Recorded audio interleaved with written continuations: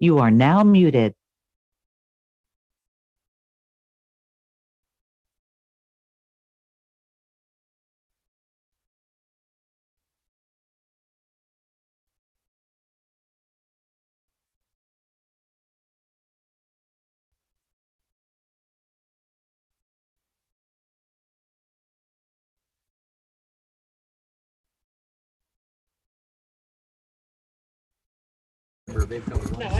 Good evening.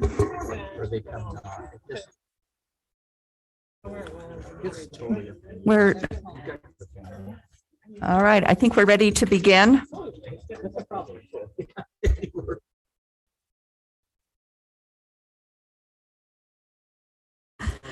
I'd like to welcome everyone to the study session portion of the meeting of the Canyons Board of Education.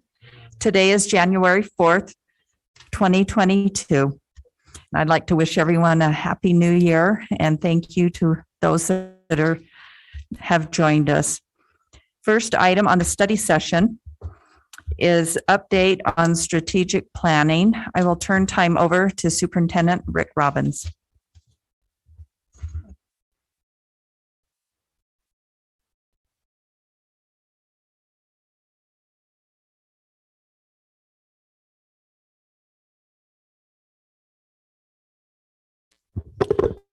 Thank you, President Tingy. First off, just want to welcome everybody back from the break, and I hope everybody had a great holiday season, and it's exciting to be back. So this is kind of an emotional deal, thinking about the last 2 years and where we've been and where we're at now in the strategic planning process and what's occurred. I thought, first off, I wanted to share a little bit about kind of revisiting the why. And tonight, because of time constraint, I think this is more important, that this is your opportunity to react and reflect on all the great work that's been done. But I think it's important to just share a little bit of context around strategic visioning and why we go through this process.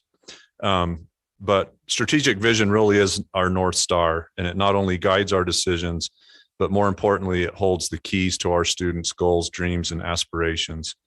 Through our elected board members, the strategic vision reflects the purpose, values, and beliefs of our entire school community. Our strategic vision compels us to unify behind a coherent and sustainable vision of student success. And in Canyons, that's been established as in the mission statement that every student is college and career ready. And just from a historical perspective and thinking about the great work that you're taking on in this process, as I went back and read about the beginning of Canyon School District, words that routinely appear from that time are words like community, courage, passion, innovation, and excellence. So it's very apparent just how important this great work is that the board takes on, and it really will set the tone and the direction of the district over the next 10 to 15 years. Steve Jobs said, if you are working on something exciting, if you are working on something that's exciting that you really care about, you don't have to be pushed. The vision pulls you. And Roy Disney said, it's not hard to make decisions once you know what your values are. And in 2009, the board put forward those foundational tenets of student achievement, community engagement, customer service, innovation, and fiscal accountability. And you think about all that's taken place during that time. Canyon School District is a lighthouse district for student achievement academically, in the arts, athletics, and in programs, in community engagement. Very strong partnerships have been established in our neighborhood schools and their culture. Hundreds of thousands of hours put in by our foundation, our PTAs, SECs, our volunteers, elected officials in that relationship. A customer service approach where the attitude is grounded in positive relationships, service, and trust. Innovation at that time when the district essentially created itself, a strong commitment to meet students' needs where they're at, not only academically, but socially, emotionally, and mental health. We've made a strong commitment to 21st century blended learning environment, responding to the pandemic and accelerating and utilizing technology to close the digital divide. Fiscal accountability has been kept, a promise to upgrade and provide world-class buildings and learning environments to our students that the board set out in their bonds. Record compensation packages honoring high quality teachers and staff, and many recognition and awards for fiscal accountability for our business administration.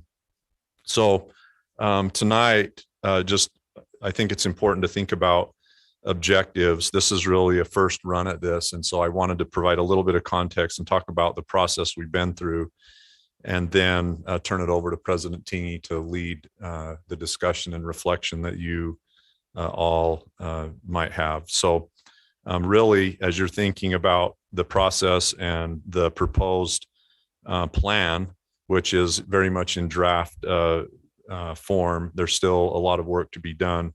But really, do these focus areas, strategic initiatives, impact statements, all together paint the picture of the district that we all wish to see in 10 to 15 years?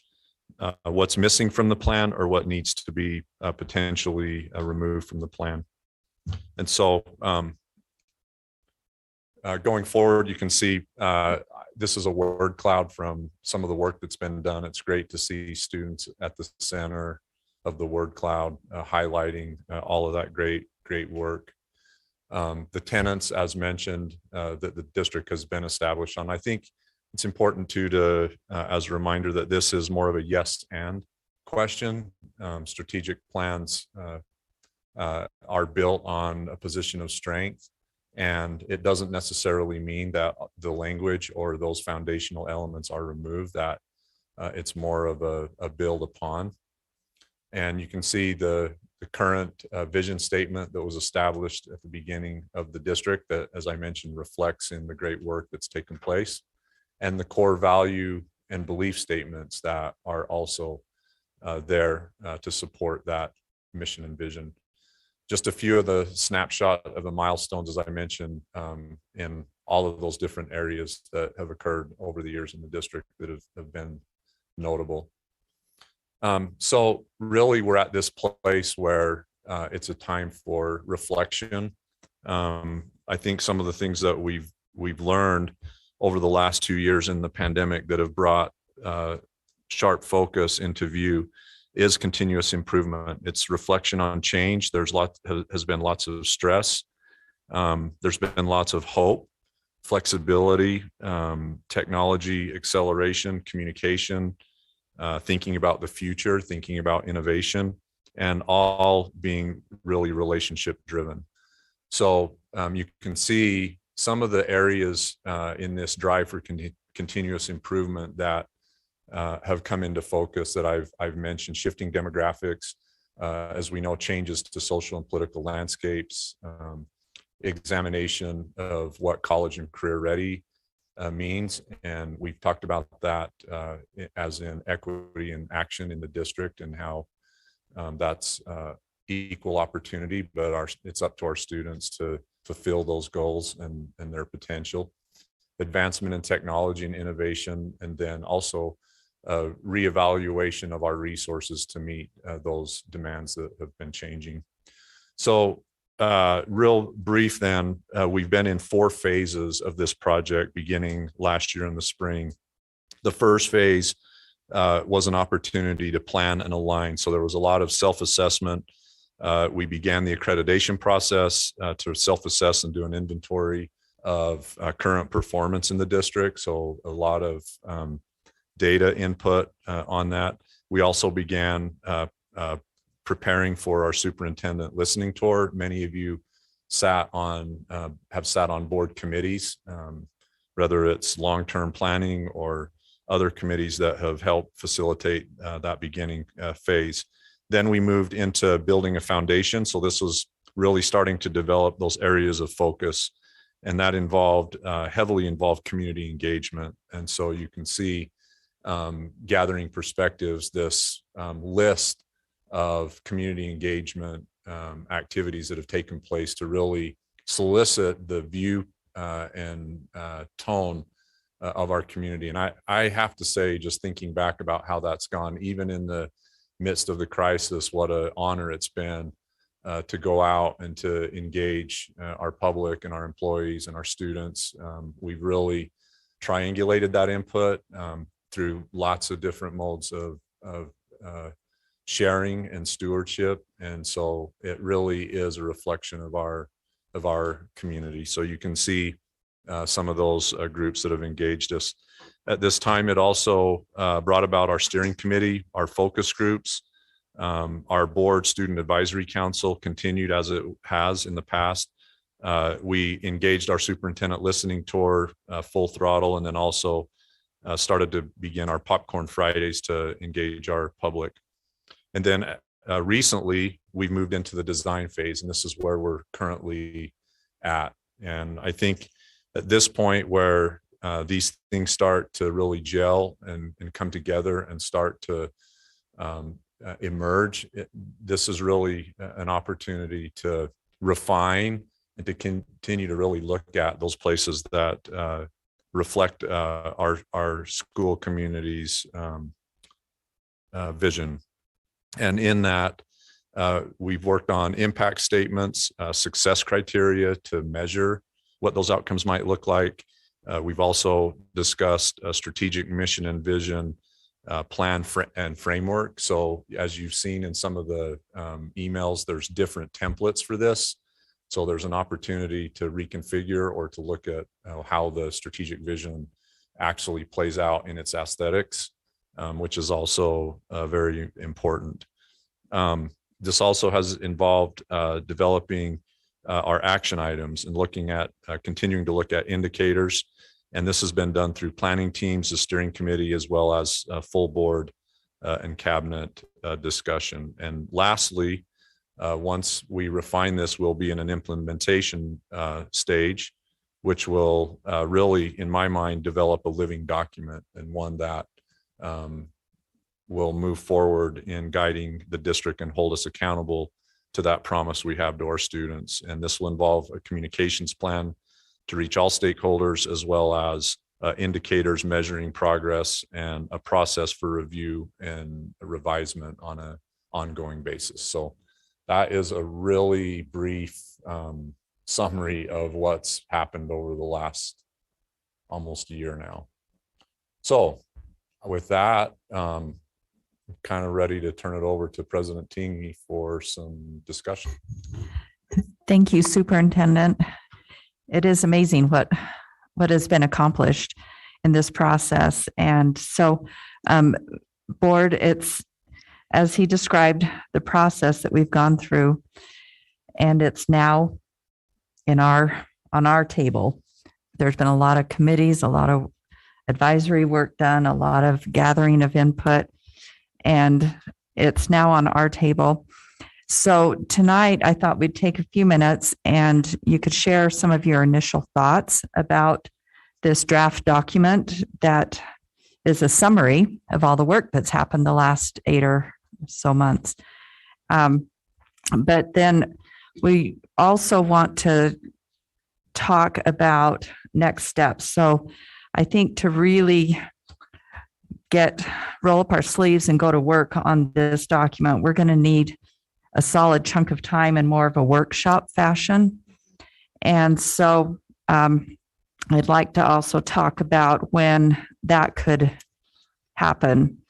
And I'll put out there that we could schedule an additional meeting to do that, or we could work within our already adopted board meeting schedule and just plan to have a workshop session on either January 18th or February 1st, or both if we feel like we need it after the one. But so, and I just think it's also important to realize, like Superintendent said, we have a solid foundation here at Canyons District, and we're not looking to rebuild the foundation, but we're looking to build a framework or a plan to help meet that vision, that strategic vision that's in place and has been since the district was created. And it's also important to recognize that the plan is a framework, and it's not really intended to be the detail or the action items. That action items are another phase of this, that then the action items help us to accomplish what's in the plan, which is built around our foundational pieces of our vision and our tenets and our values. So with that little bit of introduction, I'll just turn it over to the board for some of your initial thoughts. And then after we've each had a chance to share some of our initial thoughts on this draft that has been given us, then let's take a few minutes and determine when we would like to hold our workshop session. So yeah, we'll Mrs. Oakes, and then did I see another hand? Amber, and then Mont. No, Amber. Okay. So thank you so much for all of this. This is a lot of work. It's a lot of work on the part of Ed Elements. I recognize it's a gargantuan task to take everything that we've gathered in terms of information from the committees and everything that we've put together and try and consolidate it down. I do have a couple of concerns, and specifically with regard to the steering team feedback that came back. I know that the last meeting that we had, I think, was it 3 board members that were present? And they had the opportunity to respond to some of what had been gathered or collected with phrases I like, I wish, I wonder, and then also provide additional feedback. And so when I looked at it, I thought, oh, I actually would have really liked to, as a board member, to be able to respond to those same questions. And so I do have a concern that it represents a little bit of imbalanced feedback because it's not represented by all members of the board since we canceled that second meeting. So I just want to make sure all of us have that chance to do that. No, we weren't all invited. Yeah. So this is our opportunity to. So that's one thing I just want to make sure that we would have the formal opportunity to be able to do that. And then, Rick, you and I had a conversation today because I had a question about the very first page of the email that you sent us this week with regard to kind of the draft of Canyon School District will provide equitable opportunities for all students through representation, belonging, and psychological safety.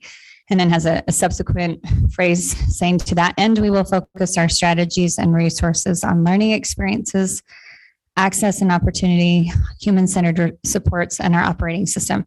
So my question was, and you answered this for me, I just want to make sure that we're all on the same page as a board, is whether or not that was a proposed mission statement. And go ahead and. Yeah, that's not those board members that were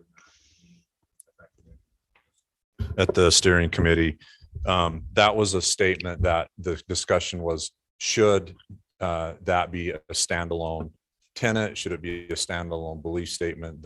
The temperature of the group is that should be embedded throughout. So it was not, I don't think Drew meant that as a mission statement, but rather that's something that's embedded throughout the plan. The question is, and I think it kind of goes back to Nancy's point about getting into the granular level of defining those terms, would not be tonight, but when you have an opportunity to really dig into that. And Kevin may be able to shed, some advice or some counsel on what that might look like. Some of you have sat on the equity committee yourself, so you have some idea of where that lies. But yeah, it does, the way just the template was set up, it looks like that's a mission statement. No, I appreciate that clarification. That's helpful, because one of the big concerns I had in looking at it, I said, "Oh, what happened to all of the discussion we had about creativity, for instance?" I know that was something that was even addressed in our accreditation report, and the need to increase that. And that was something that was a large focus that came out of high quality learning experiences. And I also didn't see as much reflection of the committee that I worked on about post-secondary pathways.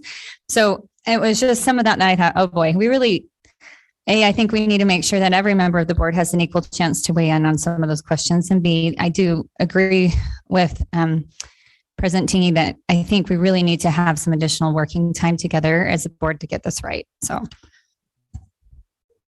Okay, so Amanda, I want to explain what you just said. So our last meeting, we were divided into 3 groups. So Clarine was actually the only person who answered those 3 questions. Oh, okay. So Steve and I were in different groups doing different things. So we ourselves didn't answer the I wish. Oh, okay. Yeah, so Clarine was the only one who answered those. So, correct. I was the only one who answered those. Yeah, so the rest of you are not left out because we didn't either. We were doing different things. So I too just want to thank everyone for the process. And I think it's just really important that we have time to discuss, because like Amanda, some of the key points that were in my committee are not in that final document. So I'm a little, even though, there's some key points are there, but one of the main focuses is not in there. So I just want to make sure we at least have a conversation about some of those things that are taken out. And I know that we have to pare it down, right? We can't have everything, but if like one of the key points of my committee is not in there, I think that's concerning. One thing I might add too is that if the board so chooses to go the direction, you notice the language around portrait of a graduate. So in my mind, that really focuses in on 3 areas: achievement, skills, and dispositions. And so when we get to, if that's the direction that you choose to go, that you utilize portrait of a graduate that may look different from the state, or maybe you adopt most of those, that many of those attributes and those skills and those strategies can come through the portrait of a graduate, that's where it's supported. But that's a whole template question about how that fits, if the board chooses to keep the tenets and then fit portrait of a graduate, or embed those within, or if it's separate and then you have those action items below and indicators. So that sounds good. Clarine and then Holly. So I had the same concerns that you two had about the first 2 sentences on the top of this book about the canyons will provide. So as I got thinking about it, probably as we work, probably the best way to work is go to a backward model, look through all the stuff that we're needing and wanting in it, and then taking that from that information and building those first 2 sentences. But once again, that can be discussed and decided at a meeting. So I think we need to have another meeting too. It's easier for me if I can, and I'm just going to tell you personally, and that everybody can tell me what they personally think too, but it's easier for me if I have a meeting that's just the meeting, and I'm not thinking about having to be here until midnight and trying to do 2 things at one time. And it's also easier for me if it's just always done on Tuesdays, because I literally have things almost every night except Tuesday nights that are connected to my job. So, so as we discuss this, it would just be easy that I'm just letting you know, and everybody can tell what's easier for them also, but Tuesday nights are best. And if we're just doing that, so we can just focus on that, would be best. Thank you. Holly? I appreciate the opportunity to do some workshop work as a board on a Tuesday evening as well, because that's what my schedule allows for also. The one question I did have is, I believe everyone December 17th did get the email from Drew where we could all go in and fill out the I wish, I wonder, I like. It was all the cabinet members, all of us board members, and I did go in and do that. And there was a deadline for December 21st. So I had asked in our last board meeting if all board members would have the opportunity to do that, because we had talked about next steps that they were going to be doing that. And they did honor that. And we did get the email on December 17th. And I did go through and do all the notes for all of that. So I do think we did have the opportunity, and there's a link with the, with the document that you can put everything in. And I did notice that on the final one, all of my notes were in there. So I think we can do that before the workshop too, if we want to save time and gather our thoughts, because I felt that exercise was very helpful, but it was extended to all of us. And I just wanted to thank them for doing that. I was grateful they gave us that opportunity. Steve? Yeah, appreciate that. First off, I just want to thank everybody involved in this process.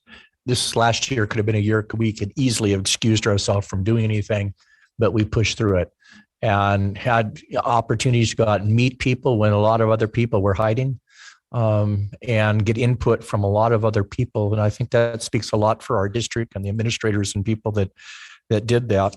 I look forward to, in fact, it's one of my goals this year to complete the strategic plan. So if we don't get it completed, my goal for the year, it's on my list. So I'm looking forward to actually getting something and moving forward with this. I think Nancy was very clear. I do annual goals, and I do quarterly goals, and then monthly goals, and each one's refined more and more and more. So it's the real, where the rubber meets the road is on a monthly basis or a weekly basis, not at the overall what's going to happen for the year. So this is a real good start for that. As far as that last meeting we had, I don't think the board members missed very much. It was an interesting meeting. It was a consolidation of we took two full tables and tried to mix together and said, okay, this statement's been made 3 different times in 3 different areas, and we combined those together. So that's pretty much what we did the last time, is in the different committees we were in. So we didn't really do much brainstorming. It was just going through and saying, we don't need 50 objectives. We can't do 50 objectives. Let's get it down. And we don't need success criteria, 25 success criteria. And we found very commonalities between a lot of them that different groups did. And so to be able to combine that together. So that's pretty much what that last meeting was. And I think it's reflected here. And I do look forward to having a chance to sit down with our fellow board members and go over this and see if there's some stuff out. And, I was looking over and going, no, we could have added something, but to make sure that all the groups were represented and stuff, but not 3 or 4 times. And that's what we saw. We saw this, it's here. So it was, anytime we have that many different groups to get together, you're going to get all kinds of stuff. And sometimes it was said in a different way. It was the same thing. And so people will say, well, you didn't include, I said, maybe not specifically the language, but the thought was there, mentioned multiple times. So we just be sure that the thought of the principles in the document. So I'm fine on Tuesday nights. My life revolves around the board anyway. Thank you. Clarine? So my question is, who's facilitating this part of it? Are you facilitating it? Ed Elements would. They would facilitate it? Yes, the next meeting. Okay. Yeah, they would. All right. I was just wondering so that I know what I was getting myself into. Thank you. Okay. Any other thoughts or comments, or should we tackle finding a date or talking about the next meeting? Mrs. Oakes, did you have something? I want to thank Mrs. Neibauer for pointing that out. That email completely missed my attention, especially with Christmas break. And I had a son that broke his arm that day. So that's helpful to know. And I do think it would be good for us to have an extended opportunity for us to be able to do that before we meet next. Tuesdays work great for me. So anyway. Okay, thank you. So we have, so it sounds like it's going to be a Tuesday. So our options would be, the board is scheduled right now for a meeting on the 18th and February 1st. We could add an extra meeting on, well, the other Tuesdays would be, or possibilities would be next Tuesday, the 11th, or January 25th. And, okay, so January 25th doesn't work. Sounds like three of us aren't available. I would much rather schedule it in conjunction with an already scheduled board meeting. Okay, we can certainly do that. Because, you know, I get the schedule for board meetings for the year. I put those on my calendar and my calendar fills in fairly quickly after that. I don't want to do it on the same day as a board meeting. It's way too much. It's too much to think, too much to do, too much to talk. I think to really be effective, we would need about 3 hours Each time. for a workshop time. If we did it on the night of a board meeting, we would keep the rest of the agenda very, very light. So that it would be, majority of the meeting would just be this. Does Mrs. Arnold, are you okay with that? I don't think that really ever happens. To tell you the truth, to be honest. And so when you're blocking 3 hours, we have to be here by 4. I can't always get here by 4 because of the fact I work. And then we have to be done by 7. And so then we start the board meeting. So that would be the only thing that could be on the agenda, period, is that specific thing. And we have other things on our agenda that we're already got on the agenda for discussing and doing. So I'd prefer to do it on a Tuesday that we're not having a board meeting and do 3 hours. And then we're home at 7:30-ish. Mr. Wrigley? So are there time limits? I mean, ed elements and stuff we're working with, is there, I mean, we just can't go on forever on this. Is there a time limit that we've been trying to work with that we need to fall within, the board needs to do? They have set a suggested parameter for time. My thought on this, Steve, is that at this point where we're kind of at that critical junction and nature of this discussion where you're going to make decisions, is that I would err on the side of taking your time to get it right. And I've expressed that to Ed Elements that, I think at this point, it's really important, even if it spills into the first part of March, that you take the time to really, discuss what needs to be discussed and determine what it looks like. So I think they're flexible to that. I mean, I know that they're suggesting sort of a timeline that wraps it up by the end of February, but I think, considering everybody's schedules and just where it's at, that take the time that you need. Yeah, I was just wondering about their schedule. I mean, they have other districts they're dealing with. They set a contract with us. I'm wondering how much longer they would extend it out and still be within the contract. I'm thinking about, just the nature of workflow and preparing for next year. I would, just for cabinet and administration to begin to, implement and really develop a communications plan that's effective. I think March would, that coincides with registration and other things that we're in preparation for next year. So I think anything beyond that would become problematic to do any work next year. But Okay, and just quickly on that point, if we chose a meeting when there was a regular board meeting, we could adjust the start time of business meeting. And like I said, we would keep the rest of the agenda as light as possible.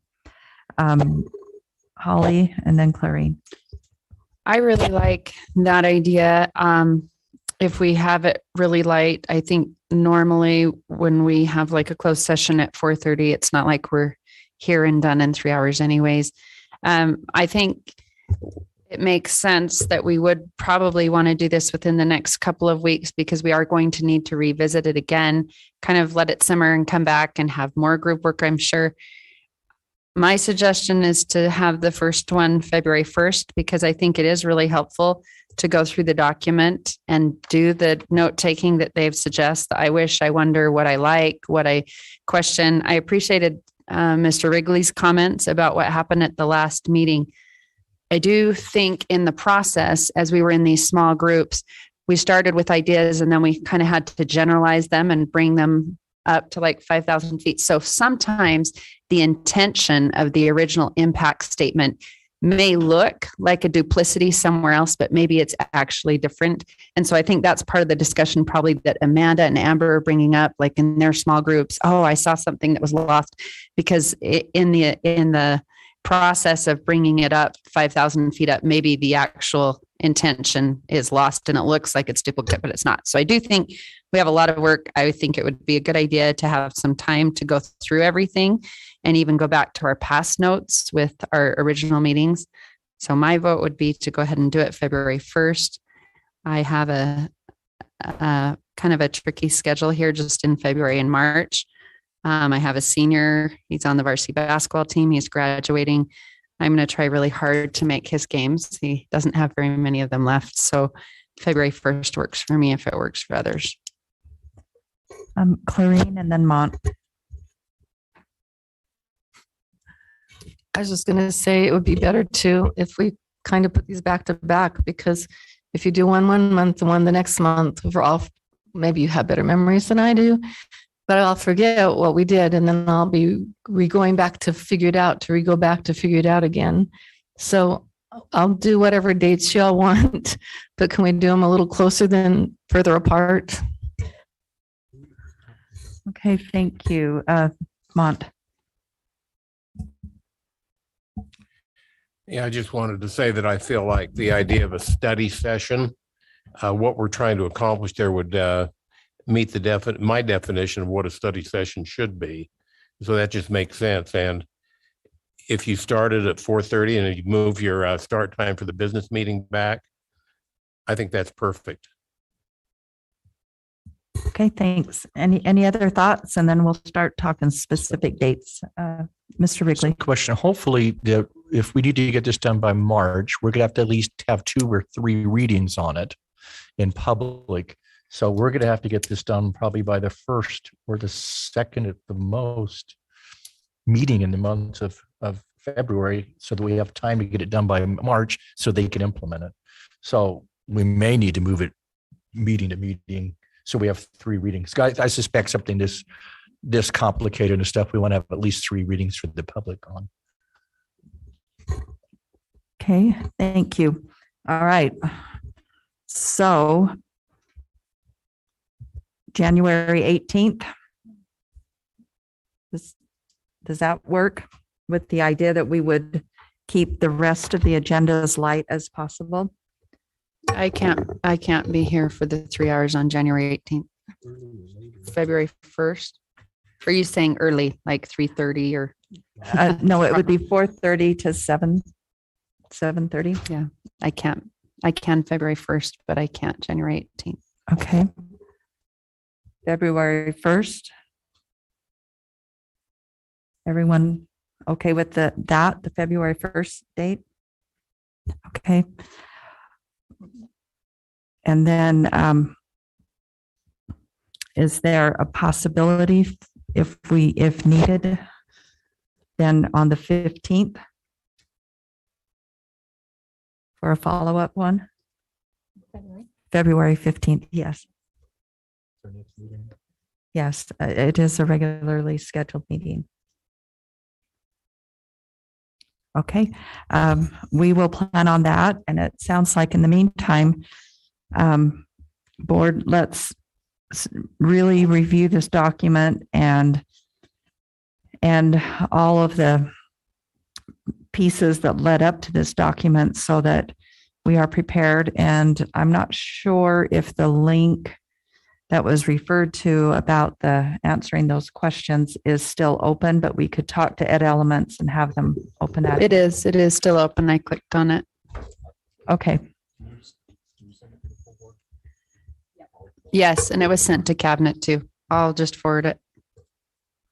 okay. Okay, Yeah, December 17th from Drew.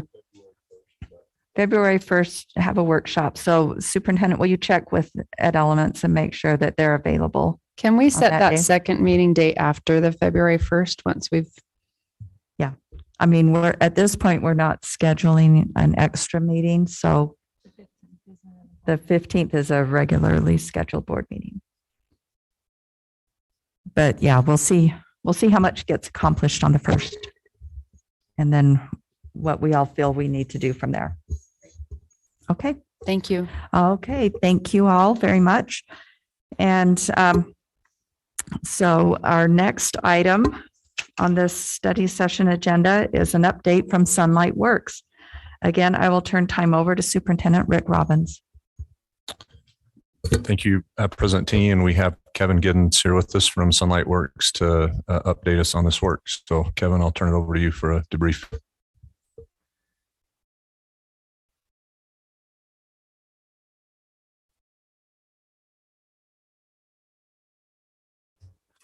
Oh, I just hit it. Hello.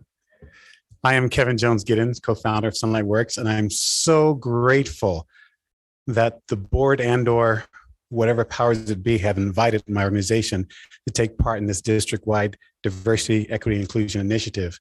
I've loved my association with very smart, passionate, caring people in this district. I can truly say I've not worked with an organization that I felt that they're doing it not to check a box, but they're all doing it. You all are doing it for the right reasons. So I thank you so much for that. I just want to take a brief moment to share with you an overview of what our work has been thus far. Really quickly, we've been focused on making sure that all the work we did is based on data, based on an assessment. So as you're aware, we issued an assessment, and then we took that assessment to decide what areas we should focus on. I really believe you should never engage in diversity, inclusion, and equity work without knowing what are those areas that you should be focusing on. After the assessment, we then started focusing on working with the superintendent and the cabinet to make sure we can support and give counsel to them regarding the practices in diversity inclusion to make sure proper principles are initiated. We've been focusing on also looking at creating a development plan, a professional development plan for the district, and it coincides with the strategic plan.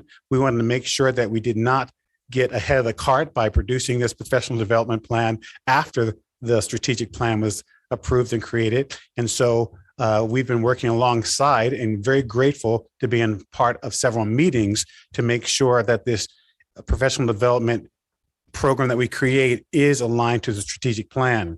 And then we're also working with making sure that we are training and educating the cabinet and principals and vice principals that they are aware of what's going on. We have their mindset, their heart and their passion behind what we're doing to make sure they're included in this effort. Let me very quickly speak on each of those issues. One, the assessment. As you're aware, we did 3 different assessments, one on diversity inclusion, one on diversity, one dealing with inclusion and safety, and the other dealing with operational effectiveness as it relates to diversity inclusion. Each of these assessments gave us some information. The first assessment, which is the 4 lenses, helped us to realize the perspectives in the district. And we found out from that assessment that you have a lot of similar leaders.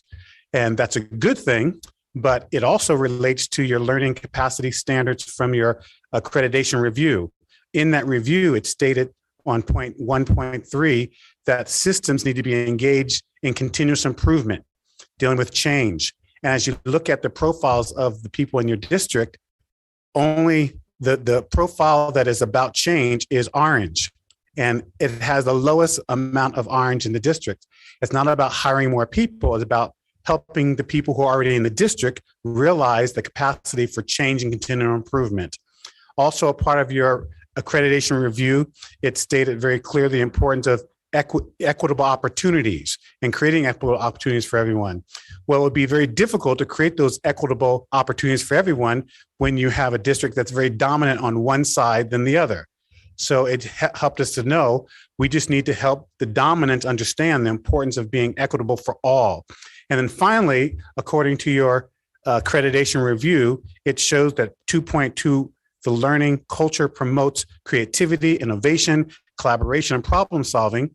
Well, that is a direct link to the orange perspective, which you have a very small orange perspective. So the great thing about the results of this assessment, it says that it's not only aligned to your accreditation, not only aligned to the work you've done with Ed Elements, but it gives us direction as we move forward of what to do to move forward diversity and inclusion with the district. Our second assessment, which deals with psychological safety, it showed us that your district is not low, but it's not extremely high, but there's some room to grow. And so with that data, we're now able to work and create professional development that aligns with making it safe to learn, safe to contribute, safe to question status quo, safe to provide respect, and lead a pathway towards inclusion and innovation. Our last assessment that we did showed us that we assessed organizational alignment, culture, identifying processes, how this district confronts reality, and the input of organizational priorities. And as we did that assessment, we learned that our assessment was directly aligned to the work that Ed Element's doing. And we were very pleased to know that the work that we're going to do with D&I is coinciding with your strategic plan. So we're very happy about that. I was also very pleased that you applied the principles of inclusion with Sunlight Works, that I was included in Ed Element meetings, because it then allows the right hand to know what the left hand is doing. I was very pleased that I was invited to some of the cabinet meetings and strategic meetings, because one of the things that it reveals to us is that we need to create a common language for us to speak. And without that common language, it's very difficult to be able to move forward. Actually, these are the wrong slides, but one of the things in creating a common language, you have this phrase of equitable opportunities. Well, if we don't define equity as a board, as a district, it's very hard to move forward in equitable strategies. So to define what that means, which is fairness, and what it means to the district, looking at the definition of psychological safety and what that means, how to provide safety in the classrooms. The reason why that's very significant is to educate all educators in being intentional regarding psychological safety. For example, we know that there are 4 to 1 times men in STEM careers than females. And the language of a teacher to say to a female, there are more men in math or more men in STEM, and we just need to get you more involved, that language does not make safety versus we need you. And it's just educating people to use common language to make it safe. My daughter in the school was told by a teacher, just because you're African American does not mean you can't do math. That instantly put into her head that some reason it took her from 3rd grade to college to make it safe for her to learn math. And teachers aren't doing this important, they're just unconsciously making statements that make it not safe for students to learn. So understand the importance of psychological safety and how do we create safety for students to learn is critical. I'm grateful to have the opportunity to go to town hall meetings, because one of the things that I learned by going to town hall meetings, there's a lot of charged topics in this district, from critical race theory to wearing masks, to curriculum debates, to whether we stay in school, not stay in school. And one of the things that I notice is that people are coming to these town hall meetings, let's say, and they're sharing whether it's political views, liberal views versus conservative views. And I know everyone wants the same thing, the same outcome. They're focused on the students. So why don't we at town hall meetings, instead of focusing on the issues, focus on the outcome? I was very impressed with Rick, your superintendent, because he goes to these meetings with the idea of understanding. And he asks the right questions to understand. He listens to diverse perspectives to create the third alternative. And I really believe with all these big issues, we should listen to them and focus on what is the third alternative, which is principle-based. And so instead of focusing on the issues, let's first start with what's the outcome we want. And the outcome should be, obviously, the interest of the students. Listen to views, but focus on solutions that are principle-based, meaning we understand the definition of the terms. We understand what the principles are involved. We create solutions about learning behaviors, and we avoid them and us, whether it's parents, teachers, board, district. We get rid of those languages and we talk about our community. So for me, those are some of the observations I've come across by attending these meetings. And again, I thank you for letting me be involved in that. One of the things that we've discovered is from our assessments, we found that the district should focus our recommendations on 4 areas: strategic plan as it relates to diversity and inclusion, and professional development. Those 4 areas directly align with what Ed Element came up with and the steering committee came up with. Those 4 areas. Under strategy would be operational systems. Under diversity would be human-centered support. Under inclusion, it would be access and opportunities. And under professional development, it would be centered around this idea of learning experiences for not only students, but for teachers and educators as well. So for us, we are hopefully looking at creating and working with the district, working with the cabinet members with your approval to create some type of professional development around diversity, equity, and inclusion. This training would meet the criteria that the state board has come up with. It would be aligned to your mission, your vision, your values. It would be aligned to your strategic plan.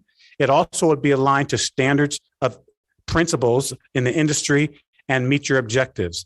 And so our hope is to take this time in conjunction with your strategy to start developing that plan. And what that looks like is working with the cabinet and then coming back and getting your approval, working with stakeholders, including parents in this initiative, to create what type of training do we need to have. With that, our focus would be creating training around these areas.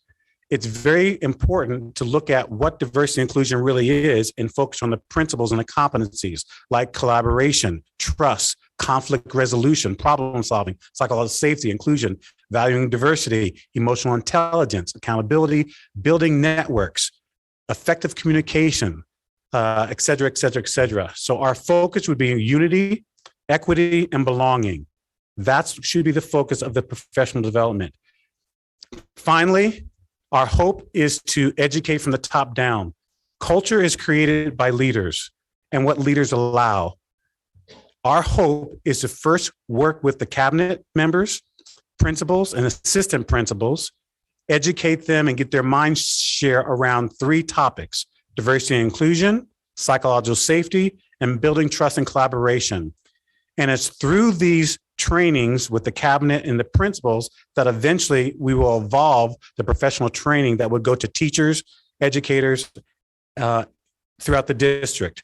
We're proposing that we meet monthly with the cabinet and principals and assistant principals to start getting their mind share around this, so that when we're ready to roll out professional development, we have on board principals and vice principals who can act as coaches and mentors for rolling out professional development.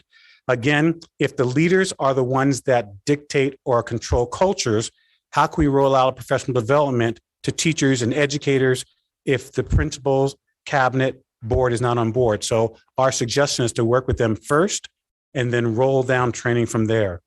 Finally, our hope is to make sure that we're staying in compliance with state board regulations. Also, that we are coming back and getting permission from this board to saying, here's what we're doing, but also to make sure parents and the community is much aware of what we're doing as well. If we don't have a common language that the community understands, diversity and inclusion still is a very charged word. So our hope is to make sure we're establishing first definitions and a common language for us all to understand, then we can move forward. That's what we've been doing. That's my observations. Any questions, statements, concerns? Superintendent. Yeah, just one clarification, and Kevin referenced this. The state rule that he's referencing is 277328. So that was, I believe, passed in August by the state board. And it's really a great foundational tool to set out those definitions. My understanding is that the state board is also in planning or preparing to release some type of model policy and guidance with that. So I think it aligns nicely with what Kevin is proposing, along with our strategic visioning plan, that those things come together. So just make note of that for the public, that's Rule 328. Yeah, thank you. And then also the training or the professional development, when that's finalized, then that needs to come before the board for Correct. approval before it's actually implemented. Correct. Yeah. That's why it's also important for us to work with the cabinet and principals and assistants in establishing languages that we all understand, so that when we eventually roll it out, we not only have your approval, but it's been socialized within the schools and it's been socialized as well. Other comments, Mrs. Nybauer? Thank you for being with us, Kevin. A few questions, and thank you for all this preparation as well. Slide 6 talks about psychological safety results. And as I recall, you had all of us internally fill out these surveys. And in your presentation a few board meetings ago, it was illustrated that many people within the district maybe do not feel psychologically safe to think outside of the box, create anything. So I just wanted to clarify that that slide on slide 6, talking about psychological safety, is actually within the governance and within the leadership of the district. That's where we got those results from, correct? That's with your correct. survey. That is correct. Okay, just wanted to clarify that. And then slide 8, you mentioned a software. Yes. Sunlightworks is introducing the district project management software to align diversity and inclusion efforts with Canyon's tenets and strategies. Can you talk a little bit more about that? Yes. One of the things that we're hoping to introduce, and of course, once we share with the cabinet, come back and get your approval, it's a software that would connect all your diversity and inclusion initiatives with your strategic objectives so that they're aligned. The problem that many organizations fall is they create this diversity inclusion initiative, but it's separate from your strategic plan. And this software connects them so that everyone knows what's going on. So as we're working on diversity and inclusion initiatives, we can all see how it aligns to each strategic objective. So you have 4 areas. And so the system that we would like to introduce or share with you allows every member on the board, every principal, every teacher will see that as the diversity committee is working in its real time, what work they're doing that's associated with teacher excellence or associated with governance or associated with student test scores. So it just is a software that aligns D&I strategies or D&I work with your strategic objective once that's complete.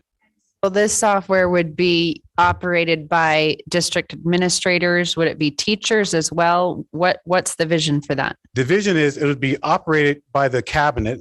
Okay. And in the cabinet, you would have users that the principals would be a user that they can go on and see what they're doing in schools associated with the district.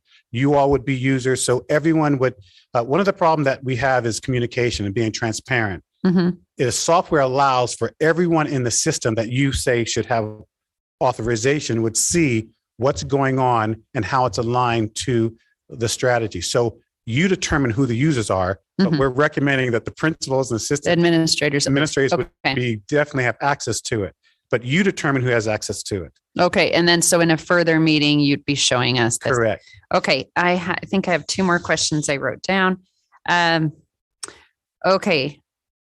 Slide 12 mentions moving away from traditional diversity and inclusion training to a transformative process that leads to impactful behavior change, empathy, inclusive, equitable practices. Just a question on that. How would that be measured, or what would be the metrics? What could we anticipate for that measurement? How we're going to see that? Thank you so much for asking that question. I appreciate that. Yeah. Traditional methods focus on oppressed versus oppressor. It focus on shame, guilt.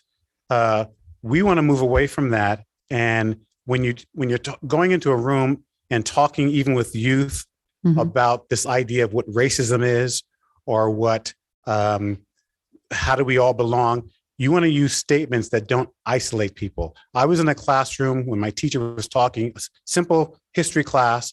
The teacher says, today we're now going to talk about Black history. Kevin, do you want to share anything? Instantly, when she said my name, I became different than everyone else. Even when you're talking about the idea of slavery, you don't have to use the terms white versus Black. And what it is getting away from those traditional ways of teaching so it's more inclusive, so that people don't feel as if, you don't ever want a student to feel as if because I'm white, I'm the reason, I'm the problem, or I'm creating Right. racism. So you use terms that are more inclusive and make it safe for people to learn. And so when I say get away from traditional ways, I mean, get away from those traditional ways of causing blame, guilt, shame. We want to deal with reality, because that's one of the things that the survey says, that we're not dealing with reality. You want to deal with reality, but you deal with it in a way that's inclusive and inviting and allows us to come together and not alienate us. Okay. And so perhaps like a measurement would be then another survey as far as people's psychological safety and feeling that everyone feels a part of. Okay. Exactly. So we have a standard right now from the leadership. It's introducing to the teachers, possibly if you're teaching a lesson on anything, how do I gauge whether I'm teaching it correctly? So it is given assessment. There's several assessments out, very simple assessments that people can use to gauge, am I creating safety for others? And it's introducing those resources to educators so they can choose which one's appropriate and which one's not appropriate. But yet it is through assessments of how safe do I feel. Thank you so much for that explanation. One last thing. On slide 3, we talk about, your slide says, the system implements a process to continuously assess its programs and organizational conditions to improve student learning, and then talks about 3 ways to improve student learning, which is diversity, awareness, and understanding, inclusion and safety, and organizational systems impacting diversity and inclusion standards. So just a thought is, when we're talking about continually assessing our programs to make sure we're improving student learning, it might be those 3 bullet points that you provided are very important, but are not the full picture. There's other ways to assess our programs and make sure we're boosting our student learning. So just a thought, I thought, oh, it would be good to say these are 3 ways. Yes. But that's not a comprehensive list. So that was just a side comment. But thank you for your explanations. And I think that was very provided a lot of clarity, and I'm excited about it. I appreciate your questions. That means I'm taking it as you value the information, you're listening. Yes. And I appreciate that. Thank you. Thank you. Yes. Thank you, Mr. Wrigley. First off, I am concerned I'm more blue than orange. So I don't know if that's okay. I don't know if we could take an assessment. I don't know what color I am. It's just bothering me. But can I say one thing, Stephen? You have orange in you. It's just not bringing it out. So you have it in you. Let's bring it out. The other thing, I just want to say how impressed I am with, and I think I may have said this a while back, just with your philosophy and your method of going out there about this. A lot of school districts throughout the country are being torn apart right now. And I think the major issue is because they're focusing on issues, and issues need to come forth to the board, but they need to transform themselves after issues. And I really liked, and if we could, as a district, actually use this philosophy, focus on the outcomes, not just the issues. So when people bring forth issues, then we need to figure what's the outcomes we need to do. I really like this alternative, and perhaps we should send you back to Washington on seeking a third alternative that is principle-based and focused on solutions. So I think we spend a lot of time, if the district's going to move forward, and we're not going to get caught up with all the current issues and additional issues going on across the country, that I think if we follow these principles you're talking about, I think we're going to be a much better district, and I think a much better board, because we'll get something done productively, other than having us and our constituents arguing against each other, that we actually try to get solutions and not ignore the issues, but address the issues in a manner that you're saying. So I really appreciate this move. And I think some of this stuff, I'd really love to see this foundationally put within the district as issues come forth on other stuff that were solution focused, and that we actually are able to move forward in a time rather than tearing us apart to bring the district together, which has been the hard part of this last year. I just felt us being torn apart. And yeah, I think you're giving us a solution that might work well with this whole issue on equity and how to address it, but also this whole issue on how to move forward on some very serious issues that are coming against our country and even our area here. Thank you. Stephen, we're like-minded individuals, and that's why I think it's important for us to work with the principals and even work with schools before we roll out a major thing, so that we have teachers and principals, everyone thinking in these terms. So thank you very much. Thank you. Mrs. Oakes. So I am fascinated by the 4 lenses and where we come out as a district. And I'm just curious, from your professional opinion, do organizations function most ideally when those 4 types are balanced? Yes, they do. Okay. They do. But here's the key.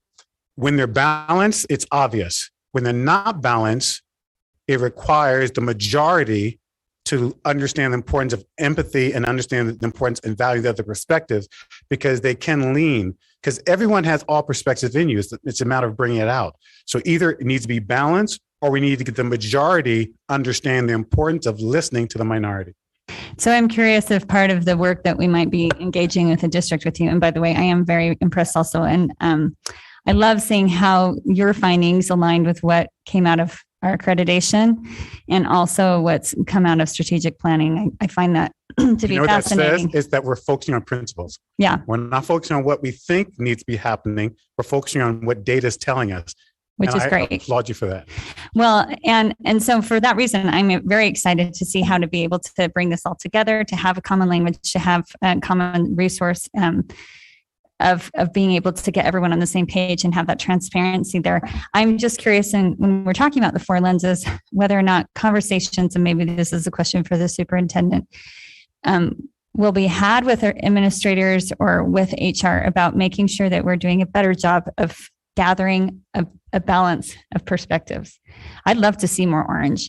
Amber was teasing me. She said, I think you might be orange a little bit because I care a lot about creativity, but that is extremely important in an organization. So I think it's just food for thought for. Yeah. I appreciate, I don't know if I should throw this out there, but the principal of Crescent reached out to us and asked us will we provide that training for their school so that they can understand the different perspectives and how to work together. And we're hoping that'll be a model for other schools that we can go and help them. Because as you said, once they have a common language and understand, oh, we're dominant in this area, maybe that's why we're not thinking outside the box and being creative.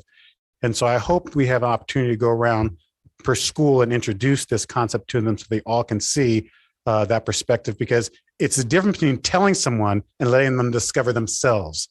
And especially in diversity and inclusion, instead of telling someone and letting them discover themselves, it goes a long way when they discover it themselves. Thank you.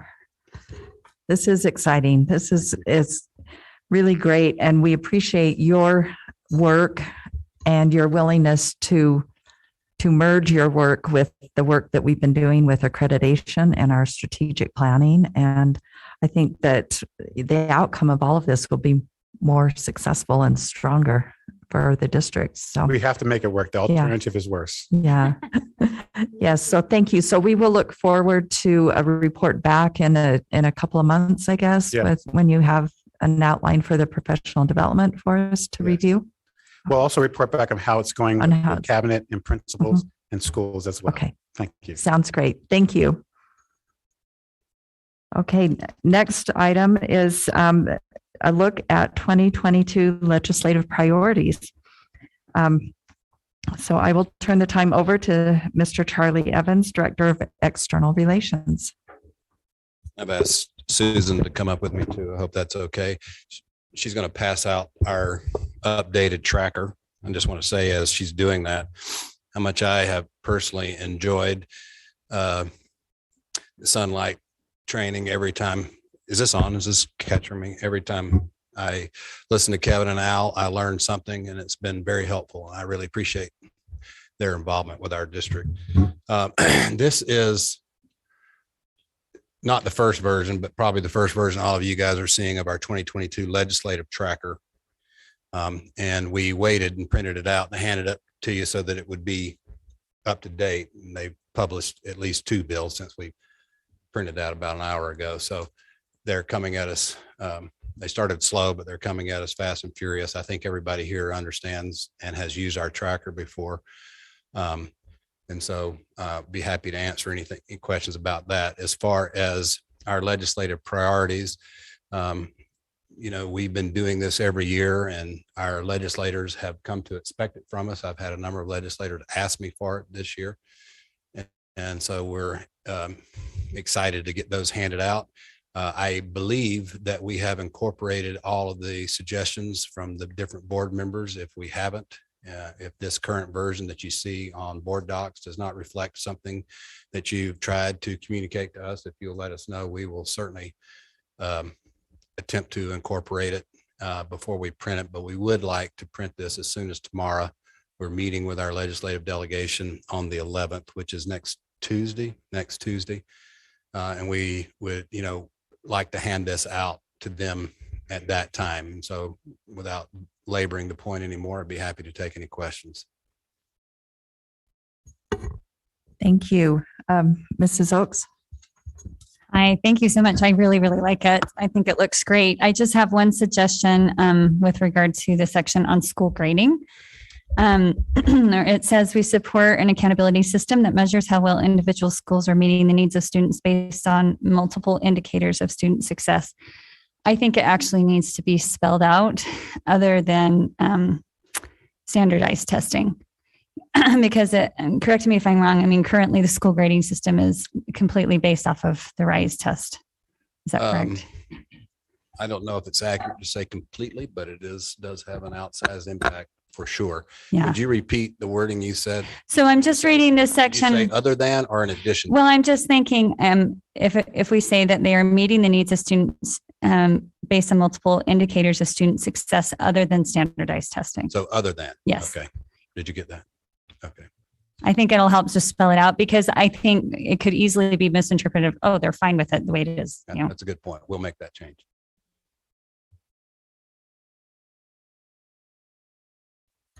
Other thoughts? Let's see. I think everyone has thoughts. So let's we'll start with Mont. Okay, we'll go this direction. Yeah, mine's pretty simple. If I look at these legislative priorities and I look at the USBA legislative priorities, they match up pretty well without being identical. But I think that sends a strong message that what Canyons is asking for is in line with what other school districts in the state are looking to have happen as well. And so I find that a big positive. I think it's when we're all have the same message, we are much more effective. And I don't want to use the word enemies, but people that we often find ourselves in opposition have learned in recent years that the way to run us over is to divide us up and beat us in detail. And so I agree with you. The one area where we don't necessarily disagree with USBA, but we are going to have a conflict with some of our other school districts is in the idea of with equity funding. And, I think we've talked about it in these meetings before. We have a really concerted effort, both from not only the speaker and the president, but now our governor who campaigned on that issue is hot on that too. And so that is going to be a very important thing that will divide the education community to some degree. If I could interject something here that I meant to say at the very beginning, which you guys will want to know. I was at a breakfast this morning with the Republican Senate leadership, and as you would expect, the state budget came up, and because they are going to be awash in a surplus, and the question came up how they intend to use that surplus. And one thing they said, which I think we should all remember and be cognizant of, is that their view is, and their fiscal analyst view is, that a large part of that surplus is due to federal spending with checks that gone directly, COVID checks that have gone directly to people and other types of federal aid that have propped up the economy. And so a lot of this money that would normally be treated as ongoing money, they are going to look at it as one-time money for a couple of years until this federal money dries up. And so I say that I do believe that they mean that and that they intend to do that. That will obviously affect us directly. The things that they specifically mentioned or that they are planning to use the money for one-time expenses or buildings and transportation. And so those are two things that we don't necessarily benefit from. as a district, obviously, as citizens, we would benefit from it. So how much of that they're going to, slice off and say and treat it as one-time money, I don't know. They wouldn't put numbers to it, but I do think their rationale for doing it does make some sense. The question is just going to be how much. And so I meant to share that as I came up, and I wanted to share it so that in case. Charlie, one other thing before it moves on down the line from me, I really appreciate the part in the equity and funding, where we are looking for an inflationary increase on the certified tax rate. I think we're finally getting to the point where we're starting to get some attention on that. We've been pushing that for many years now. And, I don't want to overpromise here because we're not about to get that in this legislative session, I don't think, but we are beginning to get some traction, as you're pointing out. There are legislators up there who recognize the need for that. He's not the only one, but I'm going to mention him because he was going to be representing a part of our district. And he doesn't now, as Senator Anderegg from over the mountain. He's going to have once the next election occurs, he will have just a small sliver of our district. He's one that has advocated for that and said so on the Senate floor on a number of occasions. And so we are beginning to get some traction on that point. I still think we're a number of years away, but we are making progress. Thank you. Mrs. Schill? Okay, I think it looks really great. There is one thing that is in USVA, USBE, and the governor's budget that is not on here, and that is the 50 million in funding to reduce the cost of curricular fees. And I know you don't have a ton of space, but I kind of wanted to just talk about it as a board so that that whether we support that or we don't, because that is something that is out there being discussed. I got your text today, and I didn't quite understand it. I meant to ask you. Oh, shoot. But yeah, that's what it's about. That would be good information to have because it is something we will be asked about. Okay, so I don't know if there's space, but there's that. And do you want to describe a little bit more about what that is? So, well, Leon can help me, but we're asking for 50 million in curricular fees to offset all the fee waivers that we have, but it will just only cover curricular fees. And that's the different financial administrators. That's what they figured is about average for the whole state for all the districts. Okay. So we're asking for that. And that would just come in the WPU. They would just dump that in. That's my understanding, the current thinking anyway. Yeah. Leon, I don't know if you have any more to explain about that, but. And superintendent also has I'll turn it over to Leon too. One thing with that too, remember they moved devices from equipment to curriculum. So that would also be involved in that. But I think from the beginning, we've really underestimated the loss in fee waiver. I mean, that's been an issue that runs deep. So I think any help with that would be awesome. But go ahead, Leon. I just want to make that. Yeah, we could throw you those numbers. We went over those when we went over our school fees back in November, but that'd be a big help. 55 million, 1.5% ish, roughly of the WPU is what I think they're calculating there. That would be a benefit.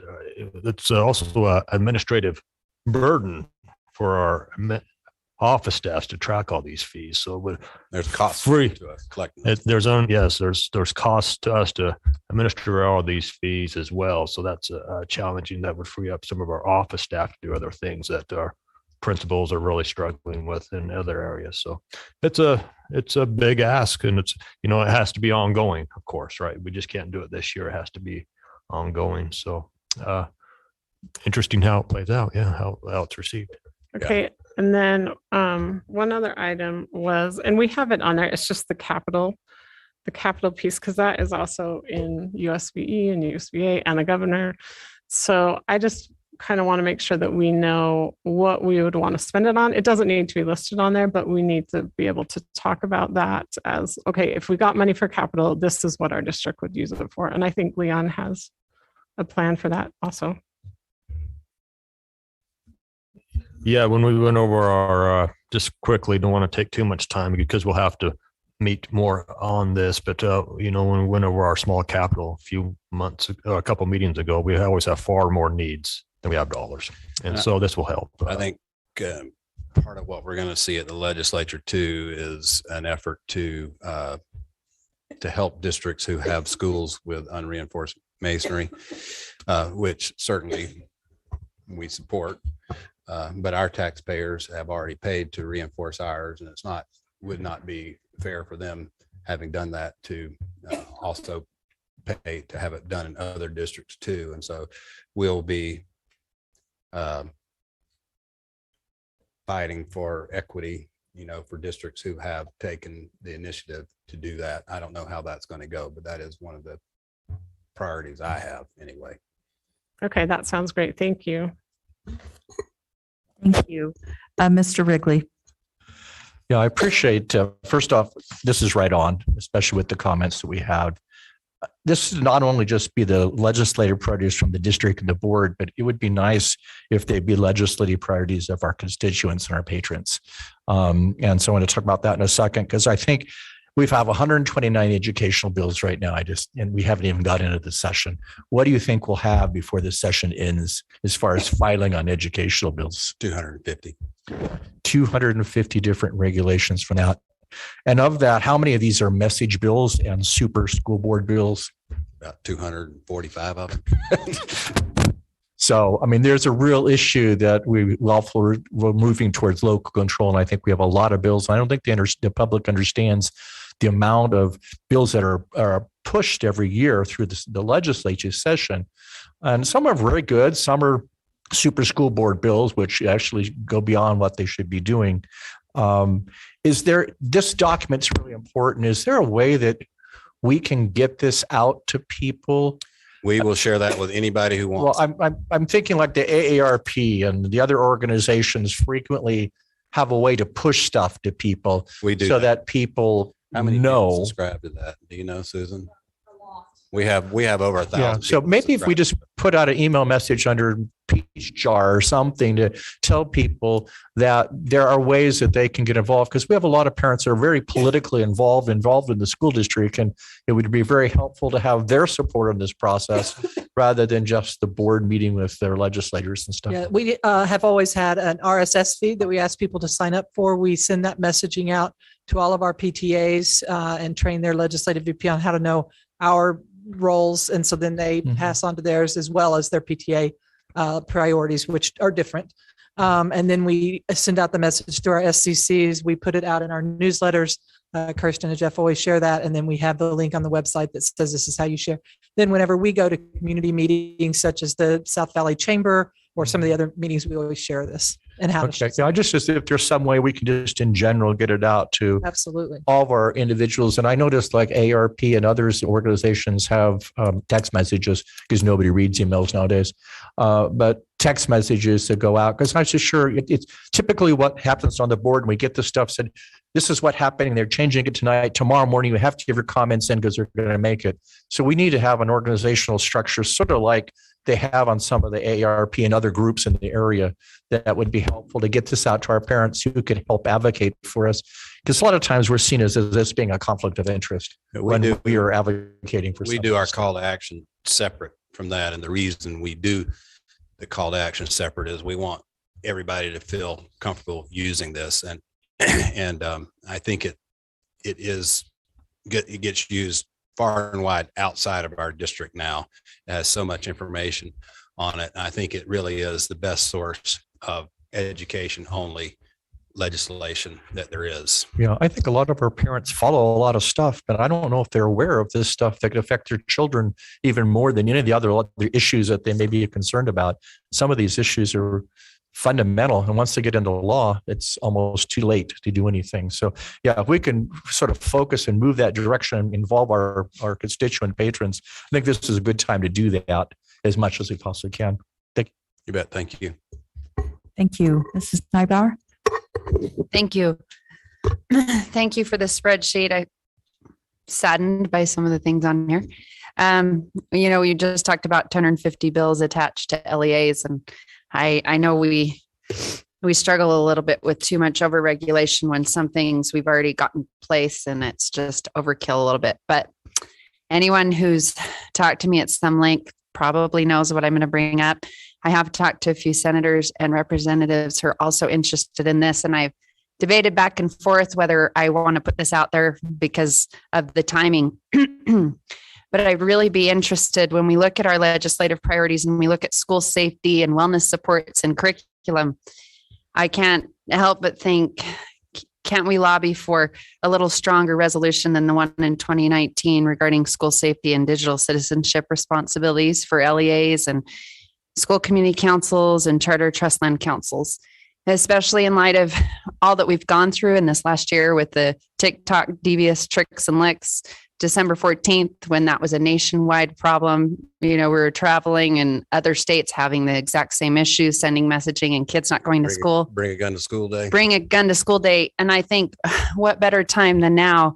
Maybe now's the time that we need a lobby for, why not have a digital citizenship class that's a semester long and help these kids have some tools in their toolboxes to understand what it looks like if there's a pedophile online, what it looks like if they take a picture and they shouldn't be, and what's the long-term ramifications, how to stop, and even a priority to hold some of these social platforms accountable and say, this is a huge disturbance to education nationwide. So that would be something I'd be really, really interested in. Okay. It's something we can make the cut. Certainly. Great. Yes. Thank you. Can I just interject here? The stuff we do is not limited to what is on this card. Yes. These are the things that once we leave here tonight that we would portray to legislators are our priorities, but they're not the only things that we will prioritize Great. during the legislative session. Great. And I think that actually goes into 3 of your priorities that are on that card. And I think I've garnered some good support with other legislators that would be interested in pushing that forward. I think something pretty significant is going to happen with that this year. Great. Thank you. Thank you. Mrs. Arnold? I just want to thank both of you for all the work you do, because there's no way I could keep up with this without you. It's just impossible. And because I can look at it and then I can key in on the things that I need to key in, and I have that opportunity to have that open door to you. I just really, really appreciate that. I can't tell you how much it means to me. Thanks. And we love to receive communications from board members, especially during the legislature. And I hope that none of you guys will hesitate to contact us or to ask us questions, or if you're afraid that we're not aware of something, because things happen up there all the time that we're not aware of, to let us know. We love to hear from you guys. And more often than not, I shouldn't say more often than not, but it has happened regularly that I've heard stuff from board members about things that are happening at the Capitol that I had not heard of before. So if you have information, or you think you have information, or you wonder if or Susan and I have heard about something, please let us know. We'd rather find out from you guys than not know at all. We always try to act like we know when you call. Thank you. And I just want to remind the board too that during the session, we invite Charlie and Susan to come to each board meeting and give us an update. And if there are specific issues or bills that are being worked on there that you need feedback from the board, that's an opportunity as well for us to give you some feedback and direction on things throughout the session. And yes, and as Charlie said, if you want to go up there and hang out with them for the day, they will keep you busy. Yeah, we'd love to have any of you guys. And it is a really great experience. Okay, any other thoughts? Or I just want to summarize. So on the curricular fees, were we going to add that to this document, or is it just some direction that they have now to respond to any conversations on that? I thought we would modify the document to include that more specifically. Okay. Okay, if there's space, that would be great. And then about the digital citizenship as well.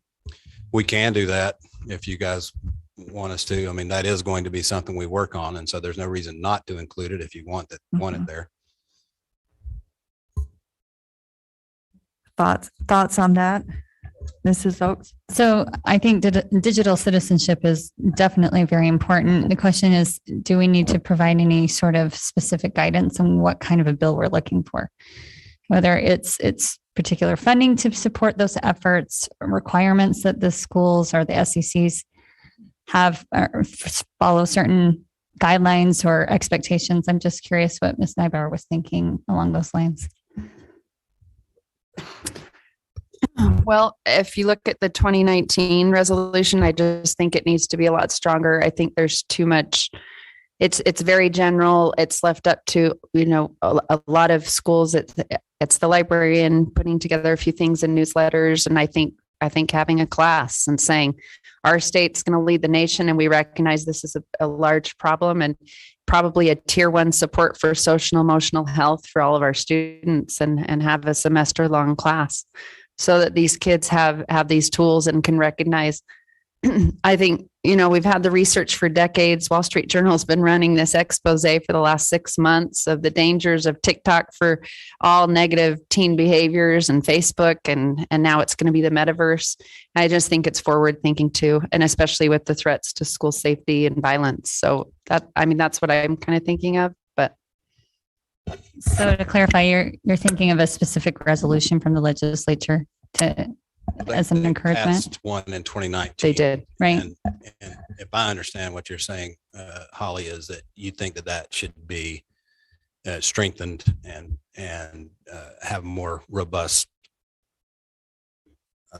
language behind it, requiring more of school districts to teach that, maybe even a semester-long course. Is that what you're saying? Yes.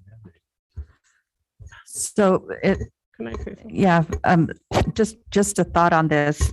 As far as in here, just maybe try and add a phrase, just recognizing the value of digital citizenship. And then as bills come up, then we can respond and address to what is being proposed, rather than us trying to find the solution for the whole state. Excuse me, I didn't mean to talk over you. I think that's a good approach, because there's going to be a number of these bills, and I suspect that there will be some that we like and some that we don't like. And we can talk about those. It would be my intention and plan to talk about those as I meet with you guys Susan and I meet with you guys on a weekly, or every time you meet. It won't be weekly, but as we meet together during the session. And of course, anything that would come up along our priorities, we would make you guys aware of it outside of board meeting, especially if we needed guidance on it. And so this is something we were planning to watch, and of course we will continue to watch. But I do think it's going to be a big issue. And I like the idea of not saying specifically what it is, but I like including in that language, not only do we support, but we would ask and advocate for a strengthening of that resolution, that we recognize that there's a greater need than what we currently have, if that's something everyone's comfortable with. Thoughts?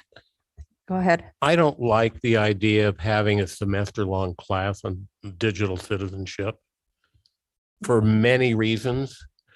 And right off the top, I don't know that there's enough information out there to teach a class on digital citizenship for an entire semester. Number two, we've had the debate so many times out in your area about what happens when we put another class in and take an elective away. And that's where you go with that one. And so I would be totally supportive of picking a class where digital citizenship is taught, and maybe they get a couple of days of that. But an entire semester, I'm just really struggling getting there on that. Well, and I think that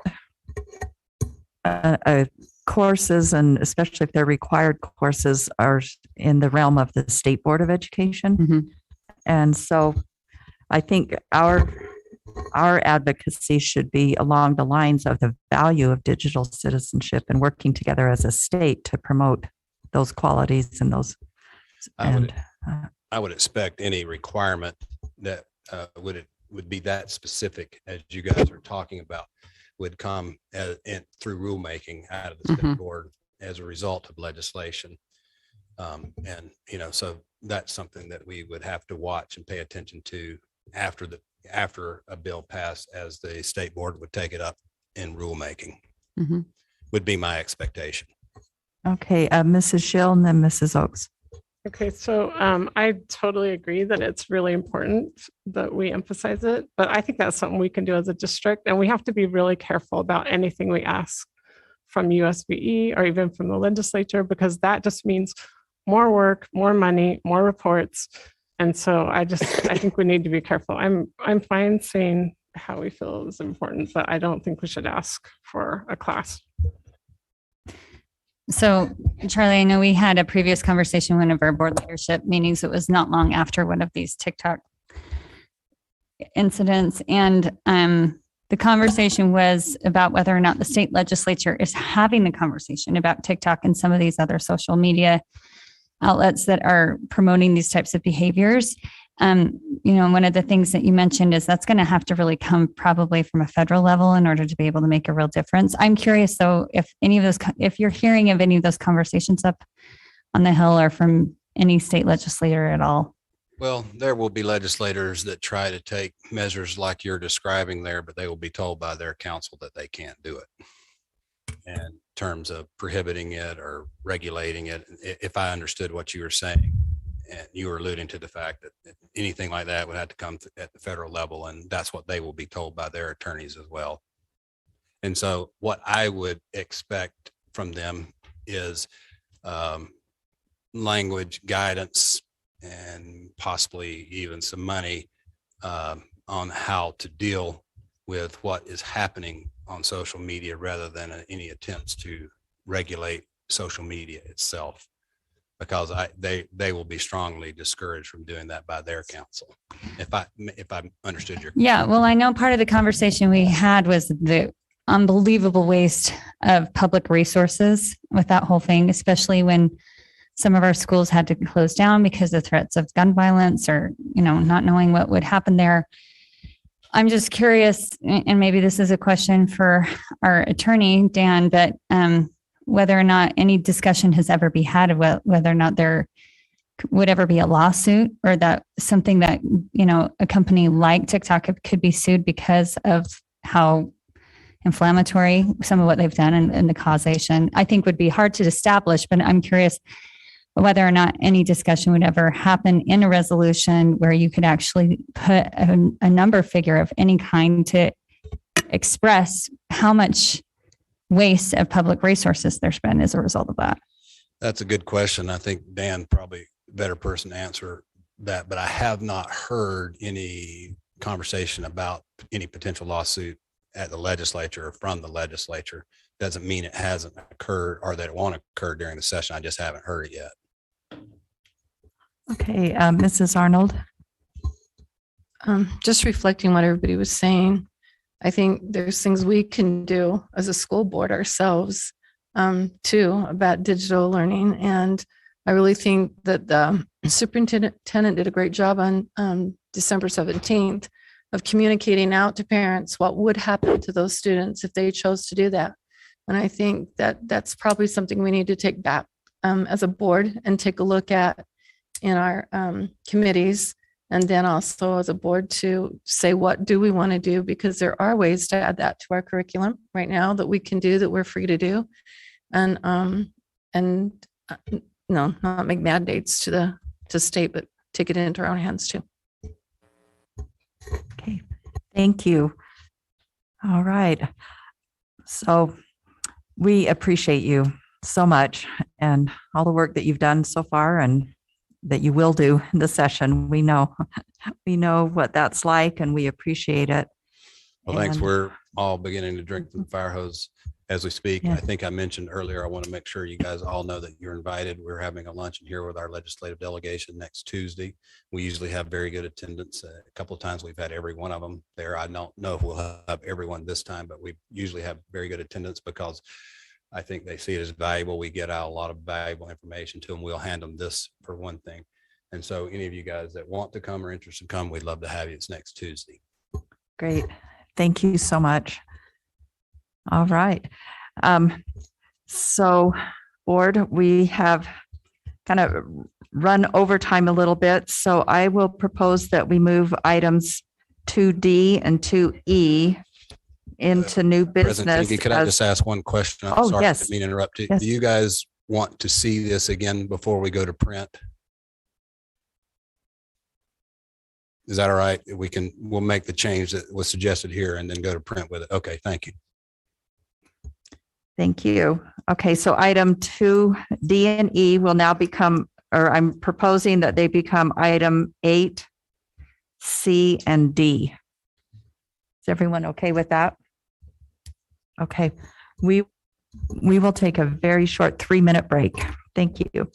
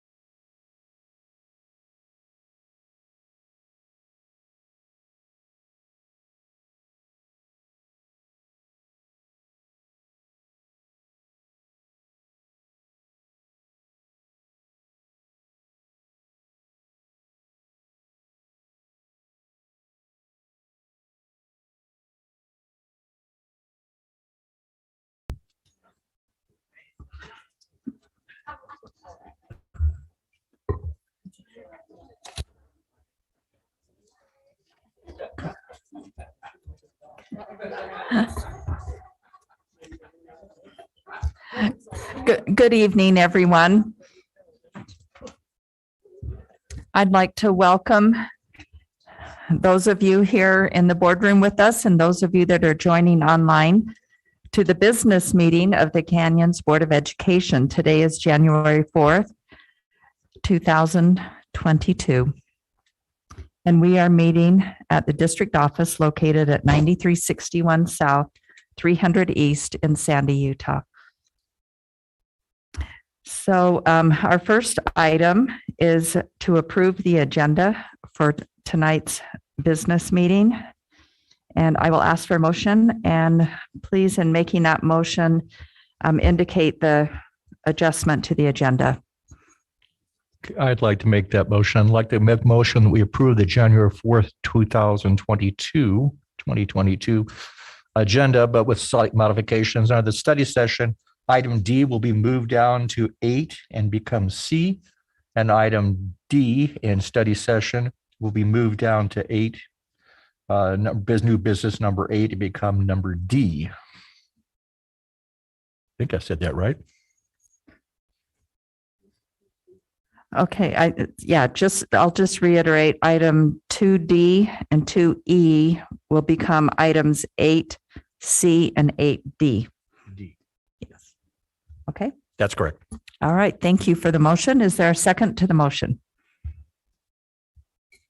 I'll second it. Thank you. Any discussion to this motion? All right. Seeing none, we'll call for a vote. All in favor, say aye. Aye. Any opposed? Okay, that motion passes. Thank you. We will now be led in the Pledge of Allegiance. And then here's some school highlights from Park Lane Elementary Principal Justin Jeffrey.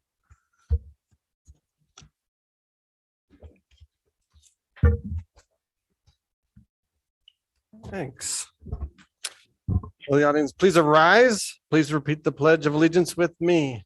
I pledge allegiance to the flag of the United States of America and to the republic for which it stands, one nation, under God, indivisible, with liberty and justice for all. Please be seated. I have to tell you something random and funny. My daughter, when she would come to the school and volunteer, she learned the pledge, she memorized it, and it always included please be seated at the end. So it's part of the pledge now to me. I don't know. Greetings from Park Lane Elementary, the gym at the heart of Canyon School District. At least that's my opinion. I love and appreciate my opportunity to be the principal of such a special school. I hope you'll allow me to deviate from my originally prepared notes to tell a story from just yesterday. Our school community was tried and tested a bit as we experienced multiple setbacks with the start of the 2022 school year. It began over the weekend, actually. Our little building began showing some signs of its age, and a water main or a water line broke, sending water spewing into the ceiling and down all over in the maintenance room. Luckily, due to an alarm, the security was involved, and with my custodian happened to be there on Saturday removing snow, and he was able to turn off the water and prevent any further damage going on from that. And that would have been fine if that was my only emergency phone call over the weekend. As it was just the beginning to the crazy weekend that involved finding out that I had a few staff members out with COVID, others that were sick, and another that wasn't going to make it back on time due to a delayed or canceled flight. It seemed like every other text on my phone was another teacher or staff member letting me know that they weren't going to make it on Monday. It was setting up to be a disaster. Monday morning came, and sure enough, we were without water. But another shock came when our heat wasn't working due to the system being offline. Without heat, water, and multiple staff members, you might think we'd have sunk. I'm happy to report that we most certainly did not. We were able to fill positions with substitute student teachers and interventionists. We had HVAC workers and plumbers come early and work steadily to get our heat and water flowing. We had a team of district support providing communication, getting supplies for students, figuring out an alternative lunch choice, and moving forward, getting portable potties for students to use. It was stressful, but really cool to see the response. And the team pulled together. But you know what? My absolute favorite thing was that it was surreal because I would go down the hallways and I would check on the classrooms and learning was still going on. It was almost like they didn't know the whole chaos that was going on in my life wasn't in the classroom. It was wonderful. Learning continued as normal. And it was wonderful to walk into these classes and see things that were just continuing on. Students were learning. And at the end of the day, I ended up speaking with multiple teachers who said that their room just continued like nothing else was wrong. Sure, the coats and jackets were worn a little bit longer, and some kids had to hold using the restroom for just a little bit, but we survived. And we survived without any accidents. We survived without any parents having to come and pick up their students early. And I think we even survived without anybody using any of those honey buckets because the water got back on. It was great. It was a cool day that really demonstrated how well we can pull together in these crazy times. I don't imagine that Park Lane is entirely unique with pulling together through crisis, as we all have through COVID. But this is such an amazing place, and it's complete with the best student population I've ever seen, a wonderful neighborhood community, and fantastic traditions, as evidenced by the recent district article. Park Lane is a school with special roots where we love and care for every student in it that enters into our doors, and we work together for the betterment of all children. Thank you so much, Principal Jeffrey. We just appreciate, and thank you for telling us about that adventure you all had yesterday. We were made aware of that, and so grateful it got resolved and that it didn't cause too much disruption to the day. And I know that many of the great things that are happening are because of you and your staff and your leadership there. So will you please extend our appreciation to all of them? Of course. Thank you. Thank you. Thanks, Board. Okay, next is we will turn time over to Jeff Haney and Kirsten Stewart from the Communications Department for some recognitions.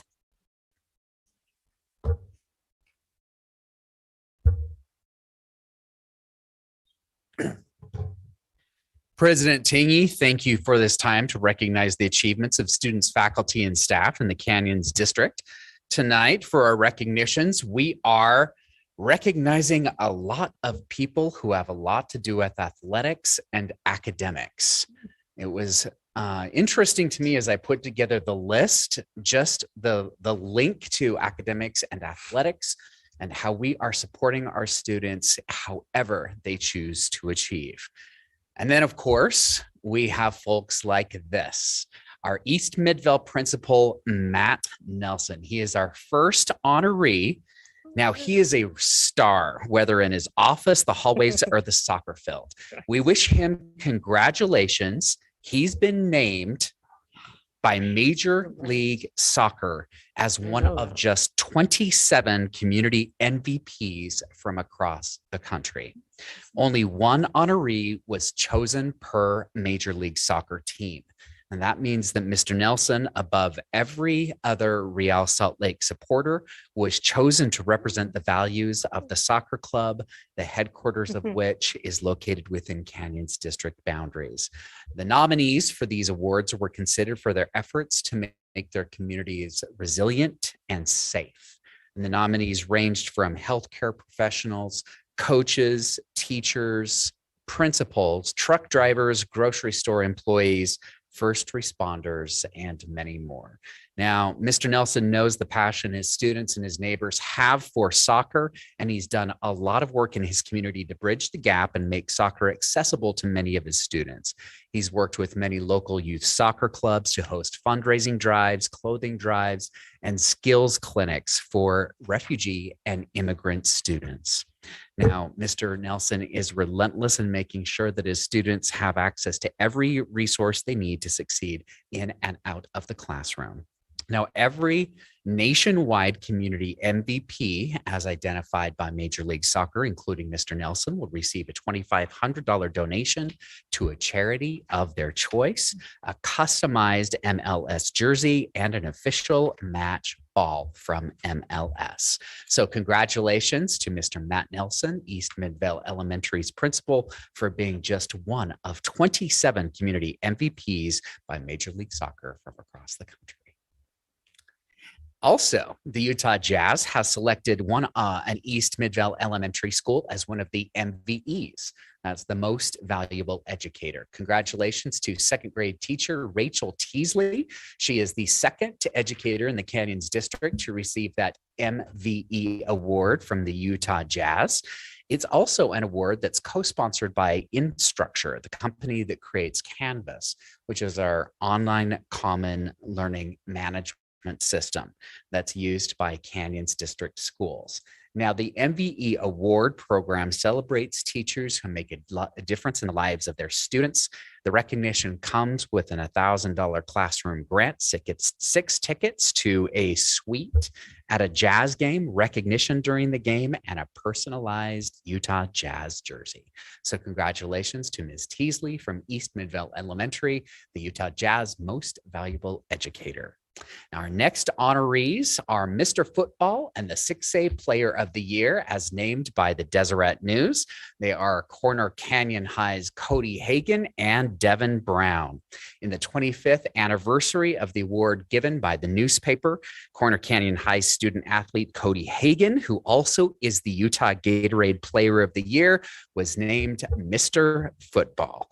In the past season, he finished with 89 catches for 1,805 yards and 23 touchdowns. The 1,800 yards ranks third all time in a single season, and his 23 TDs is tied for fifth in the state record list. Now, on his career list, he finishes second in state history with 51 total touchdowns, fourth with nearly 4,000 career yards, and 10th with 201 career receptions. The Deseret News also honored Devin Brown. He's the quarterback at Corner Canyon High School. He's the 6A Player of the Year, and he finished the year with a single season state record of 4,881 yards with a nearly 70% accuracy rate. That's 57 touchdowns and 14 interceptions. The versatile playmaker also ran for 430 yards. As a reminder, if you're watching TV this Saturday, 2 of the 100 prep athletes chosen for the 22nd annual All-American Bowl come from Canyon School District. Devin is one of those players, and Lander Barton from Brighton High School is the other. Only 2 players from Utah were selected to play for the West team. Both of them are from Canyon School District. The game is this Saturday at 11 o'clock on NBC or the streaming service Peacock.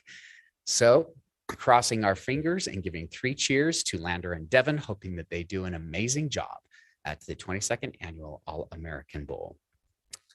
Also, the Deseret News launched an award this year for all of their sports. They're giving Humanitarian of the Year award.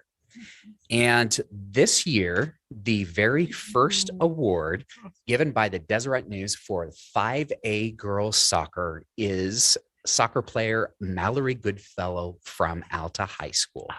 Now, in addition to celebrating the achievements on the field, the newspaper has started a series of stories that cheer student athletes who give back to their communities and the world.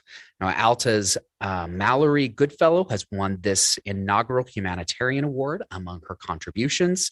She helped plan and run events for the Make-A-Wish Foundation. She oversaw events for the Utah Food Bank, helped set up flags for the 9/11 Healing Fields Memorial in Sandy.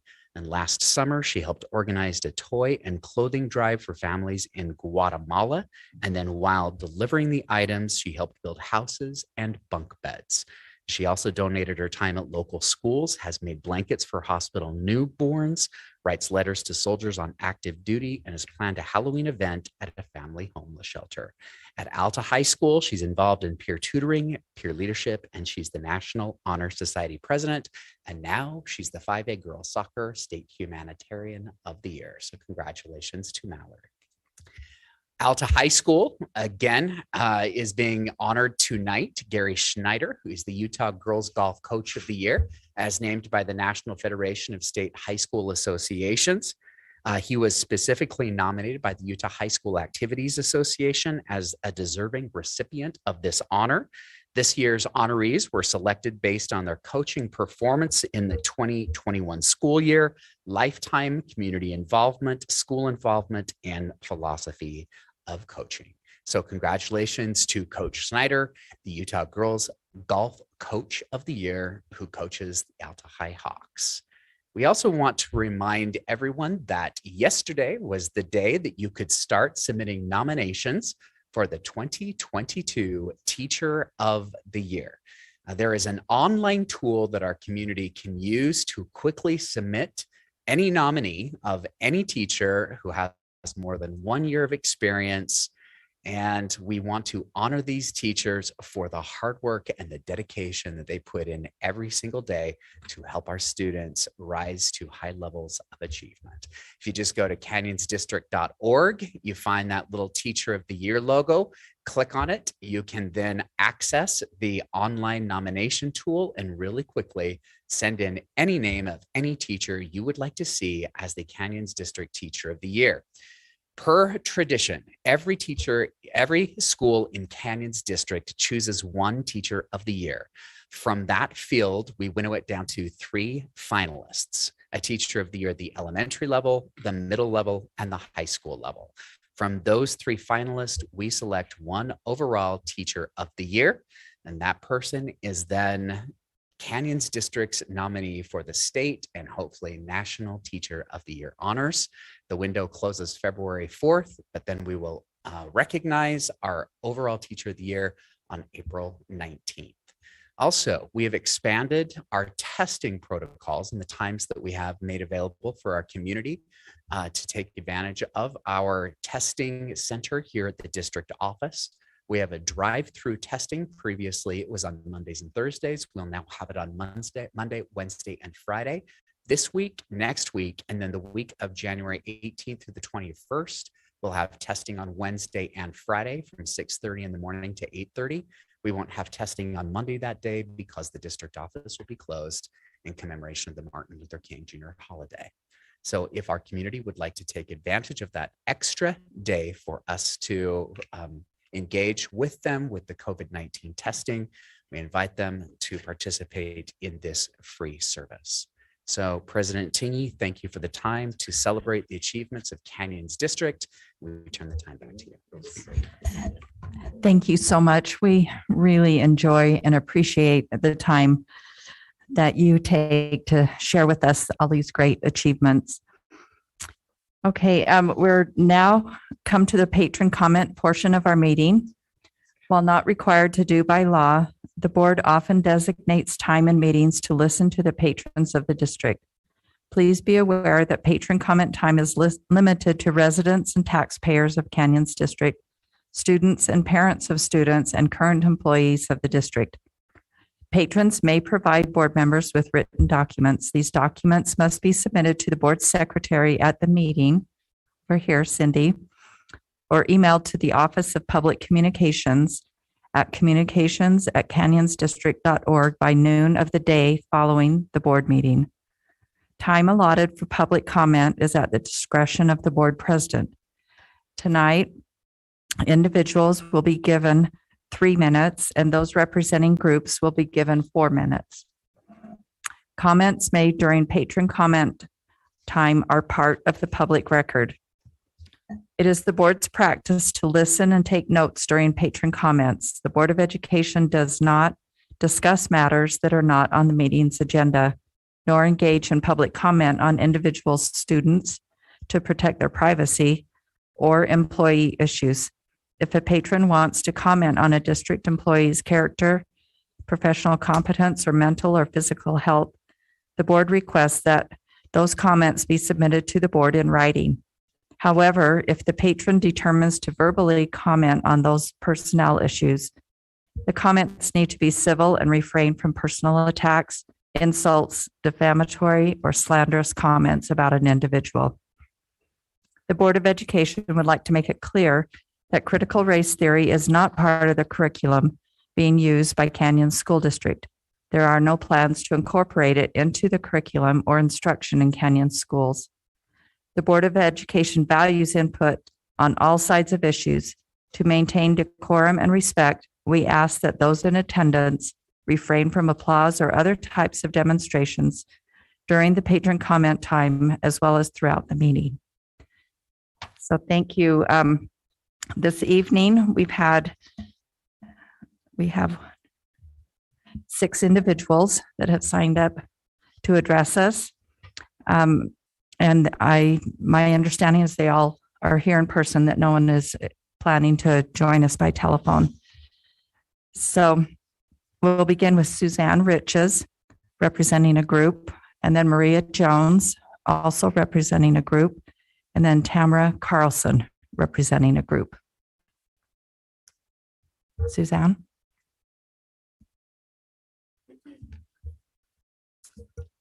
I'm Suzanne Riches. I've been the teacher librarian at Hillcrest High School for about 8 years.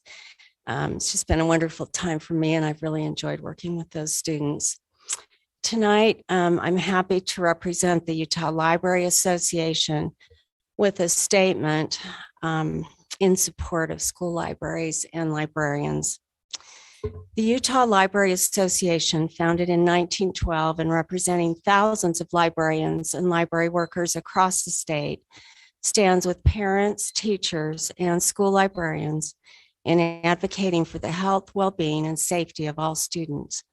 We strongly support local school boards in the creation and following of policies that ensure school libraries have materials that support the Utah Core Standards for Education. The Utah Core Standards identify a number of roles for school libraries, including helping students, 1, read to pursue intellectual, personal, and emotional growth for life, and 2, make personal connections while respecting the right to read, seek information, and speak freely. The core standards for grades 6 through 12 specify that libraries support independent readers by providing a variety of materials for informational and leisure reading, and that reading extensively strengthens stamina and broadens students' global perspective. The goal is to recognize individual students' interests and needs and provide materials in a variety of formats, genres, and languages at various reading levels. The standards further state that students need the lifelong skills of selecting information from a wide variety of resources, preparing them for learning and doing problem solving in college, career, and throughout life. To ensure that school libraries support the inquiry-based learning that statewide standards call for, it is imperative that school library collections continue to provide access to materials that reflect a variety of thoughts, perspectives, and experiences. The targeted elimination of materials that reflect the authorship of experiences of anyone based on their race, gender, or sexual orientation is not only illegal, but it puts Utah State students at a disadvantage academically and in the job market by failing to provide an education that provides them for success in an increasingly diverse and global economy. We support policies that provide reasonable opportunities for parents to speak with teachers and librarians about what is appropriate for their child. And we champion prudent procedures that allow for requests for reconsideration when there is concern that a book may not be age appropriate. Most libraries have had these time-tested policies in place for a century, and librarians have strong records of listening and working with parents in taking appropriate actions in a respectful and responsive manner. Following the rules when library books are questioned, rules which are passed by a board in an open, public, transparent, and consultative manner, protects the constitutional freedoms of all parents and students. And it also safeguards due process, ensuring that no one parent, group of parents, or administrator can substitute their personal preferences, biases, or political agenda for the legitimate policies that exist to support official statewide school standards and the success of all students. School librarians are literary arbiters that curate their collections based on such legitimate policies and professional reviews and award lists. This includes literature that reflects painful parts of human experience, including violence, abuse, and discrimination.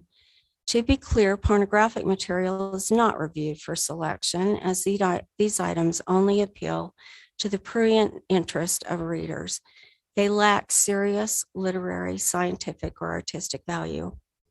Labeling literature that addresses issues of race, abuse, gender, or sexual orientation as pornographic or obscene fails to meet any state or federal standards and harms our students. And helping students prepare for success in the world is what school librarians do.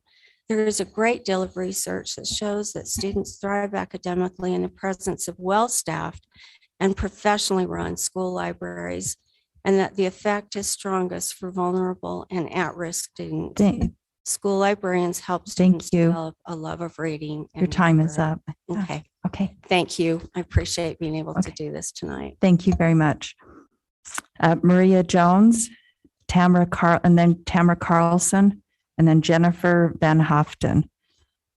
Hi, my name is Maria Jones. I am the teacher librarian at Corner Canyon High School. I'm representing all high school teacher librarians in Canyon School District tonight. We live in the information age. This period of history is defined by the almost universal access to information provided by technology and the internet. Unfortunately, our students' lives include access to misinformation shared accidentally and disinformation shared with the intent to distract and deceive. The proliferation of false information fueled by social media occurs at a rate 6 times faster than facts. As information specialists, high school teacher librarians teach students how to identify mis- and disinformation and how to differentiate between facts and opinions. We teach students to question the sources and motivations of messages they see and hear, looking for verifiable, reliable, and factual sources rather than unreliable, inflammatory, and often anonymous sources. By teaching high school students how to safely navigate media messages, teacher librarians support the district's goal of preparing students to be productive, informed members of their community and to be college and career ready. In addition to honing college readiness and critical thinking skills, high school teacher librarians teach inquiry and research skills useful in students' everyday lives. The ability to confidently research, analyze, organize, and present information is an essential 21st century collegiate and career skill. In collaboration with classroom teachers, these skills are taught, reviewed, and reinforced by teacher librarians. The discernment necessary to evaluate the volume of information at their disposal is a sign of a high school student's maturity.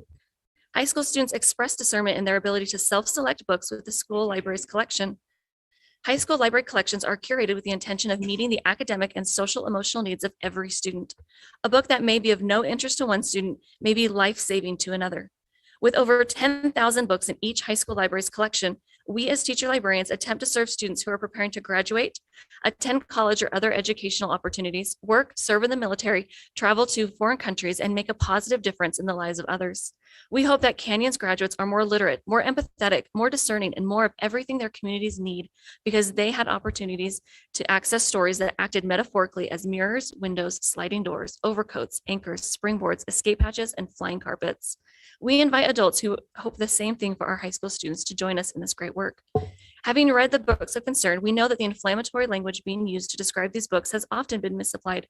The mis- and disinformation spread on social media about these books and about our work are blatantly false and out of context. The public dialogue around these 9 books of concern shows little evidence that others have read all of these books in their entirety, if at all.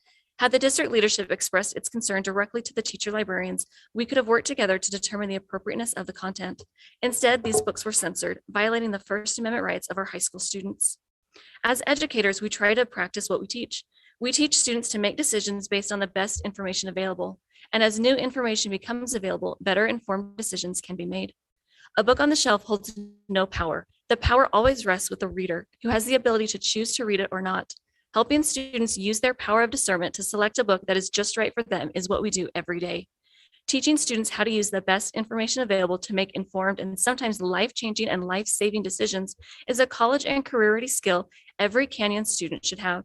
Teaching these skills is what teacher librarians do every day. Thank you. Thank you. Tamara Carlson, Jennifer Van Hoften, and then Heather Erickson. And let's see, Tamara's representing a group. I represent many of the paraprofessionals who work as library instructional technicians in Canyons elementary schools. As Canyons library staff who regularly serve the district's 20,000 elementary students, we welcome the opportunity to work alongside parents and caregivers in developing their family of readers. We encourage parents and caregivers to read to their children.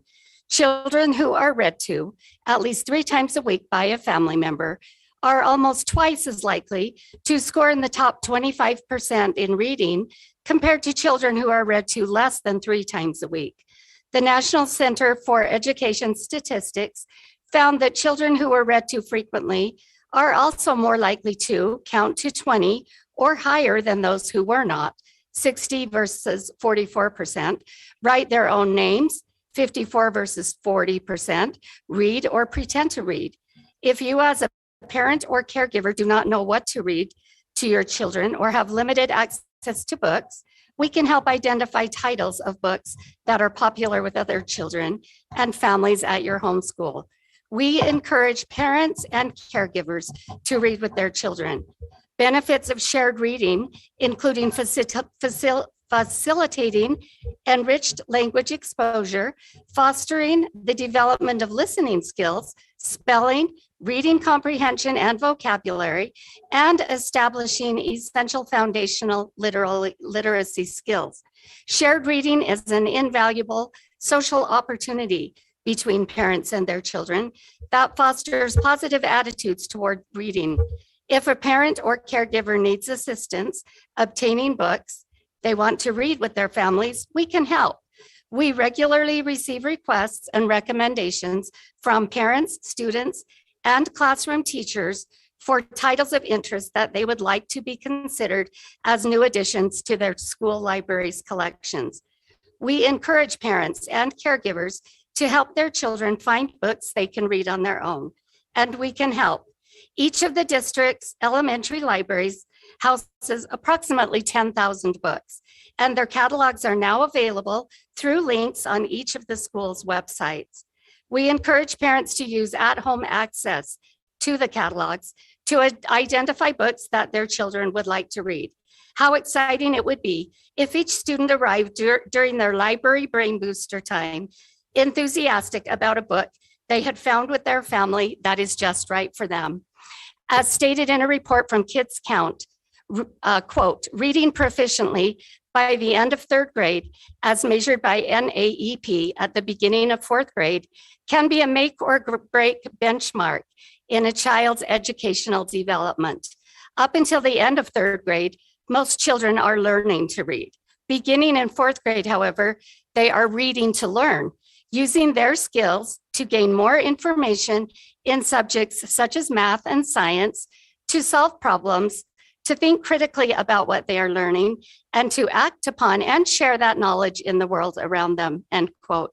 During these critical early years of a child's education, having access to books is essential for students and paramount for families. The Canyons Elementary School libraries provide every student with access to a wide range of reading materials covering a myriad of topics. We encourage parents to challenge their energy into creating their own family of readers, and we are here to help. Thank you. Thank you. Jennifer Van Haften is representing a group, and then Heather Erickson representing South. Good evening. My name is Jen Van Haften, and I represent the middle school teacher librarians of the Canyon School District. As middle school teacher librarians, Utah course standards dictate one of the primary focuses of our work, which is to promote reading engagement by developing and providing access to representative collections. Our middle school library collections support independent readers by providing a variety of materials for informational and leisure reading. Our goal as educators is to recognize individual students' interests and needs and provide materials in a variety of formats, genres, and languages at varied reading levels. In the middle school, students' reading levels can range from struggling to soaring. Reading is the most important academic skill a student can learn while at Canyons, yet according to data aggregated by niche.com, 44% of Canyon students are still below proficient in reading. As a learning community, our focus should be to put more books of interest into the hands of more of our struggling students so that they can soar. A student who can read confidently has the power to pursue intellectual, personal, and emotional growth throughout their entire life. While a student may learn to read in the classroom, a student practices reading in the school library. And just like with athletic or musical pursuits, a student who practices reading is more proficient than their peers who do not. Research shows that students who read extensively at young ages are cognitively stronger than their peers who do not read. In a 2013 study on brain connectivity, the researchers found that the reading of novels increased brain activity throughout the reading period and for days afterwards. This reading-induced activity involves a complex network of circuits and signals in the brain. As the student's reading ability improves, those networks also get stronger and more sophisticated. Reading extensively builds stamina, focus, and other desirable academic skills such as vocabulary. While we can all agree on the academic power of reading, we must realize that for most of our middle school students, access to reading materials occurs consistently and equitably in school libraries managed by teacher librarians. As those teacher librarians, we want to partner with our administrators and fellow educators to support students as they cope with the effects of the pandemic. Research shows that reading for pleasure for as little as 30 minutes can reduce stress, improve sleep, and alleviate depression. We invite adults concerned about the mental health of our teens and preteens in their lives to partner with us in finding books to help them find relief from the pressure of social and electronic media and find the stories and information that will provide comfort and support in difficult times. Lastly, readers are leaders. Reading builds empathy and broadens students' perspective of the world around them. We invite adults who aspire for the students in their lives to work and serve in their communities and around the world to partner with us in developing the future's best hope. Local author Brendan Mull once said during a recent interview, "I think if we get kids reading for fun, it cures a lot of the literacy problems and it cures a lot of ignorance problems in the world. If you make people into readers, it exposes us to a lot of ideas," Mull said. I'm also trying to push them toward things that build imagination. I think our greatest resource we have as a country is our imagination. As middle school teacher librarians, we agree that reading builds students' imaginations, allowing them to envision the answers to many of society's problems. Working together, we can change the false narrative about school librarians and libraries and promote the more accurate, data-supported reality that teacher librarians and their work supporting and engaging student readers are essential to students' academic success and emotional well-being. Thank you. Thank you. Heather Erickson, and then Senator Kathleen Reeby.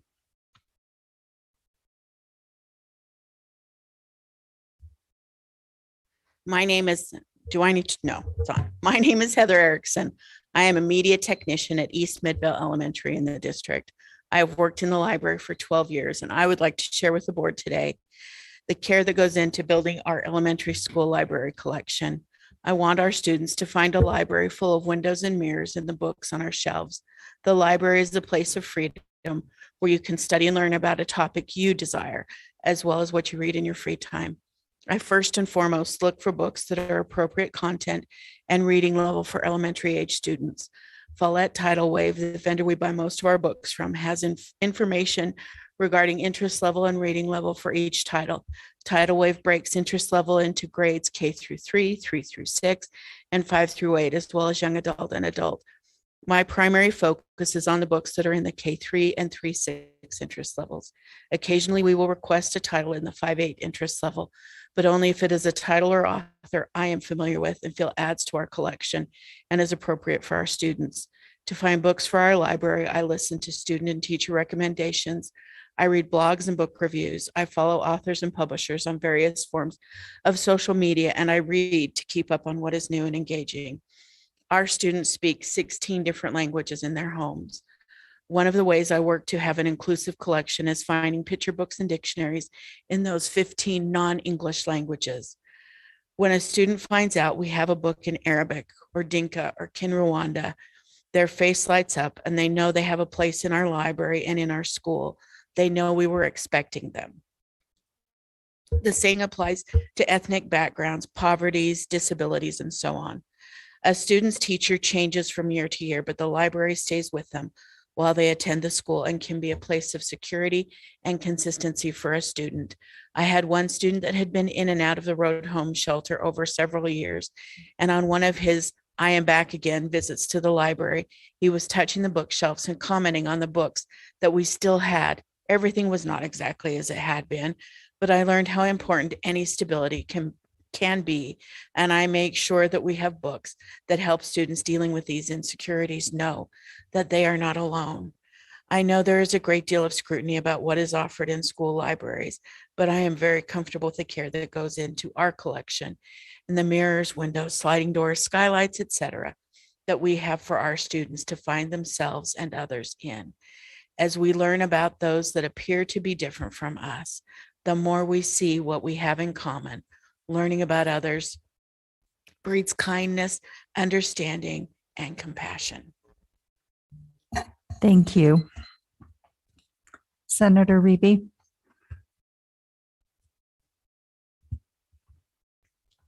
Thank you. My name is Kathleen Reby. I am a teacher in Granite School District, but my home district is Canyon School District. Over the break, I traveled all around the world because I read a great book about NATO and how it has been created, and it was a spy book. And so I traveled all around the world. I went to different countries, and it was suggested to me by a librarian. So I feel I should share that story with you. I want to thank you for your service. I feel like that principal gave a great story about his experience the first day back at school, but that is kind of metaphorical for our whole year. And we've been pulling out porta potties and doing whatever we can to keep our schools running. I also want to thank you because our schools are our largest employers in almost every county, and we have single-handedly kept the economy going. So I think that that has a lot to do with how great we've responded to all of these things that have happened in our communities.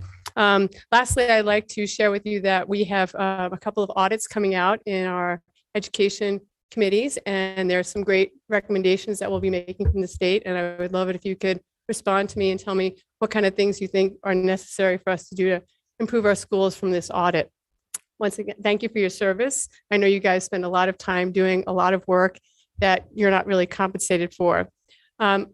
This is my last thing. I was at the Sandy swearing in, and it was so great to see so many of you there.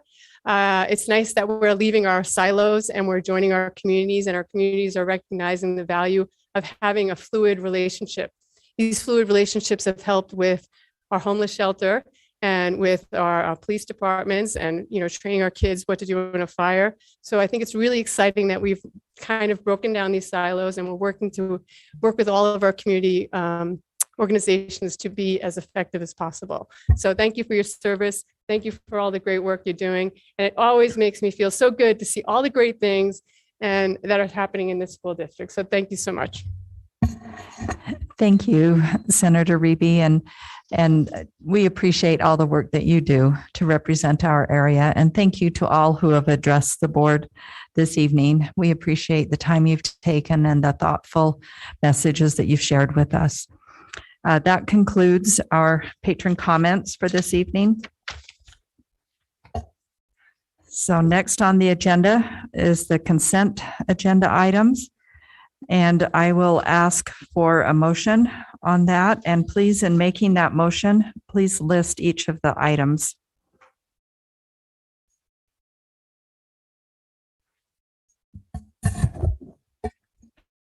I'd like to make a motion to approve the consent agenda, which includes item A, approval of minutes for December 14th, 2021.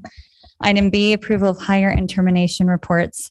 Item C, approval of purchasing bids. Item D, approval of student overnight travel. And item E, approval of amended interlocal agreement for school resource officers with Sandy City. I'll second that. Thank you. Oh, and yeah, I was going to ask for a second. So thank you for that second. Any discussion to this motion?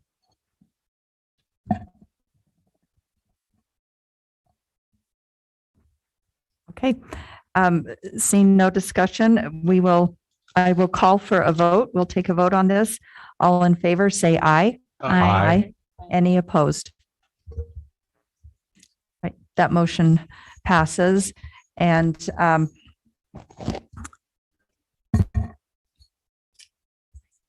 no, so I just want to make mention that within the consent agenda, there was approval of hire and termination reports. And on the hire report, we just wanted to acknowledge that a new assistant principal has been hired, and the administration will make that assignment. Is that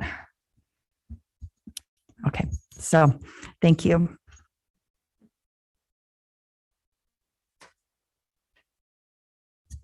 Okay, we are now on the new business, item 8A, which is policy 600.02, curriculum adoption, and policy 600.06, school library media selection and review. This is a third reading with action requested, and I will turn time over to Mr. Jeff Christensen, Assistant Legal Counsel, and Amber Roderick Landward, ISD Director. Mr. Christensen. Thank you, President Tingy. I'd like to just wish the board and the superintendent, Mr. Wilcox, a happy new year. I've been in a lot of meetings in the month of December and November regarding these issues as well, so I appreciate all your work. These two agenda items come to you after substantial work in both the curriculum and reviewing the school library media selection and review policy. We've heard from a number of our librarians. I love libraries. I spent a lot of time in a law school library. So there's a place of adventure and a place of learning. So appreciate their work and their support on these issues. What I'd like to do is just review the policies and their updates since our last reading, and then respond to any questions may have. And again, these are for action requested. From our last reading to this evening with the curriculum adoption policy, I'm not aware of any substantive changes to the documents. As you will note on board docs, there's a new policy with multiple exhibits that really outline the process of the curriculum, or our instructional department, and this policy will be titled Instructional Materials, how they systematically review materials internally and then bring them before the board and ultimately have public review along a schedule. And each exhibit outlines how those materials will be adopted in that process. We have had a number of meetings on these issues, and currently I'm not aware of any updates from our last meeting. I can respond to questions on this policy, or actually Dr. Landward could respond more elegantly than I could to questions regarding this policy if there are any. Questions? Anyone? Comments? Yeah. No. Mrs. Nybauer. I just wanted to make a point here that in this curriculum adoption policy, that the list of the criteria for how we're selecting the curriculum has been strengthened from what it has been in the past. And that will be kind of the guiding light as far as the standards go. And I wanted to highlight that because I have had parents asking questions about, when the school board gets involved in the process and things like that. So I just wanted to instill some confidence in the actual selection process. So could you pull up that one and maybe go through that? Yeah, I don't know if I can pull it up on my end, but if you can click on the exhibit 1. Or is it 2? In the policy as well. Yeah, so let's go to, I don't know if I have access to that from my Exhibit 3 for the main policy. on that one. Pull up exhibit 3 if you can. So as Dr. Landward is setting forth, in each of the exhibits is a review criteria matrix that substantively outlines the criteria for curriculum adoption, and I'll let you speak to it further. Yes, just to reiterate what Ms. Nybauer mentioned, these, I believe there are 11, I can't use that, can I?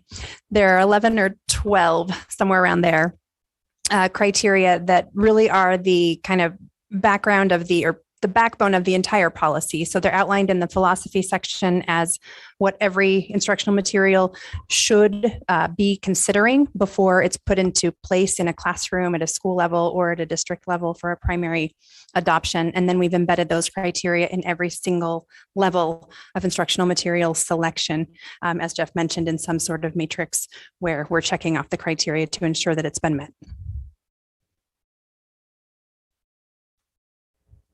Thank you so much. I have one other question with age appropriate. I know in the exhibit, there's a definition of age appropriate. Could we go to that? It's in the actual policy under the definitions. Mhm. So can we go to the red line policy for instructional materials? The actual policy for instructional materials. Policy 600.02.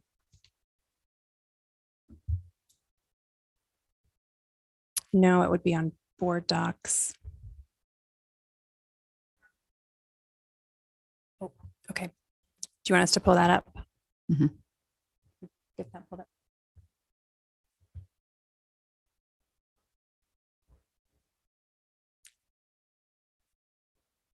I can read it if that while we're waiting. Perfect. Let's I do have a that. copy here. So the definition for age appropriateness means generally suitable for students of the same age or level of social, emotional, and cognitive development. The context and prevalence of violence, sex, language, and illegal substances, as well as the social and cultural factors of the learning communities, must be considered when selecting instructional materials. Thank you so much. I appreciate the extra work on that. I know that we had concerns about how subjective or objective it is. And I know in the past with the curriculum where we had that hyperlink in there, that there has been, some concern raised with patrons about, can we feel confident and trust that this measure has been taken. So thank you so much for that. Appreciate it. You're welcome. Other questions regarding the instructional materials policy or curriculum adoption? Mr. Wrigley.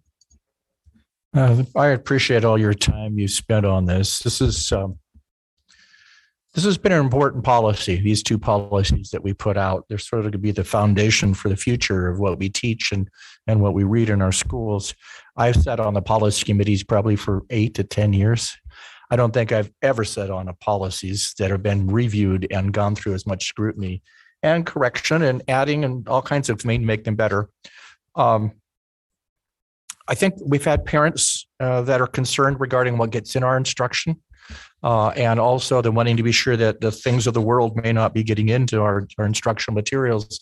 I think this gives a good guideline for that. That helps and guide teachers and specifically when you get instructions as to protecting teachers in the classroom too, as to what they can teach and when they can't teach. We have concern about that. So we've tried really, I hate policy this long, but I think sometimes policy and laws and stuff are actually protecting individuals and helping them. If they're following the policy, then they're doing well. So I'm feeling comfortable about both of these policies. I'll maybe talk about the other one when we get to it, but especially the instructional material. I think we've got a good solid policy that's going to be guiding us in the future as to what we come into. I mean, the process is extensive. I can't believe the process that we have within our district to make sure that we're getting in information and stuff, and the CT, critical race theory and stuff, is not put in there. And this is how we do it. So thank you so much. Thank you. Any other comments or questions? Mrs. Nybauer? Because this is a third reading, I would like to make a motion, and I'd like to separate it because I'd like further discussion with the school library media selection, but I'd like to make a motion to approve policy 600-02 for curriculum adoption and instructional materials. I'll second. Okay, a motion is in order. So a motion has been made. And did I hear a second? I'll second it. And made and seconded. So we have a motion and a second. And is there any discussion to the motion? I'll just make a comment since I didn't get a chance to before the motion, but it is in. I will speak in favor of the motion. I've I do agree that this policy, a tremendous amount of work has happened on it. But we had a really good policy to start out with, and then now it's just even better. And I feel like our instructional supports department had a really great vision when they came to the board a few years ago with an idea to have a very thorough process in place that is something that not only the board but the public can be a part of selecting the curriculum. So I'm really grateful for their vision and for the work that's been done to even further strengthen this policy. Any other comments? Mrs. Oakes? My one hope, and I agree with everything that has been said thus far, my one hope is that this is not the last time parents are aware of what the curriculum policy is. I mean, because I agree with Nancy, I think there was a lot of excellent pieces to the previous policy. It was very innovative of ISD to come to us proactively the way that you did. It's just been so interesting to me through the last year, or even the last several months, it feels a lot longer than that, of how many parents have said, I wasn't aware that I could ever look at the curriculum, that you involve the public in any of that process. Like, there's just been kind of like a lack of awareness on that. And it's not anybody's fault. I don't think I fully understood it before I got on the board, but I do hope, and, Communications has put out a flyer that talks not only about how to effectively engage with teachers, principals, and faculty and staff, but also how the public can engage with the district. And this is absolutely one of those ways. And my ardent hope is that this isn't just go away from the public awareness, that something that was, hammered through, and there was a lot of blood, sweat, and tears that went into this thing, that will be appreciated and used and utilized by parents in the district, because it's an opportunity for them to be a part of their kids' education, which is critically important. Thank you. Any other discussion to the motion? Seeing none, I'll call for a vote. All in favor, say aye. Aye. Aye. Any opposed? That motion passes. Thank you. Mr. Christensen. Let's turn our attention now to the other policy listed this evening, the school library media selection and review. Let me begin just by outlining some of the elements of this policy and then draw some distinctions from our previous readings. Initially, when it was brought to the board in our review as the policy committee, we did not see what we're going to refer to as a district level challenge or a district review in our policy. We've always had a request for reconsideration of materials in the policy, but what we didn't have is if a administrator or a superintendent or a district administrator had a concern regarding a text or title in the library, how would they address that issue? And our policy at that time was silent. So what we've done in this revision is we've set out the process for library title acquisition, which has some additional criteria that was not there previously to make that selection more robust. And at the same time, also added some process and procedure, which really focuses on the reader through the library policy. You'll begin if there is a concern regarding a title, then a parent can speak with the teacher librarian and come to the library and review that. If there are additional concerns, they can go through the process of a school review, which is really where a librarian has an opportunity to review the selection and look at the criteria. Again, as we've done in the curriculum policy, we've set up criteria that will be reviewed by the librarian. Then we've incorporated into the policy, as I mentioned, a district review, which is not a challenge, but is just a review where it can be brought, the administration can request additional librarians to review a text and title. As we had in the previous policy, we have the challenge process that has been maintained.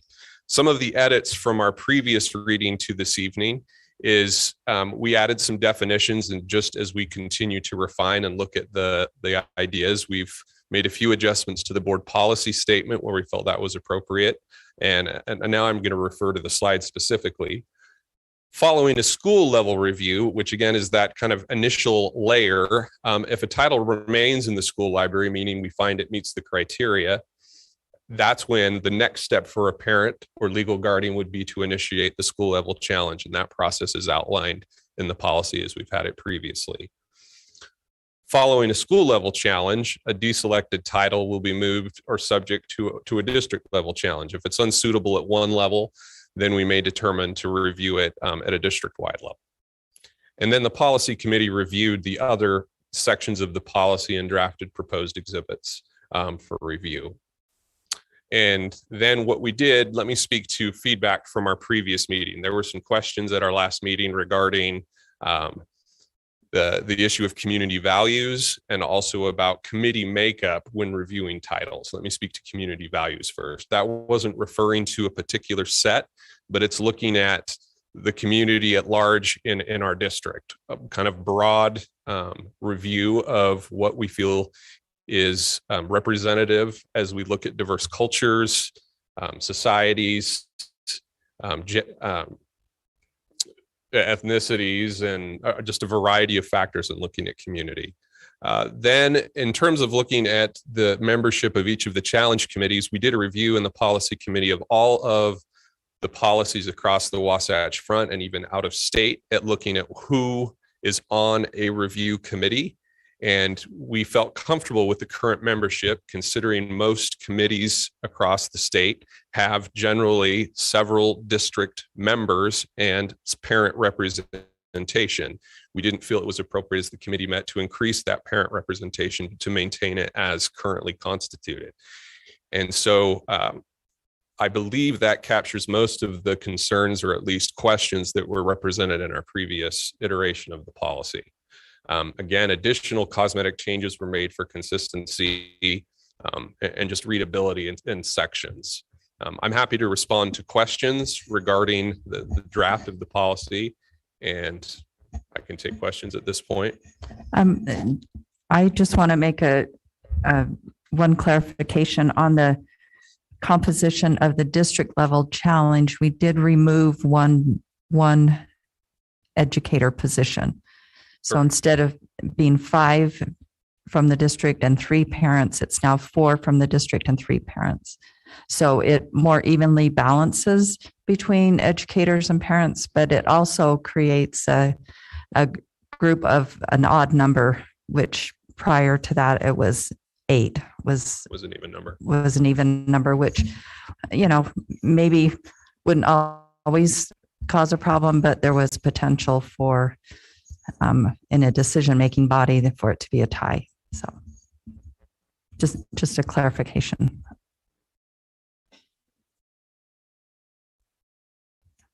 Okay, let's see. Mrs. Neibauer and then Mr. Millerberg. Okay, I just would also like to draw attention to the fact, one thing we did talk about in our last board meeting was the definition of age appropriateness in the selection of library materials. We also talked about in our policy committee meeting and that we were working on those definitions. I have found it now in the final on two different places, although I have to say it wasn't exactly what I had thought we'd discussed. The first is the selection criteria used for library material selection exhibit. And it reads age appropriateness for the emotional development, ability level, learning styles, and intellectual development. And the second place is when we talk about age appropriateness, emotional development, appropriate quantitative text, appropriate qualitative text, and appropriate reader and task complexity. And I was looking for the age appropriateness definition like what we have in the approved curriculum, and I don't see that has changed in this.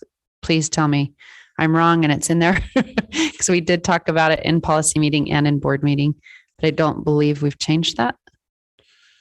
So I have it only in, I'm going to look at the document. I'm going to refer to the policy document, not to any exhibits. I only have the factors of age appropriate listed in the selection criteria and the deselection of library materials in the policy documents. Now, in our policy discussions, the department which Gretchen, our library media specialist, works in, she's going to be developing the procedures that go along with the process, the forms. We have some draft exhibits that are included with the policy, and there will be some additional guidelines. That is where we intended to unfold the age appropriate definition with our guidance in terms of review. So there's factors both in the selection criteria where there will be additional guidance provided to library media specialists, as well as additional criteria for deselection and weeding. And we didn't include those broad concepts in the policy, but left that for the guidance. What you just read to me sounds like it may have come from something in our curriculum policy. And it's in the, one is in the instructional materials exhibit and one is in the library materials.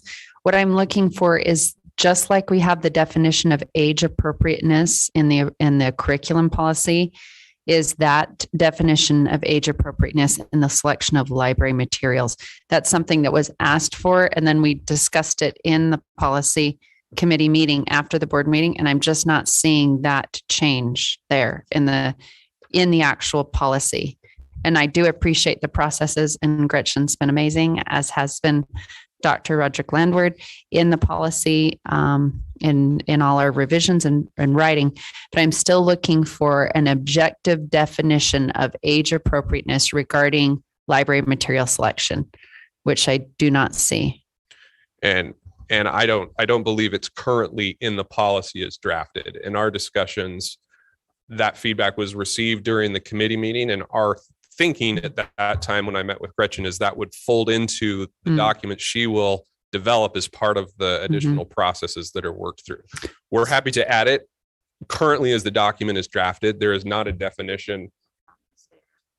It's not currently right. So I think we had some miscommunication because I asked for it in policy committee meeting before our last board meeting, and then I asked for it in our last board meeting, and then I asked for it in the policy committee meeting afterwards. And I was under the impression with our last policy committee meeting that it was going to be included, and then it's not. So that's what I am asking for, is for that definition. I think it removes subjectivity. I think it helps everyone feel reassured that we all understand that standard that we're bringing to it as far as what is age appropriate. And we already have a fantastic definition in our basic curriculum. And I think it would be a simple addition, and was asked for by multiple patrons in our last public meeting that had concerns on both sides of the aisle. One that wanted more books included and ones who wanted less. So I think it helps us publish transparency and remove some subjectiveness to the process. And the only point I guess I would reply in response is, with the other definitions that we have in our criteria, I'm looking for consistency in our document. We haven't taken our other criteria to that level of specificity, which we were going to defer to our committee and our librarians to address. So I don't see that there is a concern as far as adding it to the document, but we didn't specify with any other criteria that same level of specificity.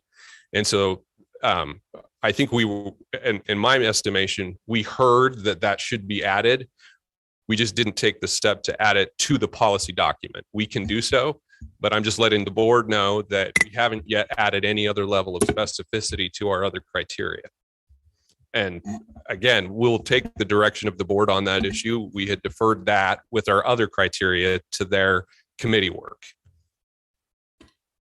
And that is how I recall the conversation went as well in our committee meeting. Must have understood. I thought we were doing the same thing as we were with the other curriculum where we have the definition in there. So. And I think we can clarify. I'm just pointing out that it was intended to go into those materials. It is not currently in the policy, and we can amend as suggested.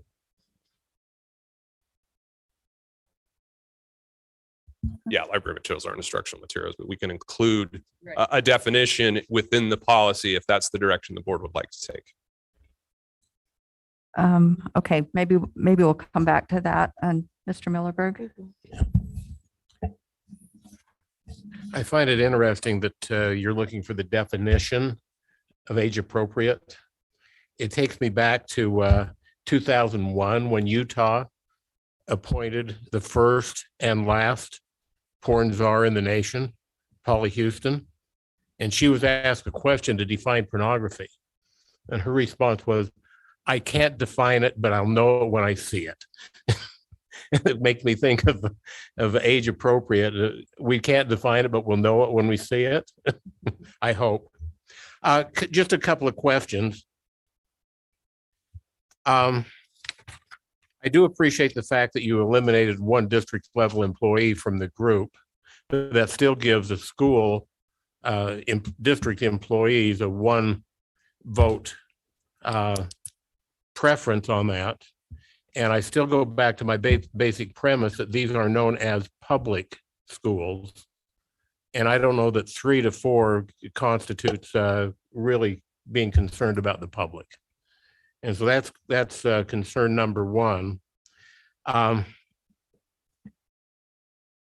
Concern number two is I don't see the process on how people are selected.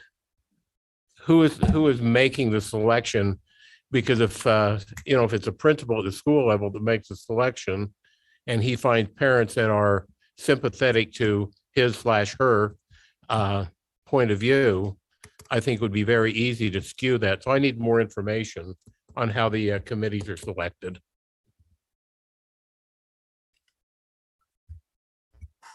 In terms of our discussions with the policy committee, and feel free, Amber or Gretchen, as I recall our discussions, we talked about setting up a process for that, and help me if you recall, but I don't recall us making that definitive. We felt that we would allow those that were on either an SCC or a PTSA rather than hone in and make it specified how they'd be selected, that it would be under the direction of the administrator who knows their community. Well, my concern is that a bias may slip in. I also don't see, we were talking about before that parents would be limited to the number of challenges they could make. Has that been eliminated? So how many challenges can be made by one parent? Two. Two per school building. So I mean, if you had if a parent had a student in elementary or middle and high, they would, they could, and I guess could be more expansive. If they had more that they wanted a challenge, they could find a trusted friend and convince them to make the challenge as well. So I think we've eliminated in terms of challenge, that goes through the parent or legal guardian in order to bring it up for a challenge. So a friend or a community member, but they can't bring it forward. If my next door neighbor has a child in that school and I go over and convince them that the book should be challenged, my next door neighbor is then totally capable of going and submitting that challenge. No, they would have to go through the parent or legal guardian is the one that brings forward an initial challenge. I said they are a parent. They have a child in that same school. Oh, yes. Sorry. Forgive me. Well, you're getting me confused. Well, you're in a formidable group. No. So I appreciate that. And Gretchen or Amber can join me to address how we address the committee. I don't think we made any changes other than to indicate that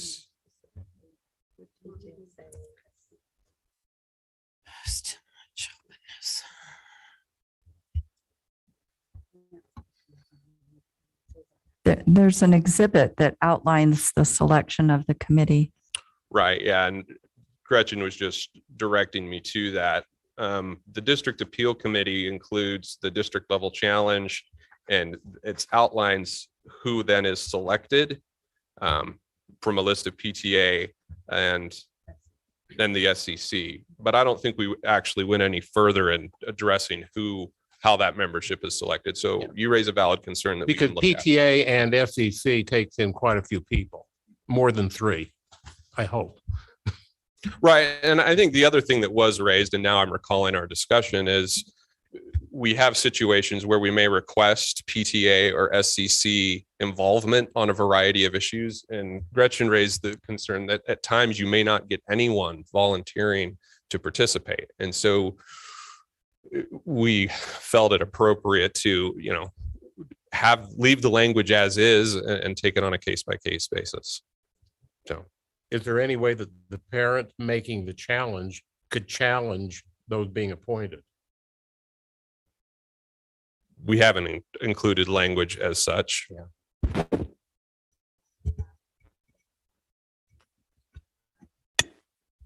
I'm just trying to get any bias eliminated from the system. And I completely understand the focus on wanting to ensure that there's no biases. I think part of the discussion during our last board meeting and ongoing discussions are that we want this process to run smooth and be pretty expedited. And the more barriers that we put in place, the longer it's going to take for us to make decisions.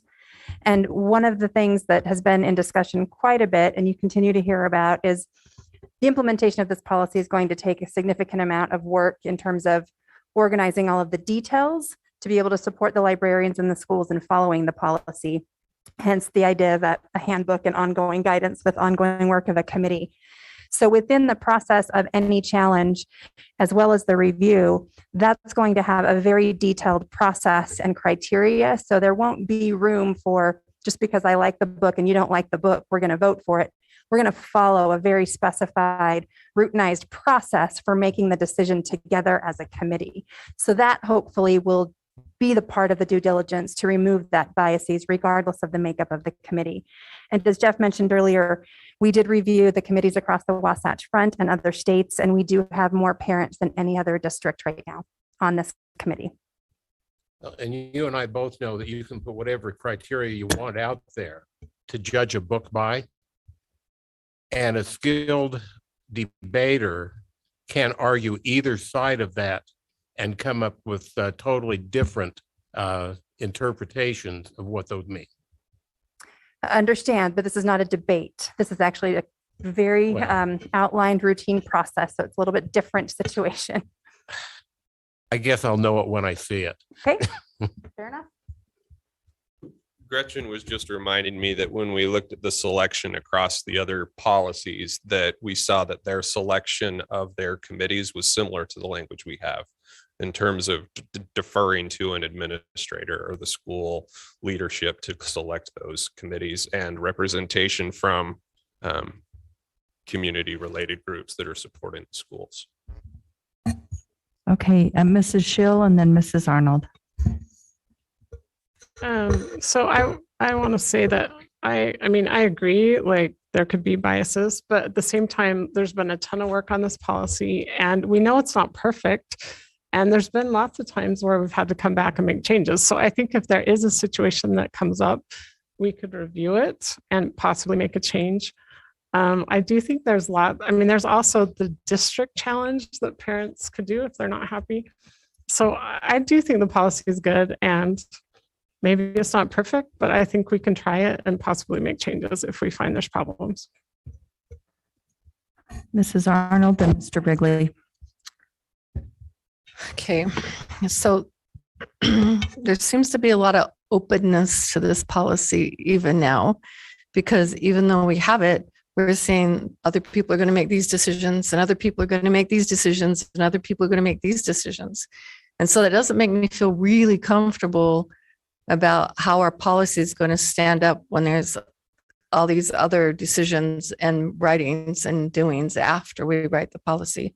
So I think I need to interject and just clarify that all that I was referring to is that when it is deferred to a committee to review the title, that will go to procedures that are based on the criteria that it's outlined in the policy. So there are no other decision makers other than those that are outlined in the policy.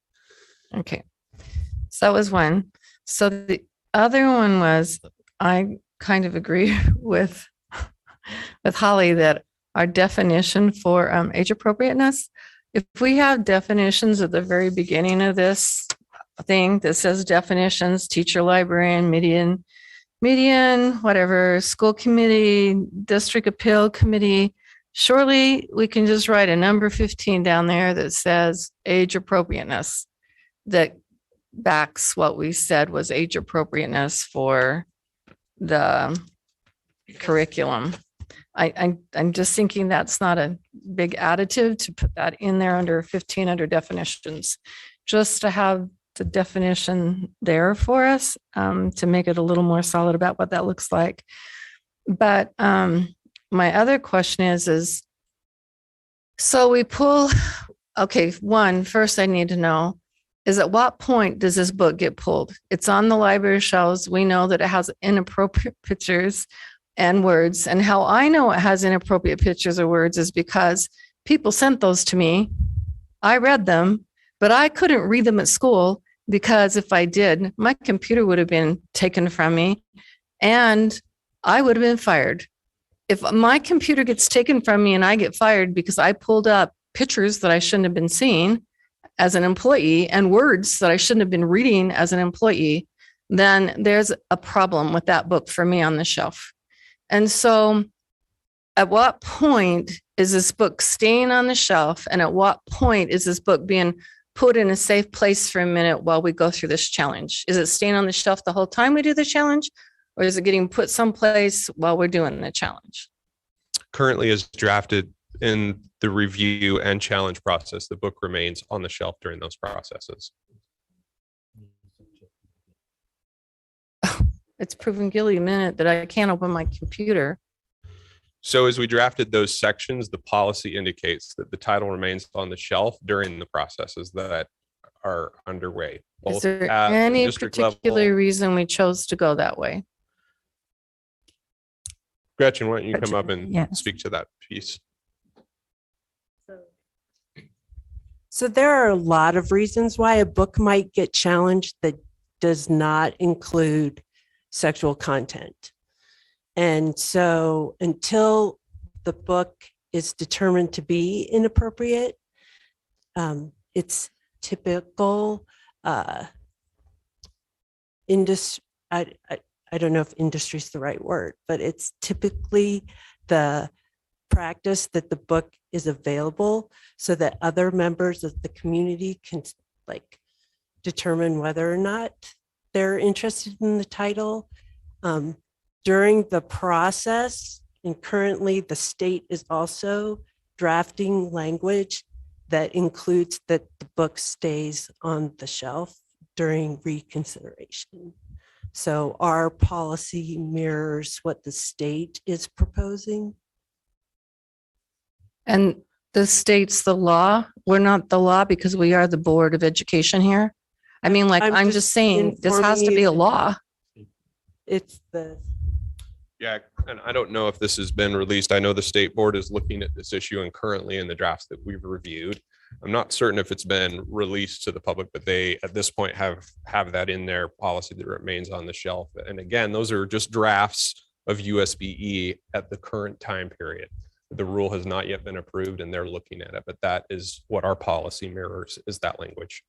Okay, so I do have a couple more questions just for clarification. The other one is if we have a book at Alta High School and we find that it's not appropriate at Alta, that we have gone through the challenge and decided that, then does that book come off all the shelves at the high school, or that means we can't take them off the other shelves in the other high schools, that other parents have to go to those high schools and then make the challenge? No, so currently as the policy is drafted, you have initially, which is a school review. If after the school review, a librarian were to determine this is not age appropriate or otherwise, then it is moved to a weeding process. But after a district review or a school review, they could at that point, if a challenge were to occur, it would be there's a school level challenge, which would be at that school, and then a district level challenge, which would be across the district. So who would make that? The librarian who, or the committee that was on the committee, say they decide to pull the one off Alta High School, then do they then make the district challenge, or does the parent have to then come and make the district challenge? It's automatic. Okay, I did read all this. I'm just making sure I'm clarifying. Okay, so then let's see. I'm just making sure I got my questions before I have to come back to me. I don't want you to have to come back to me. Okay, pull the books, age appropriateness. If I can't open my computer. Oh, that's the one. How many books have been challenged this year? We've never had a book challenge in our district. How many books have, I know, but okay, so these parents brought books to us, right? They told us what was in those books, right? The books that, and I can let Dr. Robbins speak to this issue, but the books that are at issue that were temporarily placed on, I guess, hold, if you will, for lack of a better term, is they didn't go through any review process while this policy was under consideration. So we have had in Canyon School District, to my knowledge, no book in our history has ever been challenged.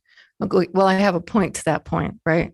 When you talk to me about, well, if we have 2 books pulled and we have 10 parents, that's 20 books, and it's going to take all this time and all this energy and all this effort, then I'm sitting here trying to think, if we've never had anybody challenge any books, or this year, I can't remember, were there 9 books brought to our attention? And we have this review policy, then, I'm trying to calculate hours here that it would take to review those books, decide and put them back, because I'm hearing, well, this is going to take a lot of time. So I'm just trying to compute that in my brain about how much time we really think that's going to take. I'm trying to figure out. And the policy committee addressed that question, and we felt it was appropriate at this point to establish a review process that can begin to unfold. And then we will look to determine what is the bandwidth of Gretchen and her team, what does the number of requests look like, and then make adjustments as needed moving forward, recognizing these books would then move through the adopted process. Okay.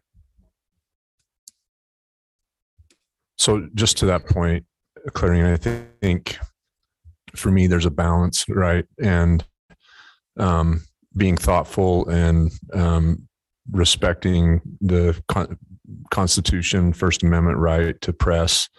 And as we know, in studying PICO, the Supreme Court was clear that school boards do not have broad authority to just remove books, right? So there's that. Then the balance to that is in Justice Binion's comments that he talks about that material that's considered pervasive or vulgar also does not have First Amendment protection. So in my mind, I feel like the balance to that equation rests in this policy. Is it perfect? No. But I think it protects the necessity that students have access to the materials and the books that they need. But at the same time, it also allows for multiple pathways, either for challenge or review. And I think that's fair. I think that creates what we're seeking. The original issue for me, one was focused primarily on the content itself, right? But 2, that at the district level, it's silent, as Jeff said, on what the role of administration actually is. And so that's where, I had questions about, I think as superintendent, it is my role and as administration to serve as that, as that body to look out for that. But at the same time, I think understanding the policy and what the Constitution says about students' rights and access to that also has to enter into that. So I see great balance in the policy, and I recognize that it requires a significant amount of trust on our part that our principals, our librarians work together in how they determine those needs. And I think, if there's any lesson that I've learned in this is relying on our librarians and their expertise to enter into this is something that I look forward to improving on. No question about it. But at the same time, I think it also allows parents and administration and all of us together to, when we see material that we think is questionable, that we have an opportunity to review it and make sure that our students stay safe. Okay. I don't know if that helps, but No, I'm just trying to clarify because I'm just trying to think through I wasn't sitting on the committee, so I just have to read what they gave me. So I don't have access to notes or discussions, right? And so I'm just trying to make sure that I have clarification going forward on what I believe you're writing and what I understand will happen, which goes back to the individual. Can a student not in a high school also challenge a book or also ask that it gets reviewed? When it says an individual, that includes students. Correct. Also, correct? Okay. All right. That's all my questions. Thank you. Okay, Mr. Wrigley, Mr. Millerberg, and then Mrs. Nybauer. Thank you. This is all weighed pretty hard on me. We've had probably 6 hours of discussion on this particular thing. First off, I want to thank our library specialist, district library specialist, Gresham, for her patience with us. She was just hired. She came on and took all this upon herself within a short period of time. In fact, I didn't even know we had a district librarian specialist. So it was an opportunity to meet our librarian specialist. But thank you for your patience. And you've been very professional in this and going about checking with all the other libraries and try to see where we're at and making sure that we protect the rights of all the First Amendment rights, but the rights of the parents who were concerned, the rights of the parents who were concerned on both issues. I mean, I've had as many emails from both sides regarding this issue. I also want to thank our librarians that are here. I've learned something. I knew this before, but I'll point it out. This is not a job. This is a calling. That our librarians got into this as a librarian, not because they're going to a job. Most of them have master's degrees. And I thank for your patience in this process as we tried to do that. One of the things in this policy, as I said before, our librarians have come under criticism for some of the books that are on their shelves. We have 440,000 books. I'm not sure our librarians knew every single book that's on their shelf. And most librarians that are here probably didn't even order the books that are on there. They just happened to be there. And I appreciate being that pointed out to us so we could take action and try to go through a process and run them through this process that we've done. Our librarians are professionals. They're educated in their fields. I don't think they're liberal or conservative. They're professionals, no different than a judge on a jury. I may be a conservative judge, or maybe a liberal judge, but when a case comes before me, especially if you have policy, then I'm going to judge it based upon the law, judge it based upon what the policy is. My hope is in this process of putting together a policy, which sometimes is pretty extensive, quite a bit, but that it takes the criticism out of our librarians. They can say, we are following policy. And that sort of puts a little bit of a cocoon around them to say, this is what the policy is, and I'm following it. Again, I'm thankful for the parents that brought these issues to our attention. We didn't know. I don't think anybody in this district said, we're going to buy these books and put them out. From I've seen most of the process, what happens is they did a good review someplace and didn't see what it was, and it got on the shelf, not even knowing what the heck was in the content, And we're seeing that more and more in movies. We're taking PG-13 movies and show one scene in there, and it becomes an R-rated movie to get that stuff. I think what really concerns me over this last couple of years is that this level of trust and faith in our staff and administration has eroded over the last 2 years. We would not be asking these questions 2 or 3 years ago. The public wouldn't be asking those, and we as a board wouldn't be asking those because we trusted and we had faith in our administration. And so when we start getting into these issues on 3 administrative staff to 2, 4 administrative staff and 3 parents or whatever, I mean, I trust the staff to do what's right, and I trust the parents to do what's right. I mean, it's not a jury. We're not putting anybody on trial. We're not going to have attorneys come and cross-examine everybody that's going to be on this committee. I mean, if the worst thing comes on this and the book is pulled, you can go to your public library. So anyway, I mean, it's not a trial. So when we talk about how many parents and stuff, I have to have some level of trust and faith in our staff and in the parents. And especially if we're very specific for jury instructions as far as what they can and go against. Is it there or is it not there?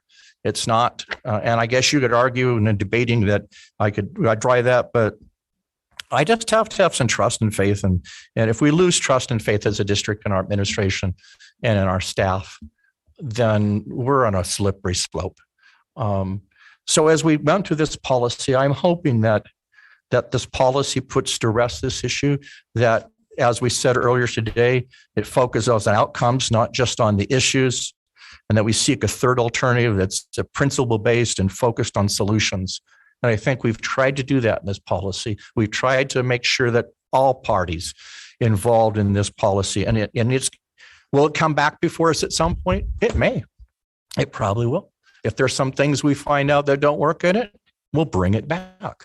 We could always have the right to change it. But I think as it stands right now, it's probably one of the strongest policies in the state and most clear policies that I've seen in the state. And I'm for moving it forward. And again, thanking all parties for bringing this forth, but also all the parties that we've had that have spent passionately coming up and testifying before us about their rights, on their love of reading and their love of books. I've never knew there was such a love of this. And this was I've never heard about this until this year.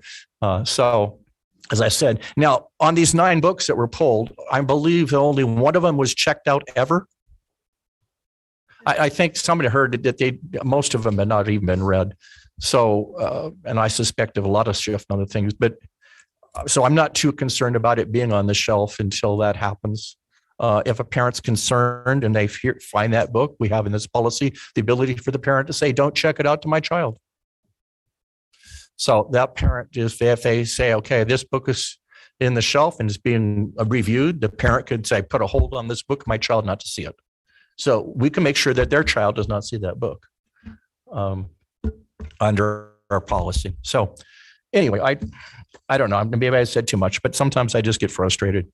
And I'm hoping that we spend a lot of time and that we have actually come to some conclusion that it's principle based and we have a solution.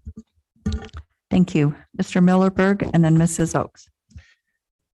Not where I was going to start, but this is where I'm going to start. And Steve, I'm disagreeing with you. I do not find this to be a loss of faith and trust in our parents, in our librarian in the district.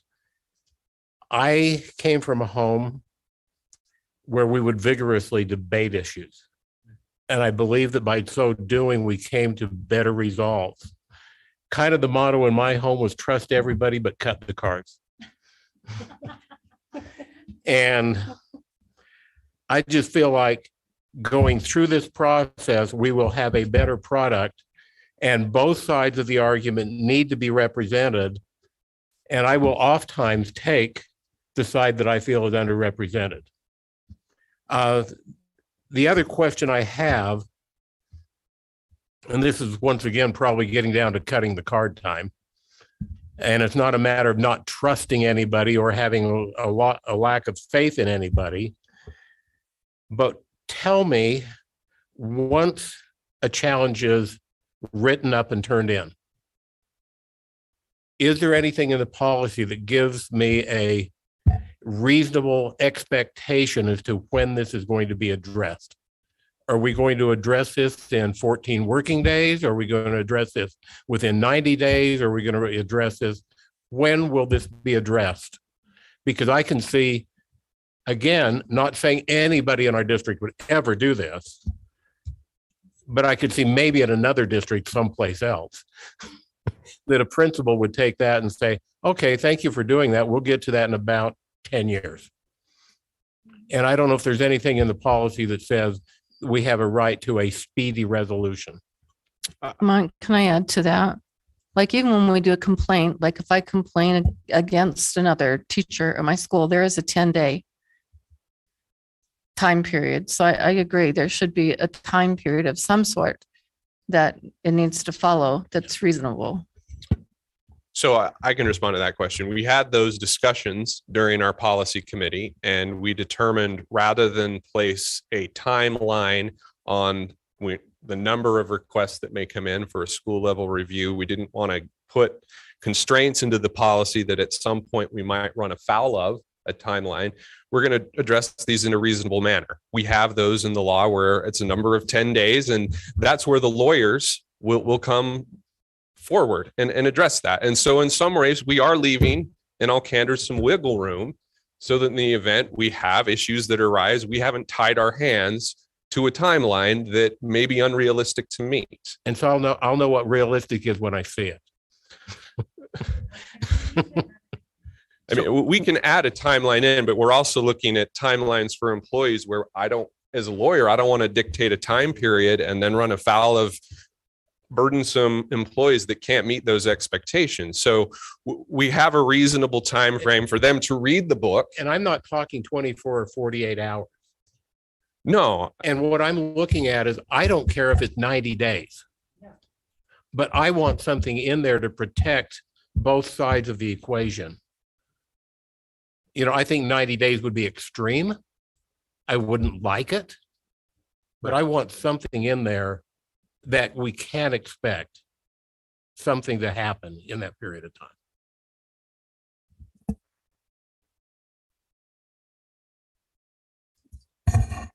Are you finished?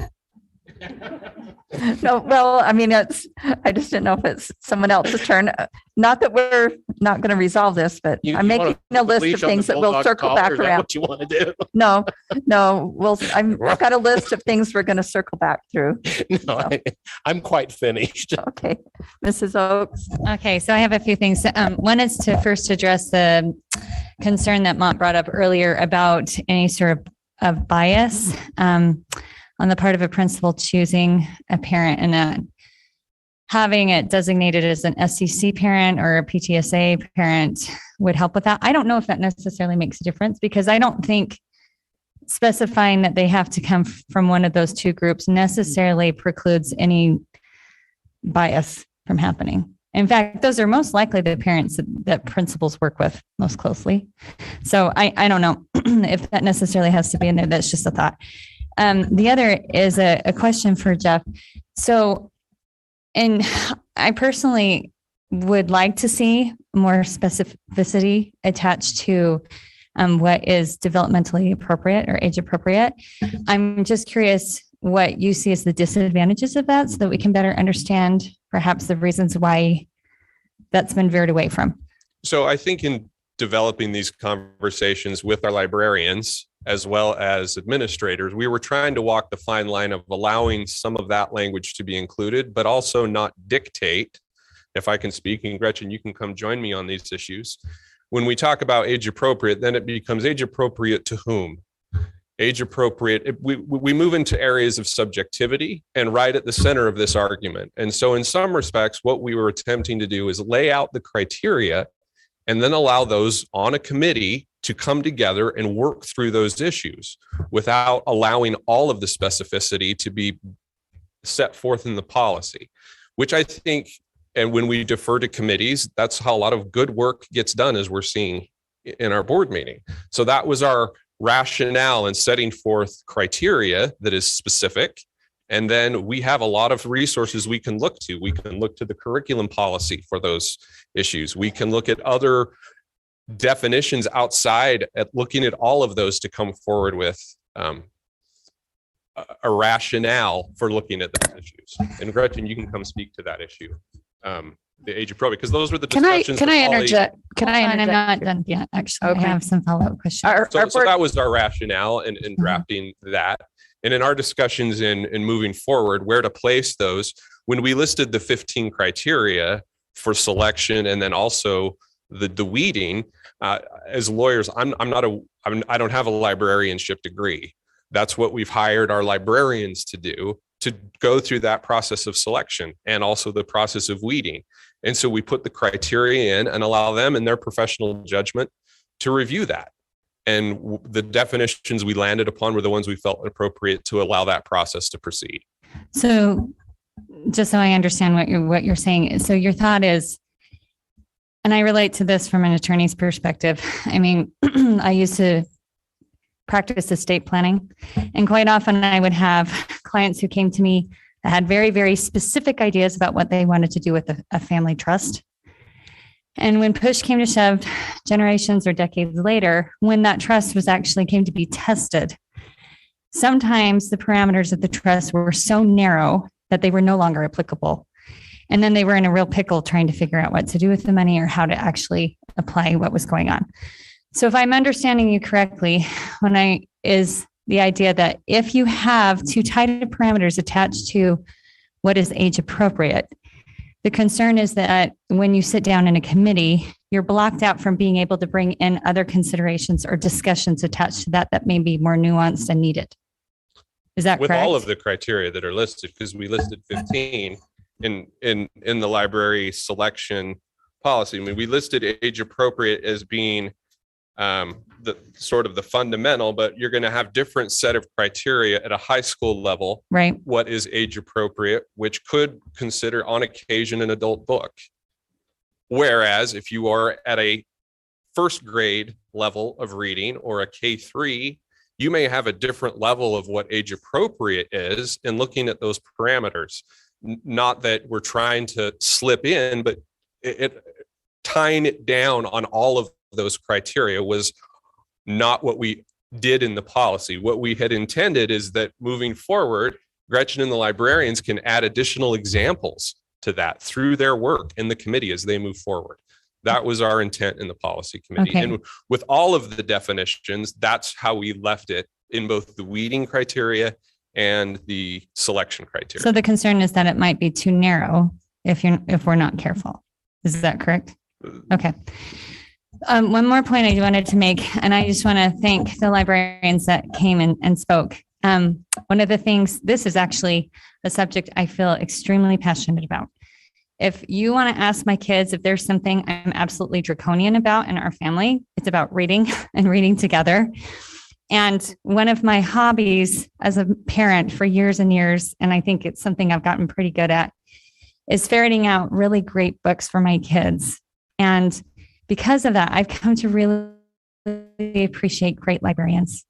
One of my favorite books of all time is called The Read Aloud Handbook, which sounds like completely boring, but is one of my favorite books. And I've given it to many, many teachers.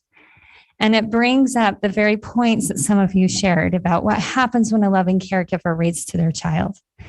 And during this meeting, I've been looking up how accessible our school libraries and our catalogs are, and I'm actually thrilled. I have been looking for this as a resource with my kids for years. And so if there's anything that comes out of this that's positive, my hope is, just like some of you suggested, that parents will become more engaged at looking through books, at looking at options, at talking through that with their kids, because that's really where it becomes alive. And so in my heart of hearts, I hope that this is that opportunity, and that maybe there's something that we can do with communications to really get the word out more effectively to parents that's available and how to most effectively use that resource. Finished. Okay. Mrs. Nybauer. Thank you. And Ms. Oaks, just so you know, I was not trying to interrupt you. Actually, the board president had recognized me after a month and then had forgotten. So that's why I was trying to interject, because it was something specific to this. So we've had a lot of discussion about making sure that we're not being too narrow, but as we define terms, that helps us, again, provide transparency and more objectivity. We have for decades had age-appropriate ratings for movies and for books. On Common Sense Media, they rate books and literature, and those, and as our presenter here has informed us that we had these discussions in the policy committee. That determination of not including a definition for age appropriateness, although I'm on the policy committee, does not reflect my opinion.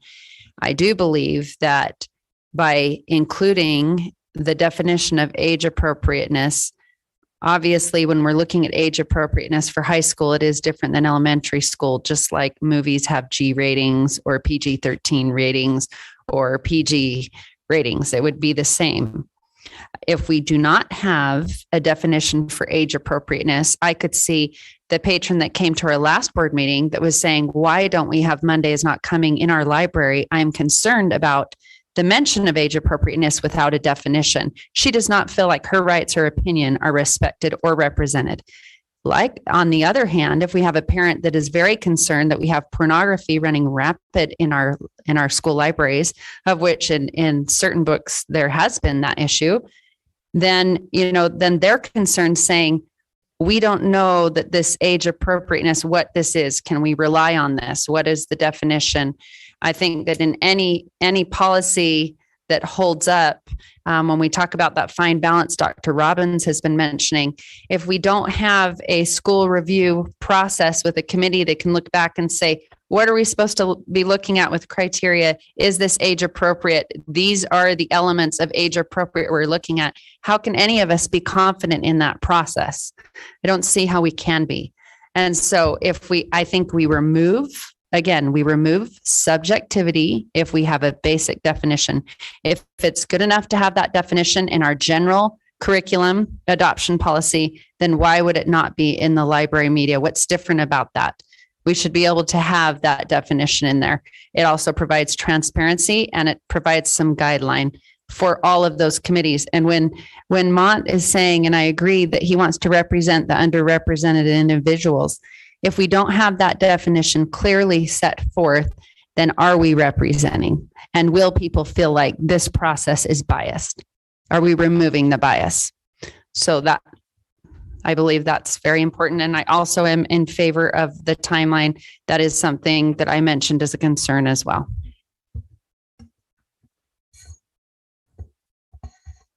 Other comments?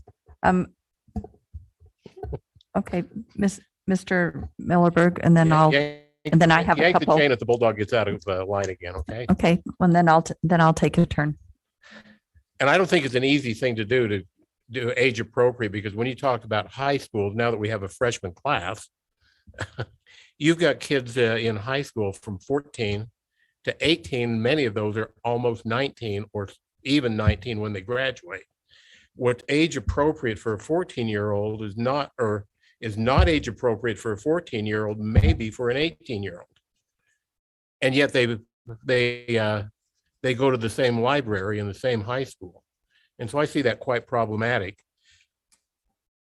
My recommendation on this would be, and I know it says action requested, third reading.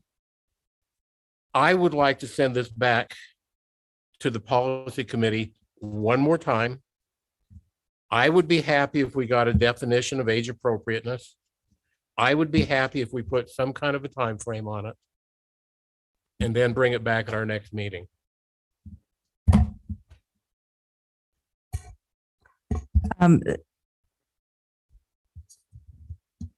Did Mr. Wrigley? Okay, and then I'll make a comment. Yeah, just really quickly, we've had some discussion on timelines. It really depends on how many books we have. If we have never had one and we have one book, it should be pretty quick.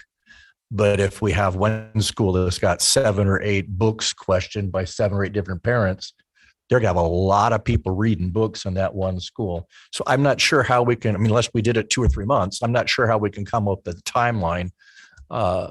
Again, it calls back to trust. They're going to do it as quickly as possible. Maybe you could put that in there. You're going to be expedient as possible. But if there's a whole bunch of books in the school, especially in a school, that's going to really tax that school. If they have 3 or 4 books questioned at the same time, it'll be much longer as far as the timeline than if they had one book that was questioned. And the same thing at this district level, it depends on how many books are questioned. And I think this list that we've had floating around with books on it, I don't think how many of those books we have, but that's a lot of reading. So anyway. Okay. Couple of thoughts. I would like to get this policy in place so that we can start addressing the books. And I would feel comfortable if we looked at adding that definition for age appropriate that is in the curriculum policy, just adding it to the definitions. I've gone back and I've looked at it again. I feel like it is general, and I don't think it would tie hands, and then more specificity could be given to the committee when they're engaged to do their work. I feel like that would be okay to do. And as far as the timeline, it is really tricky and we did talk about it, and it's really tricky because sometimes if you say within 90 days, then other things keep coming up, and next thing you know, at day 80, they say, oh, we got to take care of this. But if you say within 2 weeks, it might take you 2 weeks to assemble a committee. So I'm not quite sure that we should be super definitive about a timeline, but I think it is a reasonable expectation for a timeline. One of the ideas I had was that when the challenge form is submitted, that we could say within 5 days, the principal will get back to the challenger with an estimated time frame, and that we say it would be just as that it would be reasonable. So in policy, you could say, reasonable, not to exceed type of a thing. Yeah. So those were a couple of thoughts I had on these two items. I feel like if we can get those figured out tonight, then I would like to be able to move this forward, just because this whole issue has been on hold for several months. So let's see, Mrs. Schill and then Mrs. Arnold. I'm great with those ideas. I'm just wondering if we should have longer than 5 days though, because I want to give you guys an example right here. I received this letter in my packet. I just got it today, so this January 4th. This was addressed it's to the board actually, so I'm going to give it to Nancy to send to all of us. But it was written on December 10th, and I just received it. So, I'm just saying we have some periods of time within the calendar that are like 2 weeks of vacation. So what if a parent requests that like the day before our 2-week break? You know what I mean? Something may not happen. So I'm just wondering if we should make it a little longer than within 10 school days. I don't know. Yeah. 10 business days for the principal to I would say school days. 10 school days, because 10 it's 10 school school's days not in for the session. for the Yep. principal to respond, and then no more than 90 days for the review or something. Well, or even if it's 5 school days, that's better, because if it came right before the break, our longest break is 2 weeks. And So that's the type of decision we were hoping to kind of leave within Gretchen's team to address, and our exhibits that are associated with each policy. We can bring back as information to the board, but there have been occasions with our existing exhibits where we find something that just is not workable. We adjust it as appropriate and then bring it back as needed. So I would defer to Gretchen and her team to set those parameters as we get requests. Or that's my recommendation, as we've drafted the policy, to add those to the exhibits. It sounds like the board would like a little bit of protection for the parents that are initiating some of this, that it will be addressed in a reasonable amount of time. So if we were to add kind of that first layer of response, and then a second layer of response could be adjusted.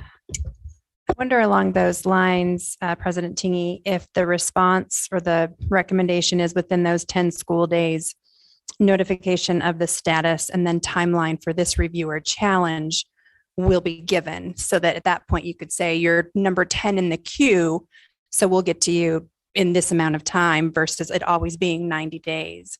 So we always will respond within those 10 days, but it's about the status, and then we can be more specific in that response. Is that too? And it's a little bit different whether it's a review process versus a challenge, because a challenge, you have to assemble the committee. The review process, it's the librarian does that, right?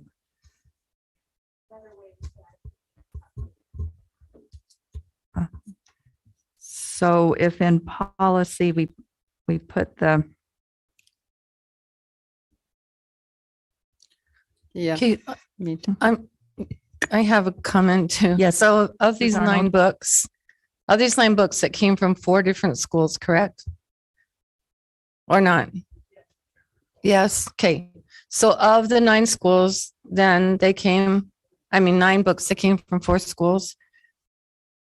With what little data we have, we can suppose that maybe 2 books came from 1 school, right? That people would have to review. Sorry.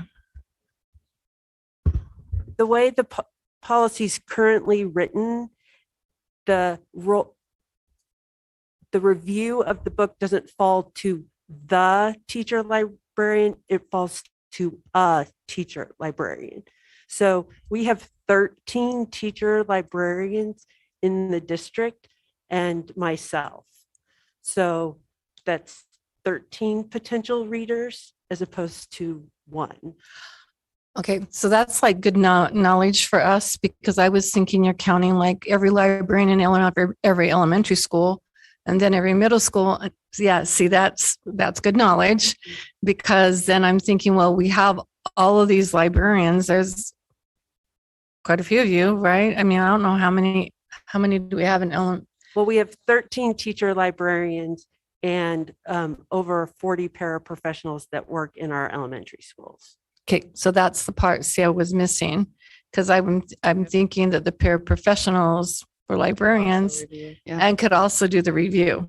So that's the piece I'm missing of knowledge or background knowledge to know, how many people could possibly, which was my next question was, is there one direct district office person that could manage the reviews and not the 13 of you? Well, that's my job. And you don't really want to read all those books. Well, so the way the policy is written, a parent who asks for a school level review fills out a form and submits it at their home school. So the book has to reside at the library where their child attends. Mm-hmm. And then that form would come to my office and the review would be assigned to a teacher librarian as a reader. And then that book would be read. Well, for any challenge.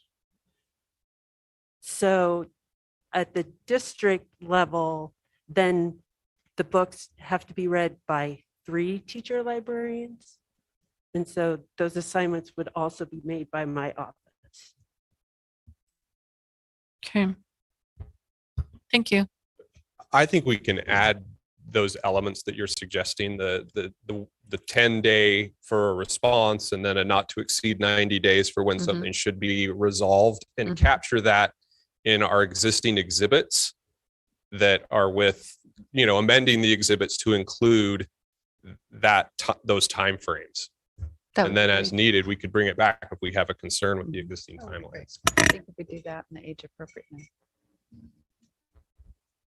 And then also add that definition from Correct. from the instructional materials to the definitions in the library materials policy. Yes. The exact same wording. Yes.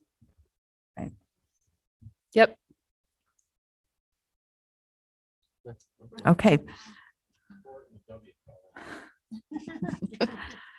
Okay. Any other discussion or comments? And so I would like to thank the members of the board, recognizing not all of you are part of the policy committee. And when we meet, there are a variety of ideas that get raised, and we do our best to capture all of those and go back to the room and reformat and bring it forward. So I just want to offer my respect to the board members. And if in my response, it's difficult to capture all of what has occurred in the background to you. So in our work on the policy committee, we certainly defer to your judgment and bringing something forward that you are happy with and satisfied with. So appreciate your feedback and adjustments. It's a better policy as a result. thank you. Thank you. And so this is an item that's listed as third reading action requested. So a motion would be in order. And I would ask that if a motion is made, to specify those two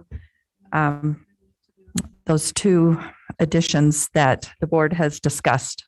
be included. Can you explain to me why we have to make a motion and why we can't do it the next reading? Or do we have to make a motion to do it the next reading? We don't have to make a motion to do it the next reading. It's my recommendation that if we've got it resolved, that it doesn't need to go back to the policy committee, because the policy committee has done our work and we're reporting now to the board. And it was my understanding that we've added in, or we've discussed and come to an agreement of a couple of things that can be added in, and that everyone is clear on what we're adding in. So, but if there is no motion, then we'll bring it back. I will make a motion. I'll make a motion. We approve policy 600-06, the school librarian media selection, that we insert the statement on, what was that? The statement A definition of age Age appropriateness appropriateness. as found in policy 600.2, and that your supplemental attachments will include 10 days review within 10 days, the principal will notify the parents of that it's been received and give them some kind of idea, maybe 10 school days. 10 school days. Okay. And give them some kind of idea when that might be read, and that they will attempt to do this by 90 days. No, will not exceed 90 days. Will not exceed 90 days. Mhm. Calendar days.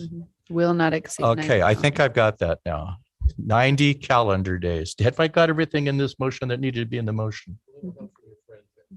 Thank you. That's why we have a board, it's a tribe here. I'll second that motion.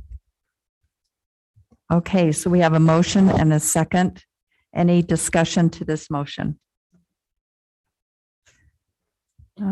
Okay, and rather than restating the motion, I think we all have it and it's recorded. So Cindy can get it correct in the minutes.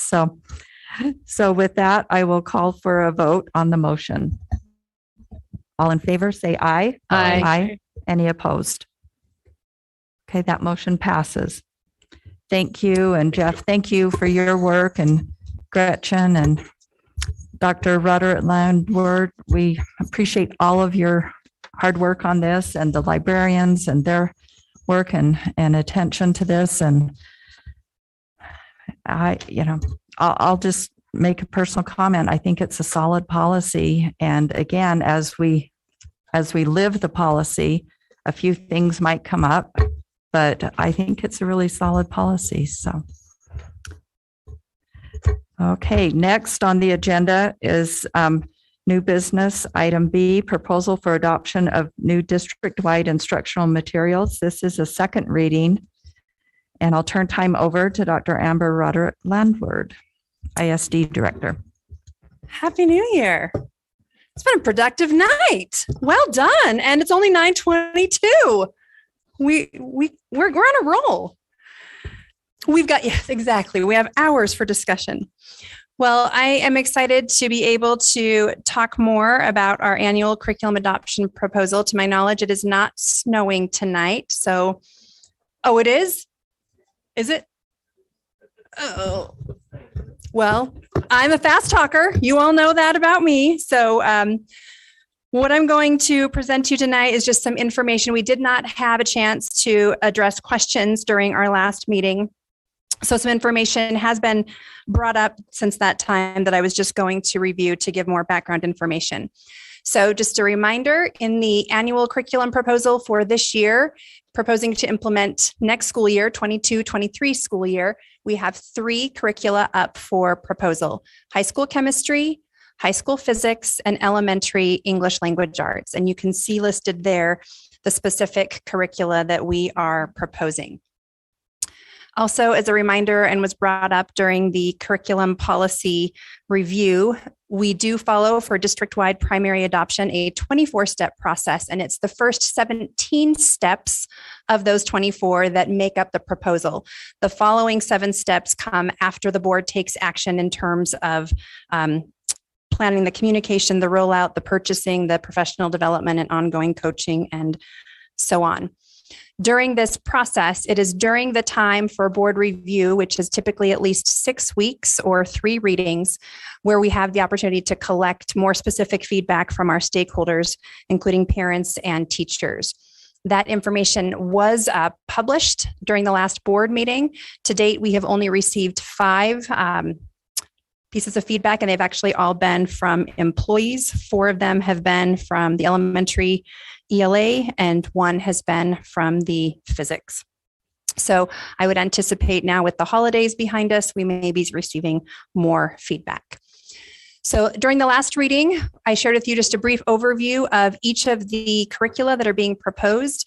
During the second reading, we typically address the questions that are brought up during the first reading. And then during the third reading, I will plan to bring back any other feedback that we get from stakeholders, as well as any other questions that come up tonight. We've been talking a lot over the course of this entire school year, actually, about equity. It's come up and has been identified as one of our priorities in our strategic planning process, but also during our accreditation process. So as we look closer at these curriculum proposals that are in front of you tonight, I wanted to be really clear about what educational equity and inclusion is during this adoption process, and that we are using the definitions from our guidance from the State Board Rule, R277328, Educational Equity in Schools, to define how we look at equity in the adoption process. And you can see here those definitions printed. Educational equity means acknowledging that all students are capable of learning and distributing resources to provide equal opportunities based on the needs of each individual student. So really looking at that component, and that inclusion means the practice of ensuring students feel a sense of belonging and support. And one of the ways that we can put educational equity in practice is in the materials that we use to teach our state standards. And as was mentioned during the policy review, we took careful care in really identifying specific criteria to ensure that we are supporting our students, and more importantly, really setting the bar for accountability for all educators and everybody involved in the process in terms of how we select materials that encompass our responsibility to provide high quality instruction that is both equitable and inclusive. So while these criteria were not in place at the time that the curriculum selection started for these proposals in front of you tonight, many of the practices were already in place. So we really looked carefully at the alignment to the Utah core standards and state and Canyons District Board policies. We looked at the age appropriateness. We looked at the accepted standards of evidence for teaching in the specific content areas, as well as overall instruction. We looked to make sure that the information was accurate and factual, reflects contributions from authors, artists, appropriate experts, and so on, is representative of diverse cultures to represent all of our students, that our materials are free of bias and stereotypes, they contribute to a balanced perspective in the whole, that are aligned to personalized competency-based learning and compatible district technology in compliance with SIPA and COPPA, as well as accessible to all students with scaffolding. So all of these components, again, contribute to how we can put educational equity and inclusion in action, and you'll see evidence of that as we talk more today about the curricular programs that are in front of you. So as I mentioned, we ran out of time during our last meeting, but I have been asked a number of questions, mostly surrounding our elementary English language arts. So I wanted to provide you with a little bit more background in the standards and some background with ELA, so that you can see again that bigger picture of why we are selecting, or proposing rather, this particular program for you to review. So our ELA standards have been in place for about 10 years, and while USBE is currently in the process of revising the ELA standards, the changes that they are making are not going to be significant. So the ELA standards reflect the expectations for all of our students in reading, writing, speaking, and listening, as well as language. They also reflect a strong evidence base in how students come to read and develop their ongoing reading skills. We've talked to you about the science of reading in the past. And they're aligned to college and work expectations. So they were back mapped from those expectations of college and work expectations all the way down to kindergarten. And so they reflect a really high level of rigor. So when we think about those standards being aligned to college and work expectations, those standards are staircased from kindergarten through 12th grade.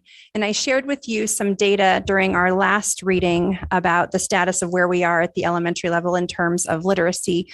But I wanted to play that full circle and how that impacts all of our students as they exit our system. So what you're looking at here is our 2019 ACT data for the English benchmark. This is the number or percent of students rather who met the English benchmark on the ACT. The English benchmark really focuses on word usage, looking at grammar, looking at punctuation, and those types of things. And you can see that only 59% of our students met that benchmark.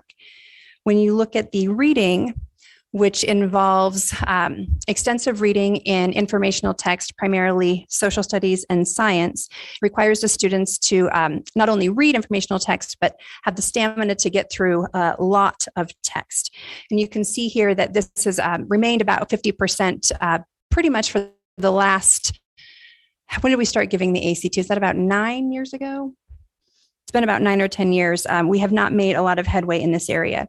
So you can see again that those foundations in elementary school really play a part all the way through our students' experience in our system. I also wanted to point out our state portrait of a graduate that highlights 13 ideal competencies for our Utah graduates. The English language arts standards are foundational to these competencies. Remember, the portrait of a graduate is organized into 3 main domains: mastery, autonomy, and purpose. The mastery domain specifies academic mastery and the knowledge in multiple subject areas to make informed decisions. ELA is the foundation of that. When we move into autonomy, we're looking at communication, critical thinking and problem solving, creativity and innovation, collaboration and teamwork. These are also major components of the ELA standards across all grades. And then finally, of course, purpose, just wanting to again highlight respect in that belonging piece that is not only part of our educational equity, but is a critical component of the ELA standards as well. So given that critical lens, when we look at English language arts, and even though we're only looking at the elementary tonight in terms of proposal for curriculum, I wanted to just highlight that long-term picture of how literacy impacts all of our students and how important it is to get it right at the elementary level to support all of the other levels. What you're looking at here on this slide is a quote from the introduction of the Utah Core State Standards for ELA. And this just highlights, again, the foundation for college and career readiness and what students need to have in terms of that background with regards to reading. And I highlight this specific quote because the text and the supporting lessons really become the cornerstone of any English language arts curriculum. And the text and the routines and wonders are some of the things that set it apart from the other programs that we reviewed. So I thought it might be helpful if I shared a little bit of background into what those text sets look like within the program, again, since it makes up the majority of the actual curriculum. So for the most part, and this is general because it does vary a little bit with our younger grades, but for the most part, Wonders units are organized with 3 specific text sets, and each text set encompasses about 2 weeks of instruction, and they're organized around an essential question or a theme. Within those text sets, they use 4 specific texts to teach those standards. There's the interactive read aloud that the teacher reads to the students, the shared read that the teacher and the student interact with together, and then the anchor text, which becomes the foundation of that 2 weeks of lessons and where they spend the most time. And then there's a shorter paired selection. All of those texts are connected with that essential question. So again, it gives students the opportunity to really develop the skills and the mastery of the standards because they have the opportunity to critically think and compare multiple texts around the same theme. These texts, particularly these 4, also connect to the students' daily writing, which I mentioned in the feedback last time from teachers, that the rigor overall, but particularly with the writing, was a component that they both loved and also were nervous about, because they know it's going to take some work in terms of building the routines up with the students. And then there's also leveled text for small group instruction, as well as independent reading text available. So lots of text happening in Wonders, and I wanted to just give you an overview of how all of those pieces fit together, because that seems to be where we're getting questions on our end, and I know many of you are getting questions as well. So hopefully that gives a little bit more background. Are there any questions I can answer about any of the proposals? Board questions? Mrs. Arnold? So this covers Wonders, right? But it doesn't cover 95% tier 2. These text sets are just specific to Wonders, yes. And Are you gonna- 95 core phonics will be what is used to teach the foundational standards. Right. Are you going to talk about that too, or do you want me to ask you questions? I was not. If there are specific questions, I can answer those. I just brought up the text because that's the bulk of where we're getting questions, and it's the bulk of teaching those standards. So, trying to decide how to. So I looked at the 95%, which is actually the tier 1 part, not the walk to read, which is tier 2, right? Where they divide up in small groups and the students are getting more individualized education in phonics. So I talked to a few teachers about it, because that was my one concern, is that we're doing Wonders and trying to bring that on board.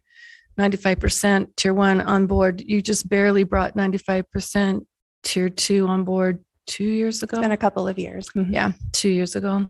And so I said to them, like, I know this is a lot, because you're losing what you're used to. And now we're putting one more thing, a big thing, not a little thing, on their plate.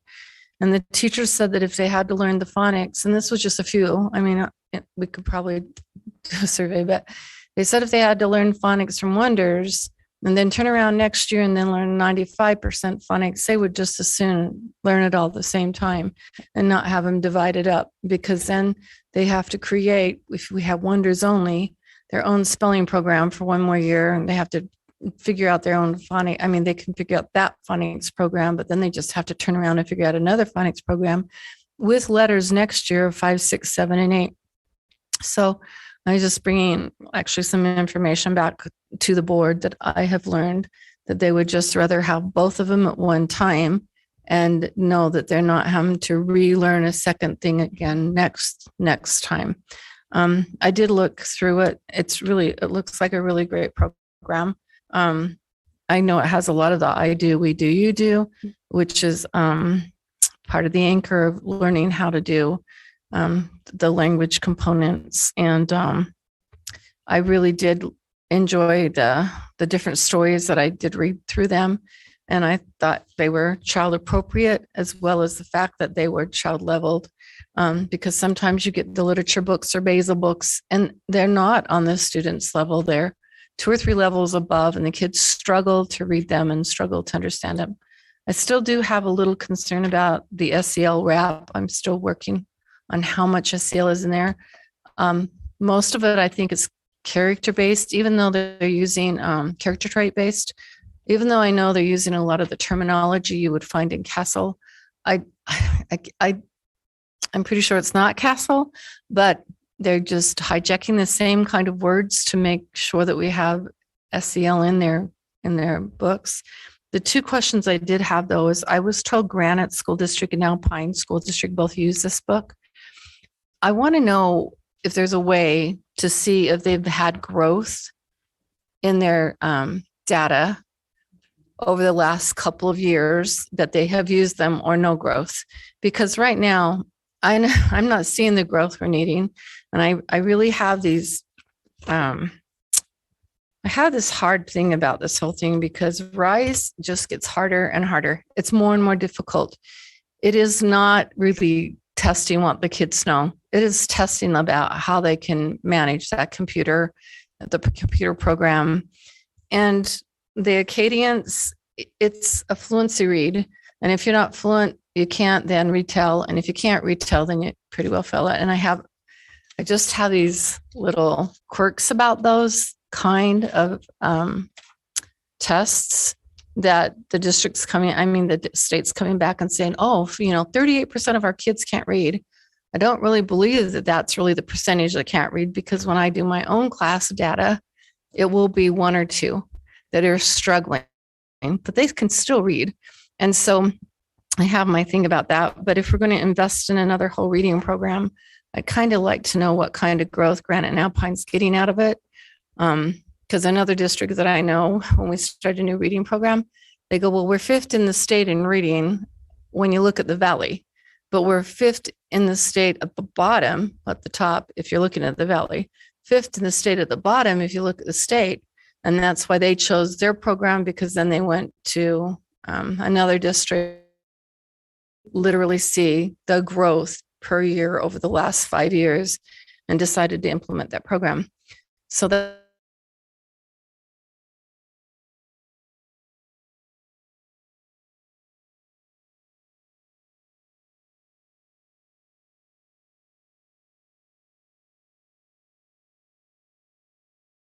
or not. No, they're doing wonders, is my understanding. I can talk with Hal. I know that he does have access to aggregate data. So we'll Just see what because we if can that's our find. big deal and we're wanting them Some- to read, then that's my one thing. And then I did see that you have interactive reading that the teacher can read to the kids. And I already asked you this, since I'm already prepared you. I want to know how we get the kids to love reading and enjoy reading, because I'm telling you that explicit reading sucks and the kids are losing interest in reading. They don't want that. They get their library books and they have no time in class to read their library books, because they have phonics and more phonics, and then the literature book or the basal or the explicit reading. And I just feel like we're missing the boat. Like Hattie's Hattie's a whole nother story. Hattie already said, it's like, I don't remember, 9.97. If a child just reads a book for pleasure every day for 10 minutes, it's like a 0.97. We're missing that whole boat. The kids are not reading for pleasure.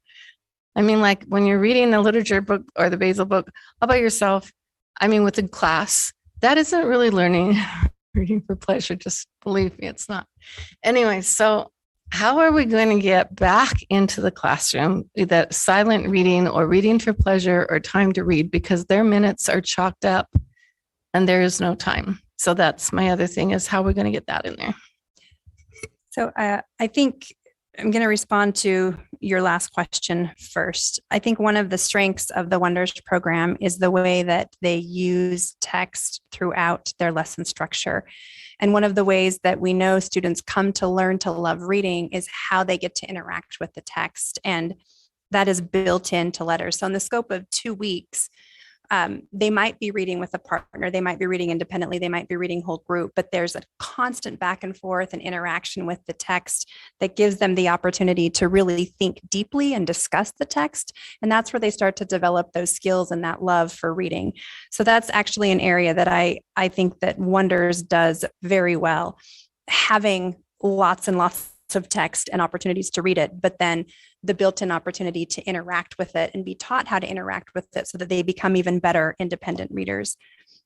With regards to the data from Granite and Alpine or other school districts, one thing to keep in mind is we are adopting the 2023 version of Wonders, which is brand new. So to our knowledge, no other district has upgraded to that just yet. So we will be the first to do that. And because we are adopting 95% or proposing to adopt 95% is the phonics, what we will be doing is still going to be different than other districts, because we have identified that component as being a little bit of a weakness of Wonders. So that'll just be something to keep in mind as we look at that data.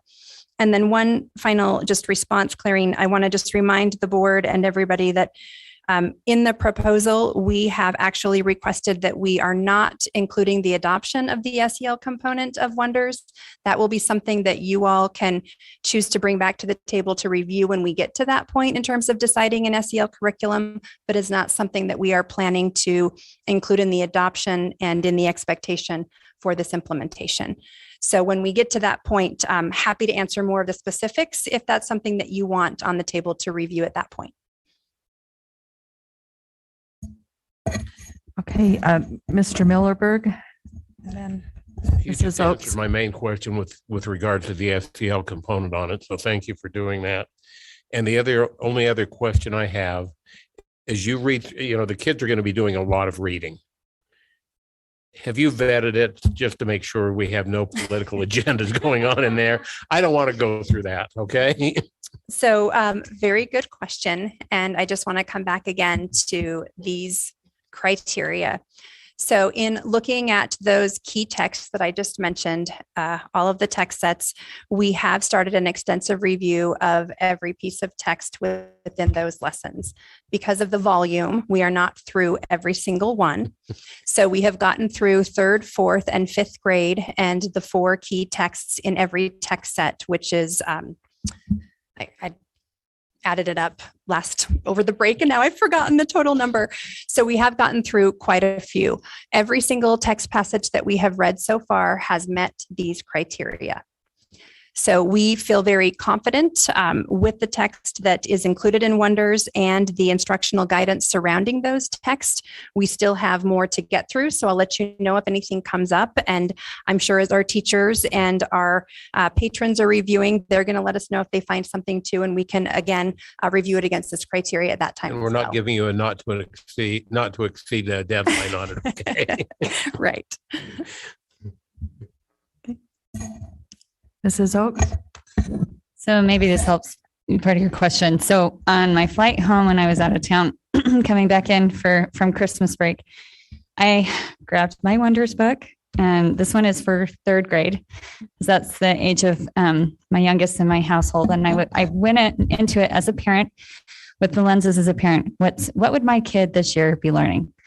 And I kind of geared up and thought it was going to be a really boring read. And it turned out it was actually quite delightful. I'm not a huge fan of Reading Street. I'm just going to put that out there, and I can say it because it's being discontinued. But I will say that this particular curriculum has some really remarkable strengths that Reading Street does not. Agreed. One of the things that I feel like has been a weakness of Reading Street is the differentiation of learning, for sure. The first year they implemented it, my kids that were really great readers, all of a sudden it felt like everything was dumbed down. 2 of them lost interest in 2nd grade on reading on their own almost altogether. And it took a lot of effort for me as a parent to kind of catch that and kind of pick it up and keep running. I don't get the sense that this would be so much of a problem with Wonders. And there's a number of reasons for that. Not only because it can challenge gifted and talented students, it's excellent when it comes to English language learners. I can't believe how much additional support it provides teachers with that. But I also loved the content. I read this particular one that I read through included all sorts of wonderful heroes. It had a real focus on American heroes. And particularly in the space program, they mentioned Mae Jemison, the Apollo 13 mission. They talked about Dr. Franklin Chang Diaz, who came to America speaking no English with very little money, was rejected from the space program, but kept applying himself and eventually succeeded. It gave an example of Maria Mitchell, the first female astronomer and inductee to the American Academy of Arts and Sciences, who was taught most meaningfully and promoted by her father. It mentions families and how much children were encouraged by their families to overcome obstacles and to go back again and again and exhibit resilience, which I loved. Some of the other things that I thought were really remarkable. Ellen Ochoa, who I didn't even know who she was, but I thought she was fascinating.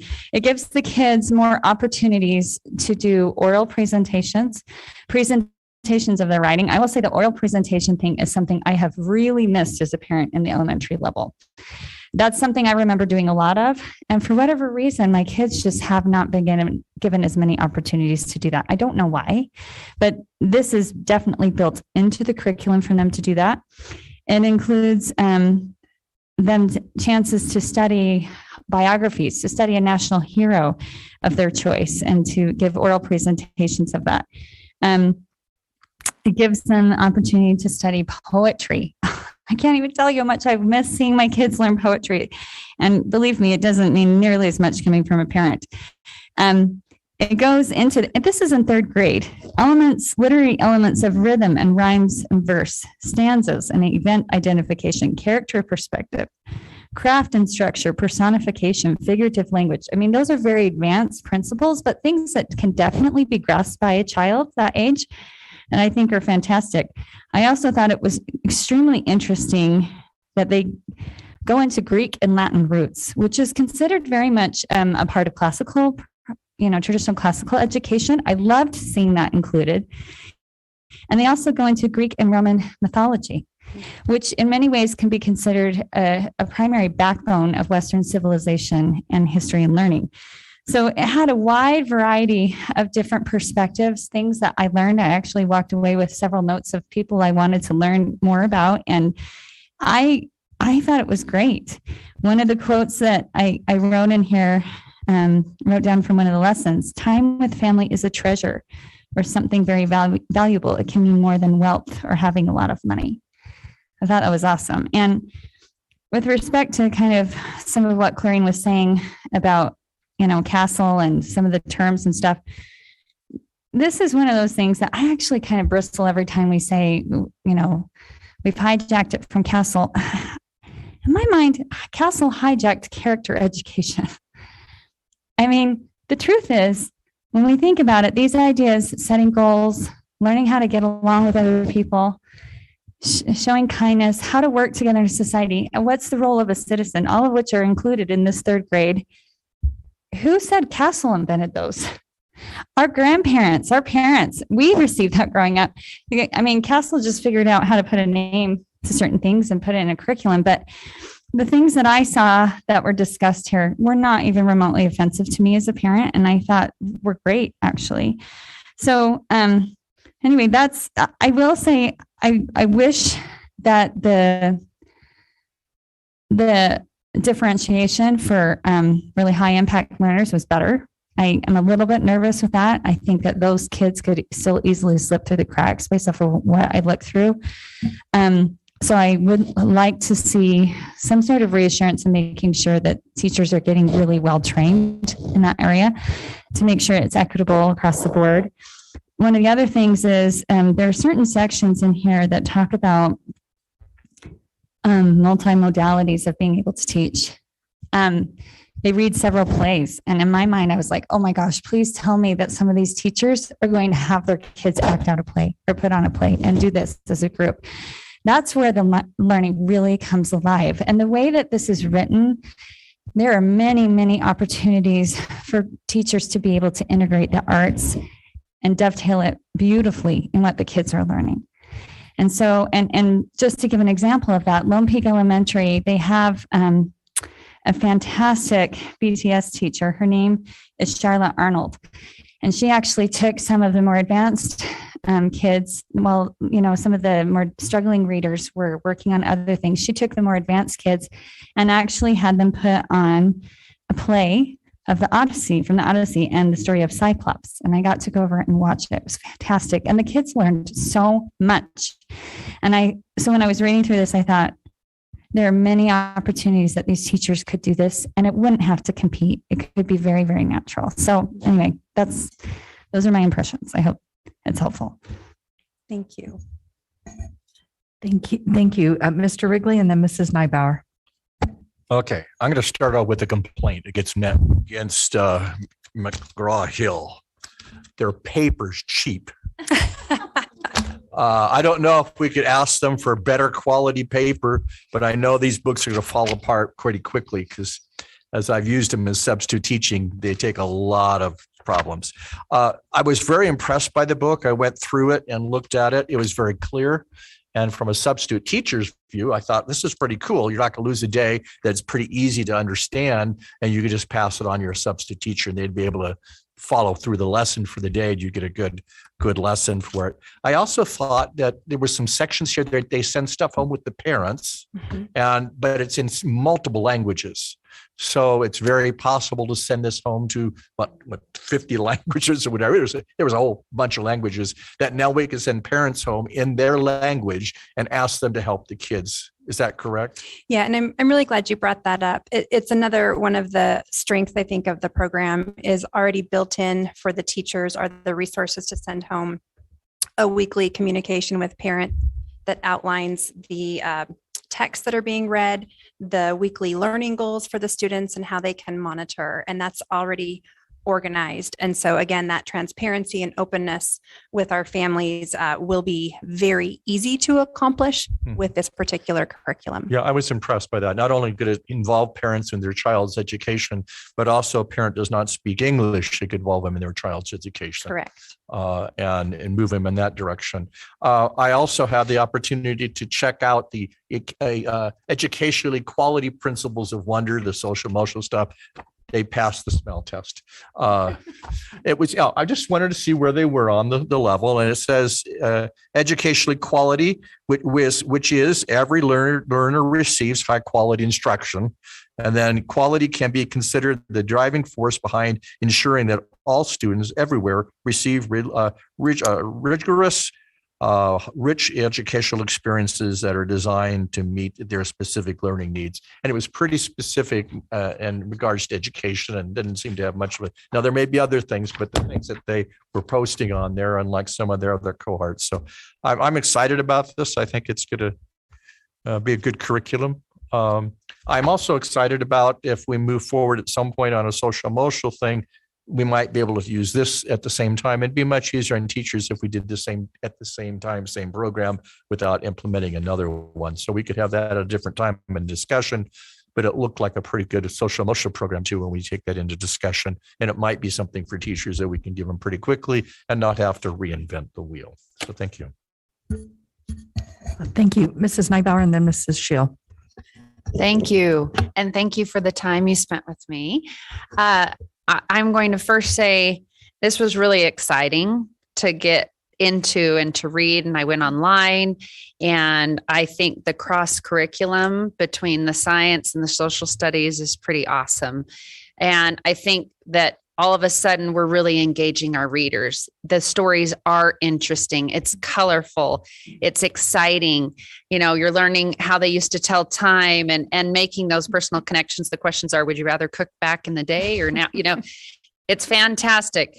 The small groups, the research and inquiry projects for those who need more is great. And then the English language learner portion is also awesome. I also loved the home to school newsletter that they can do where the parents can see. Now, I'm going to say a few things that I have concerns about. So, like Clarine stated, I do feel we do need to be sure, because literacy is an issue and we are falling behind, that this passed the test, that we are going to help our readers.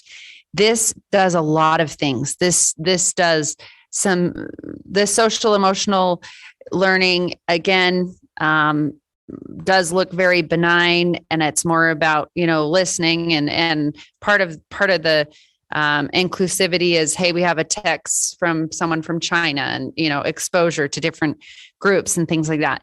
But this program tries to do a lot of things, and that makes it beautiful, I think, because it keeps it interesting and it engages the kids that are excited to hear about science at the same time. And maybe they don't like reading, but that's exciting now because they're learning, in the subject they're interested in. However, here is a few things. I've gone online and I've read a lot of reviews and a lot of teacher reviews. One of the teacher reviews that stood out to me was the teacher said it took her 2 years to become familiar because it's so dense, because it's almost like choose your own adventure as a teacher with the resources. And so one of the criticisms was that, that because it's so dense, that it puts so much onus on the teachers that some very crucial parts of learning of reading acquisition could be skipped if the way the teacher is selecting, it's not getting the reinforcement, because they're saying major developmental reading instruction could be not reinforced as significantly as it could be, because we have, when you open up the computer, there's like 12 different tabs of different things the teacher can pull. It's great because it can be customized, but this is what it's saying. The shortcomings are too fast in some foundational skills instruction, not enough time spent on each text, and little guidance on some ELL supports and supplements. The positives with this review said it has a coherent scope and sequence for letter feature instruction, which I noticed, includes direct and explicit instruction and focuses on reading aloud with appropriate expression.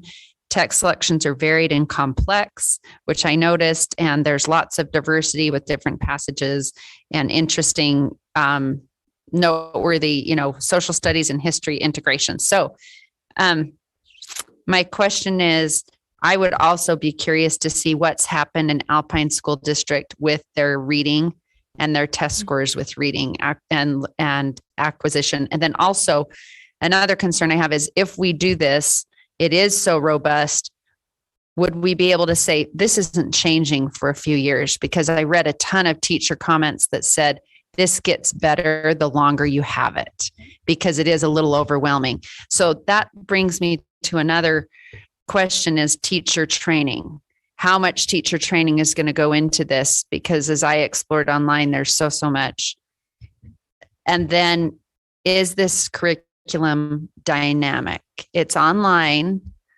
I saw so many options for extended resources, games.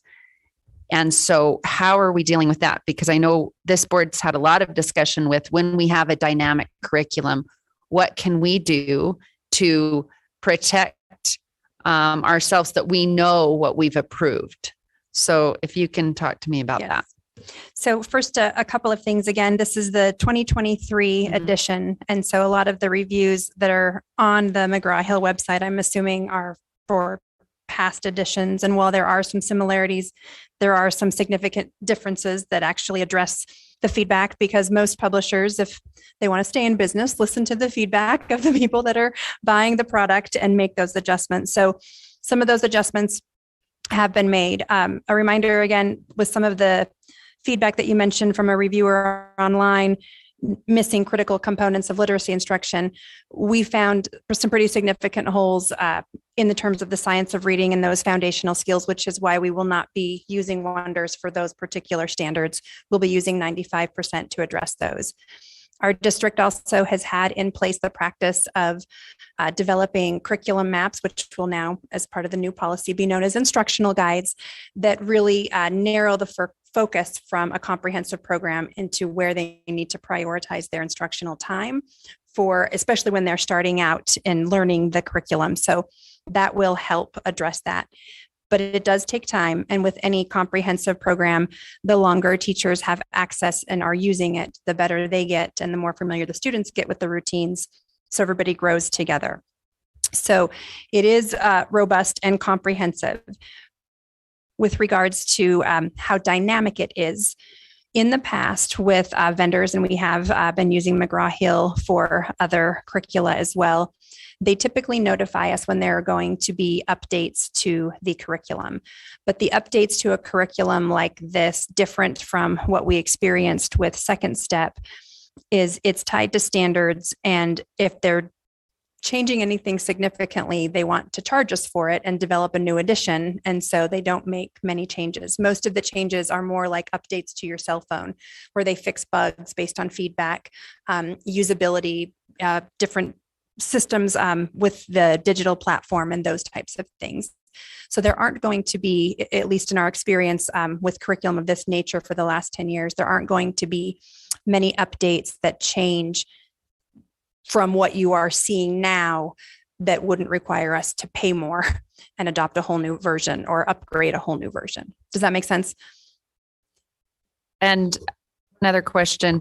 In the brochure of Wonders Online, it states that Wonders McGraw-Hill are proud to collaborate with Sesame Workshop, a nonprofit educational organization, to provide an integrated approach to social and emotional learning competencies within the Wonders curriculum. So, and then talks about providing young learners the critical competencies to experience success in school and life with understanding, flexibility, support, resiliency. You have talked about how we are not adopting the SEL portion.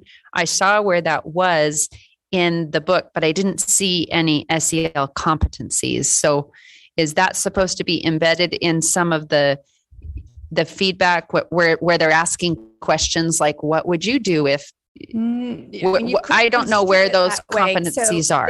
They have listed, and in the folder that I gave you at the last reading, and I'm happy to email it to you electronically as well, they have identified competencies. They call them more learning skills, I believe, and a cultural connection.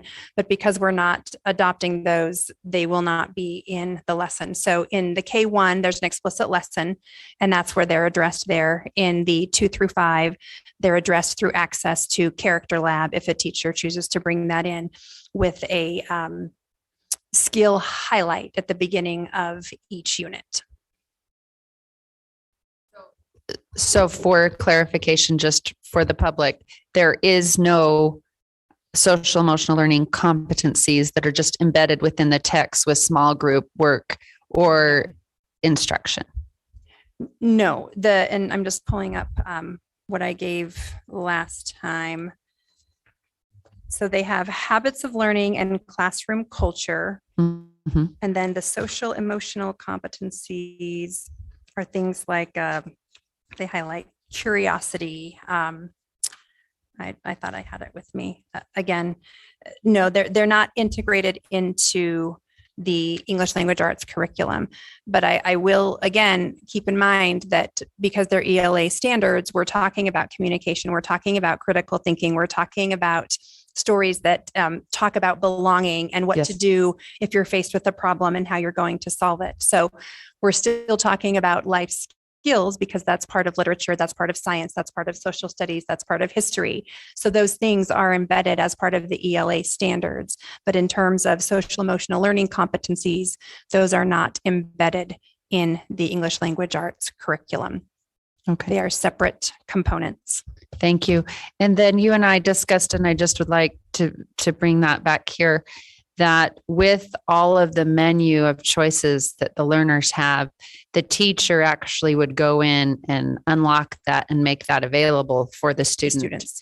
And there will be access for parents as well to be able to view that through their student. Because this is such a huge treasure trove of texts. Mm-hmm. So there will be a lot of teacher training as well, that if perhaps in the thousands of additional resources, there's something that hasn't passed a smell test or no one's seen it yet, the teachers will have that professional training and know we're going to stay within this curriculum map. Right. So we can think about the training that's coming down the pike. Why do I always forget that? Pike. Down the pike for our teachers is going to be twofold given some of the events of this evening. So training on the curriculum or the instructional materials policy so that they get familiar and fluent with that checklist as they're selecting resources to be able to bring into their classroom. And then also extensive training on Wonders and 95 core phonics. And that will occur beginning in the spring through the summer and will be ongoing through their coaches. And we've been brainstorming a lot with teachers and principals about what that can look like because we know it's going to need to be ongoing and individualized. And teachers, the number one feedback that they gave us when we asked what kind of training they would like, they just said, give us choice. We want to be able to choose whether we go in person. We want to choose whether we go in June or July. We want to choose whether we can do it online. Just give us choice, lots of choice. So we can do that. So that's what will be available. Great. And I appreciate that, especially after they've had to go through all the letters training. So This is very exciting. They deserve some choice. This is, yes. And this is very exciting. I have to say, like those that have gone before me, it was really fun reading and going through this. And I think it's exciting and fun. So thank you. And again, just one other thing, I would like to get those test scores as Clarine mentioned as well. Great. I think Mrs. Schill and then Mrs. Arnold.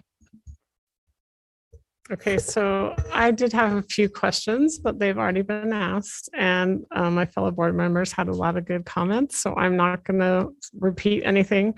But my question is, have we gotten any input from parents? And like, when will we get that? We'll just get it before the next reading, I assume. And I just don't know. I have seen Sky Alerts go out, but I don't know if we don't have any input, maybe we should send another one. I don't know. I have not received any from parents. I know that there's been a blast just today on Facebook, and I know that we'll continue to get that information out. I would anticipate now that we're back from the holidays, we'll hopefully be hearing from more parents. And then whatever we do get, I will bring back the next reading. Mrs. Arnold? Just a couple more things. So help remind me, but I think 4th through 5th grade, we pulled them out of letters as far as doing the all day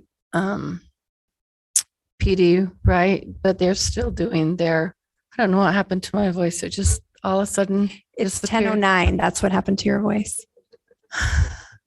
We pulled them out of doing all day PD, but they still have been taking on Canvas the unit tests, right? I mean, the units and the unit tests, right? Some of our schools who wanted to have that common learning. So when we're talking, when we're talking about summer, and those 4th through 5th grade teachers are going to have those 4 days then that they're going to be doing those all day seminars, right? That'll be something that we work through with their principals, given this adoption of what they want to prioritize and how they want us to structure that and what that could look like. So that will be something that, again, will the principals, I think, do a really great job of advocating for their teachers, and whether or not they'll want to continue with that will be, I think, our discussion. Okay, so then with that in mind, I don't know how to even say this because it's so late at night. And be nice. I'm trying to be really, really nice and be professional. Can we not like do Canvas courses and give teachers quizzes on the new adoption program that they can just like read the book and learn how to do it and just enjoy it and not have to do all of that? Do you know what I'm saying? I think so. Instead of letters, or we put it on Canvas and the poor teachers had to, do all the homework, and then the poor coaches had to see that the teachers did do the homework and that it had to be done a specific way, and it added all of this extra stress. Can we make this a little less stressful? I mean, there's got to be a way to make it a little more fun. Have you been to one of our professional learnings, Clarine? They are full of fun. I regret to say I have not. I will put that in my calendar for this summer when I'm off all summer to make sure I come to one of yours. I will send you a personal invite. Thank you. But yes, noted. We can definitely increase the fun factor. And I think having that choice of how they want to engage in their learning is really going to help. And when exactly.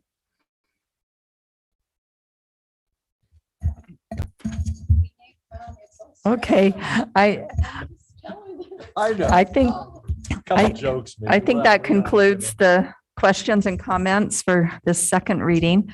Most of my thoughts have already been expressed, so I won't repeat that. But I am going to just issue a little, since we're going to have fun, a challenge. Let's all look at the chemistry and physics ones for next time. And maybe we'll learn something. That is fun in the making right there. Yeah. So, I do have Luke's latest pun joke that he made up. What did one lamb say to the other lamb about his pants? Why are your pants so baggy? He's 6. He's, working on a career in comedy. So thank you. So we'll bring this back and hopefully have a good, robust report on the feedback that's been received. Yes. So I just have the feedback that I'm coming back with, and then if we can get a hold of the granite and alpine data. Any other pieces? Yes, Mrs. Oakes. I remember there were several districts that actually had been using There were quite a wonders, few. right? We'll look at All of that them. we Okay. can. Yeah. I don't want to limit it only to, so. I have one other thing. I'm sorry. So speaking of fun, right? Can we like make this instructional guide a little loose so that those teachers who want to integrate the art and the play or the dance have a little time in there to be able to do that kind of stuff with the kids, because it doesn't do us any good when it's so tight and there's no time to do that. Can we loosen that just a little bit? Yes, that's one of the other things that we also liked about Wonders is while the instructional units are 6 weeks, it's really 5 weeks of instruction that we can spread across. So there's already some flexibility, and we will definitely look at that as well. Okay, thank you. We Thank look you. forward to the report next board meeting on this. So thank you so much. Next on the agenda is consideration for adoption of a resolution for the Board of Education of Canyon School District in Utah, authorizing the issuance and sale of not more than $70 million principal amount of its refunding bonds, Series 2022, and related matters. This is the first reading. It's a longer time. The lawyers wrote that one. First reading, and I'll turn time over to Mr. Leon Wilcox, Business Administrator. Speaking of fun, hey, fun factor, policies and curriculum, now really comes a good time. Bond refunding, no pun intended there too.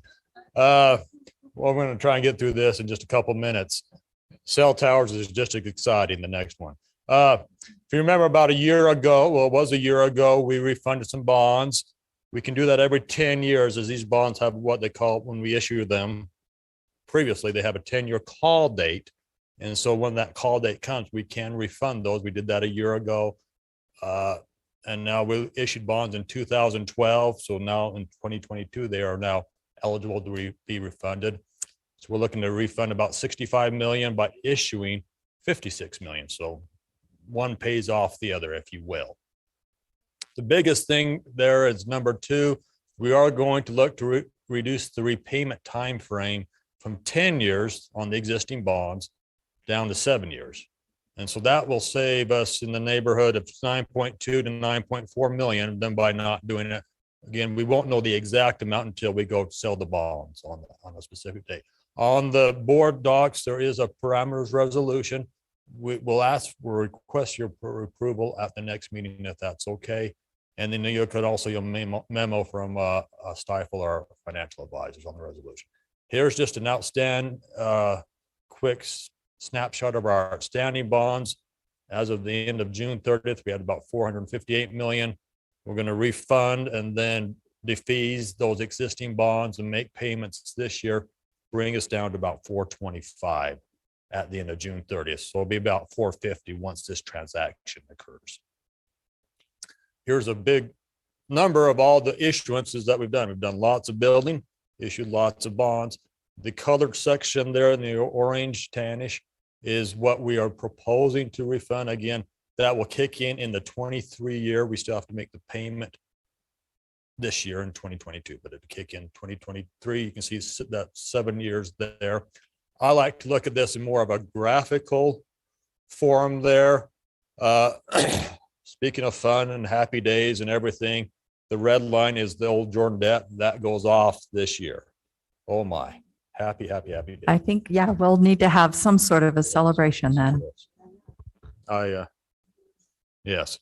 And then you can see the blue line is from the 2010 bond, what we have there. Again, pushing that forward somewhat as we can. We still have a couple more issues that from that 2010 bond we'd like to push up when those bonds are eligible to be refunded.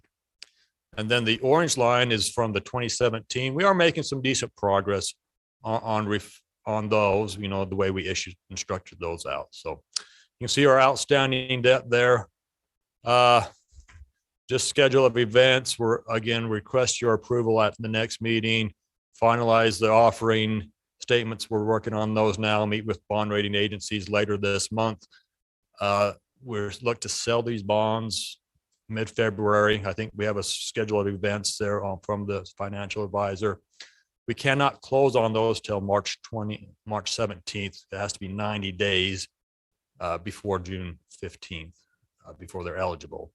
And then a year from now, we look to come back and do the same thing because we issued bond in 2013, would refund those in 2023. And in 2 years from now, do the same thing from bonds we issued in 2015, eligible to be refunded in 2025. So with that, that's all I have. Any questions? But I think the main thing is we're refunding to take it from 10 years down to 7. And then if possible, would request your approval on the resolution at the next board meeting if there's any concern. Any questions, board? And we're okay bringing it back for next board meeting with action requested? Everybody good with that? Okay.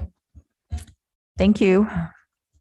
Next item is proposal for Altaview Cell Tower. This is a first reading, and I will turn the time over to Leon Wilcox, Business Administrator. So just to give you an update, whenever a cell company comes to us and requests to actually place a tower, build a tower, we always like to bring that, to the school community council first. And then we also like to bring that to the board, so you're aware of that. If they make adjustments to an antenna or their equipment shed or something like that, we do not. But the actual tower, we like to do that.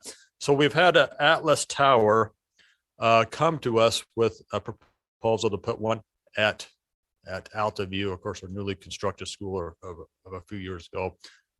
On board docs there, you can see some renderings. We'll just go through them here. I kind of actually like the design. We always have these trees that don't look like trees and the poles. They actually have a clock tower now. And so it looks a little bit, we'd have to reset it at daylight savings time, I guess, but we'll work that on now. I don't know. So there you can see some renderings just quickly. So that's how it looks.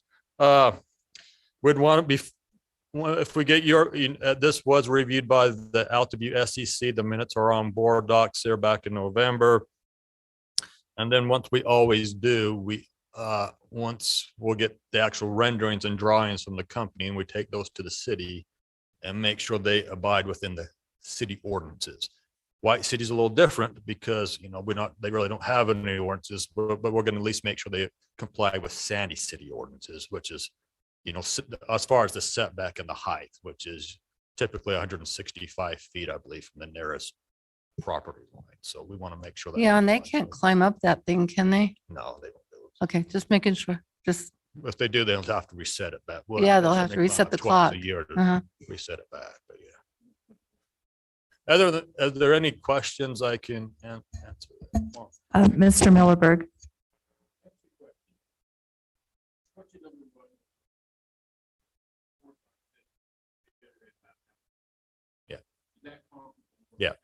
Yeah, we'll make sure that we get between 12 to 15 annually in each tower. The other question I have, and I'm sorry, I see a clock tower.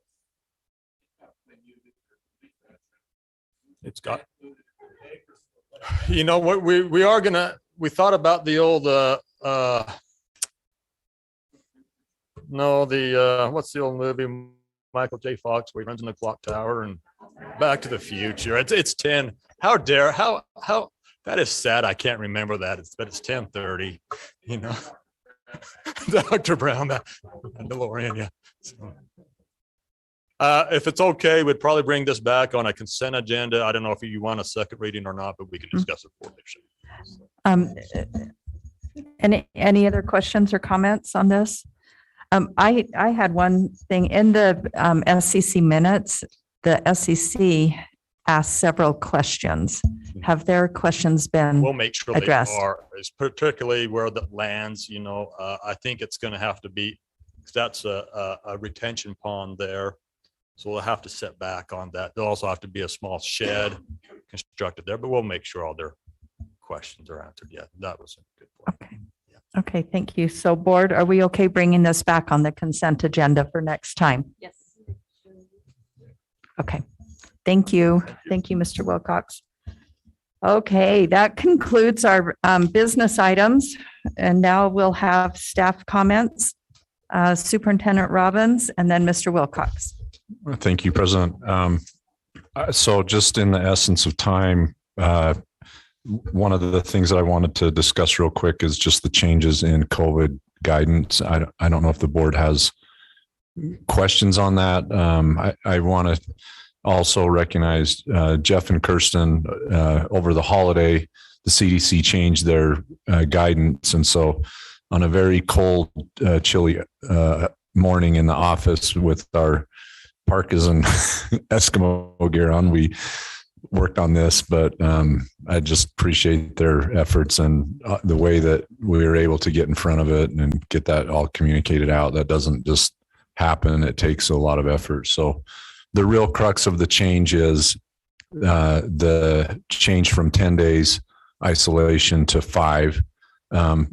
CDC, there's an article in KSL that just come out talking about some of the latest research around detecting the potentially a case and then the onset of symptoms, that with Omicron, it is looking more like it's earlier in the incubation period. I don't, I've heard different things about that.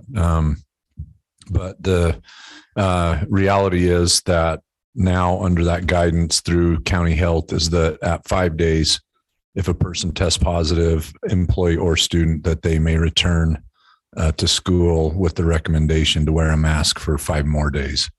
So that's kind of the heart of it, but I don't know if you have any questions. One of the things that this morning in our call with county health that I think we should pay attention to, one is the dashboard. We've put this communication out to make it clear that the dashboard is only related to the progression toward a potential test to stay event. So as we get that information from the county, we'll still provide that. However, we need to make it clear that everyone understands is that that is not it may or may not be a clear depiction or accurate case count for number of cases in the school that day, because obviously students may be coming back at 5 days. We wouldn't know that.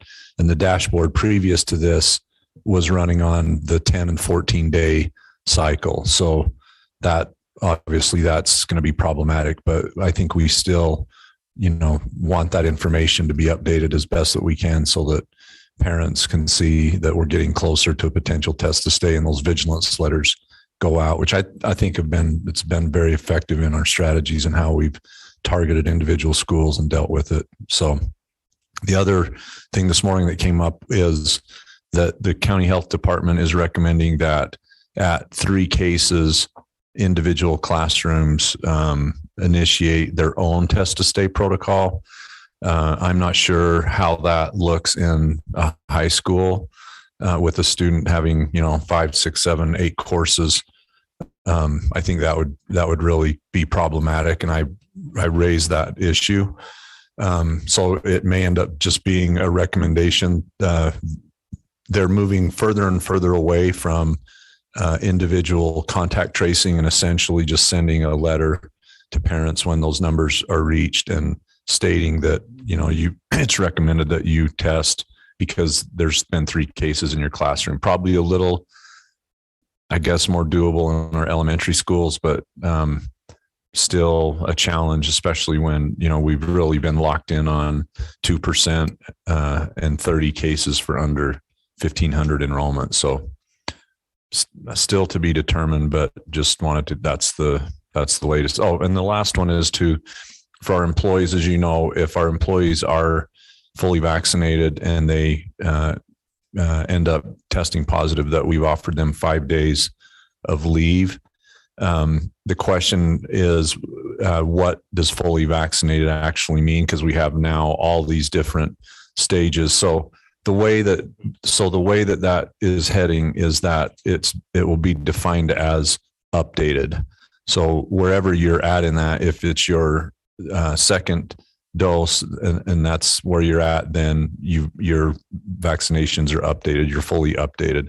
If you have gone 6 months after that second dose, then to be fully updated, you would have to have your booster.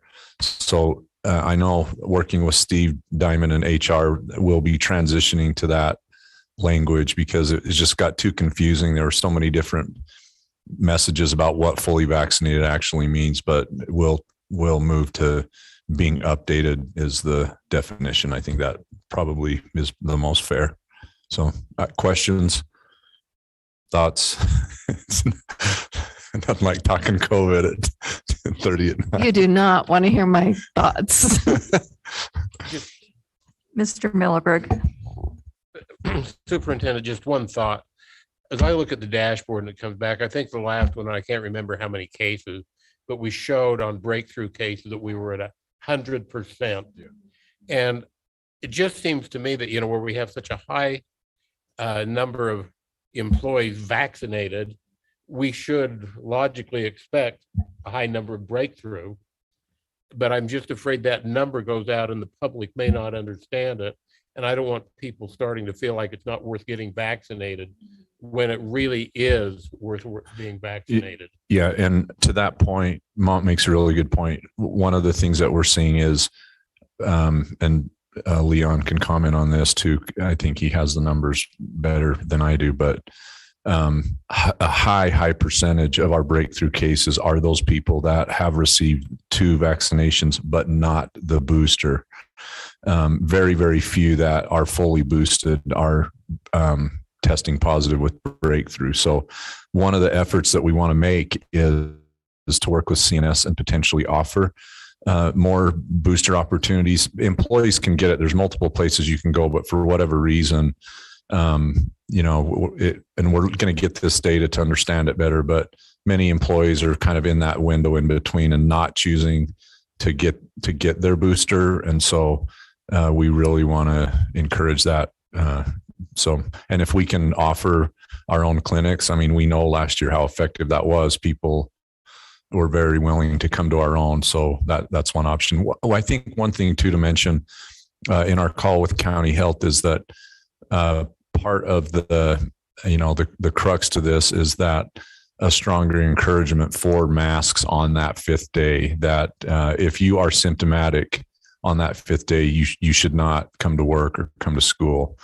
And so I think, and if you choose to, which is only a recommendation, if you choose to, that we would encourage you under that guidance to wear a mask for those additional 5 days.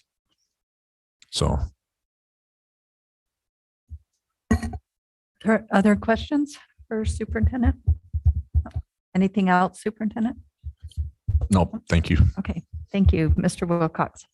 Yes, really quickly to Rick's point, I believe we had around 25 test positive employees who were breakthrough cases, but only of those, only 1 had been boosted. So that's evidence that the boosters seem to be quite effective.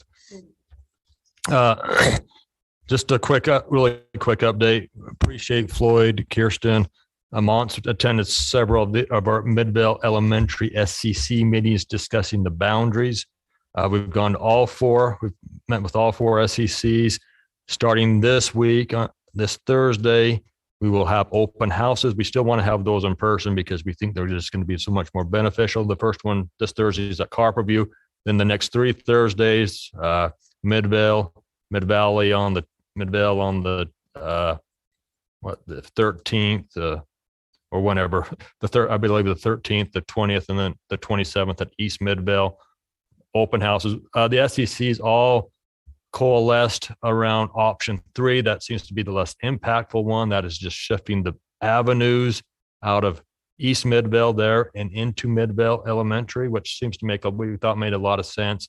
And also moving that portion, we call it the cone portion, the portion east of State Street out of Copperview. We want to keep Copperview smaller because of the building constraints, and then into the new building there at Mid-Valley.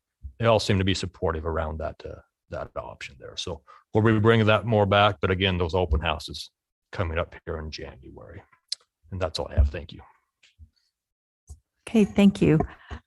Board member reports. Let's start with Mrs. Arnold.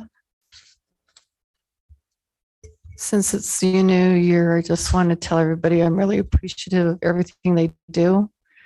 And if I haven't told you personally, I'll try to get around to it more.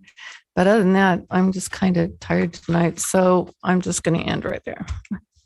Thank you. Mrs. Nybauer? No comment. Thank you for the discussion tonight and for all those who presented. Thank you. Mr. Bigley? Not extremely not a do things to report during the holiday, which is nice. Other than we did, several of us attend the swearing in for Sandy City, and I thought it was an infomercial on Canyon School District. They had so much stuff included within their presentation. I thought, well, this is sort of interesting. So, and it was pretty positive. Thank you. Mrs. Oakes? Yeah, I know it's late. I just, I want to take a chance to thank Rick and all of the accompanying staff for all of his work that he did on those employee listening tours. I got to attend the one at Alta and at Corner Canyon, and those aren't easy and they're not comfortable, but I feel like they made a really big difference in helping teachers and staff to feel like they were heard, and it taught us a lot and gave us a lot of insightful information. So I feel like you really put yourself out there, but I think we'll be grateful for that for a long time. I wanted to just give a shout out to our Student Advisory Council. They are the most impressive group of kids that I feel like we've worked with yet. And they've given a lot of valuable insight and perspective on things. And I want to make sure we encourage ourselves to continue listening to them and taking some of what they have to say into account. And I also really enjoyed the oaths of office yesterday. I got to make both Sandy and Draper's, and I just want to reiterate how grateful I am for every single person who is willing to step up to the plate in one of those offices of public service. It's a lot of work, and it's pretty thankless. You're guaranteed that there will always be somebody who hates you for doing a lot of work. So it's a kind of a lonely thing. And I find that those relationships with the city council members and the mayors prove to be so valuable, and we appreciate each other in a kind of a unique sort of way, and recognize that all of us are serving our communities in different capacities, and that we need each other and we need to support and help one another. So that was a great day. And I want to thank everyone for everything that you do to contribute, including my fellow board members. It makes a big difference. So thank you. Mrs. Schill? I will make it short, but I attended the swearing in for Cottonwood Heights City, and they have a new mayor and 2 new city council members. And I just really appreciate the city of Cottonwood Heights. They are great partners for us and always very positive and supportive. I also want to thank the policy committee. I know you guys just put in many hours on that policy, and I'm sorry I said it wasn't perfect, but anyway, I do appreciate everyone who's on that committee. I also want to thank the teacher librarians that were here, and I just really love their passion. Like, you think of a librarian, and I just love that they were all here for several meetings, that they spoke, and I could really feel their passion for students, and I really appreciate them and the work they do. Lastly, I want to thank all you people that are sitting here, that were making you sit here, because I feel terrible. I'm sorry, but I do think we have important discussions, and I want to say thank you. Thank you for being here. Like, I love to watch you and your little faces, and I am jealous you get to stand up. So thank you. Thank you. Mr. Milleberg? Just a couple of things. I have found, as Leon mentioned, with the Midvale elementary schools, boundary changes, it was amazing to me that all 4 schools centered in on the same, on Plan 3. And every school could look at it and see how it would help and see how it would hinder, but they were looking at the good of the group of all 4 schools. And that really gave me confidence in the patrons of the school. They weren't just looking out for their own interest, but looking out for the entire community. I would like to thank everybody for the discussion we had tonight. I don't know if fun is the right word, but I really enjoyed having the discussion. And Nancy, would you do me a favor? Would you ask me if I'm finished? Just one more time. Are you finished?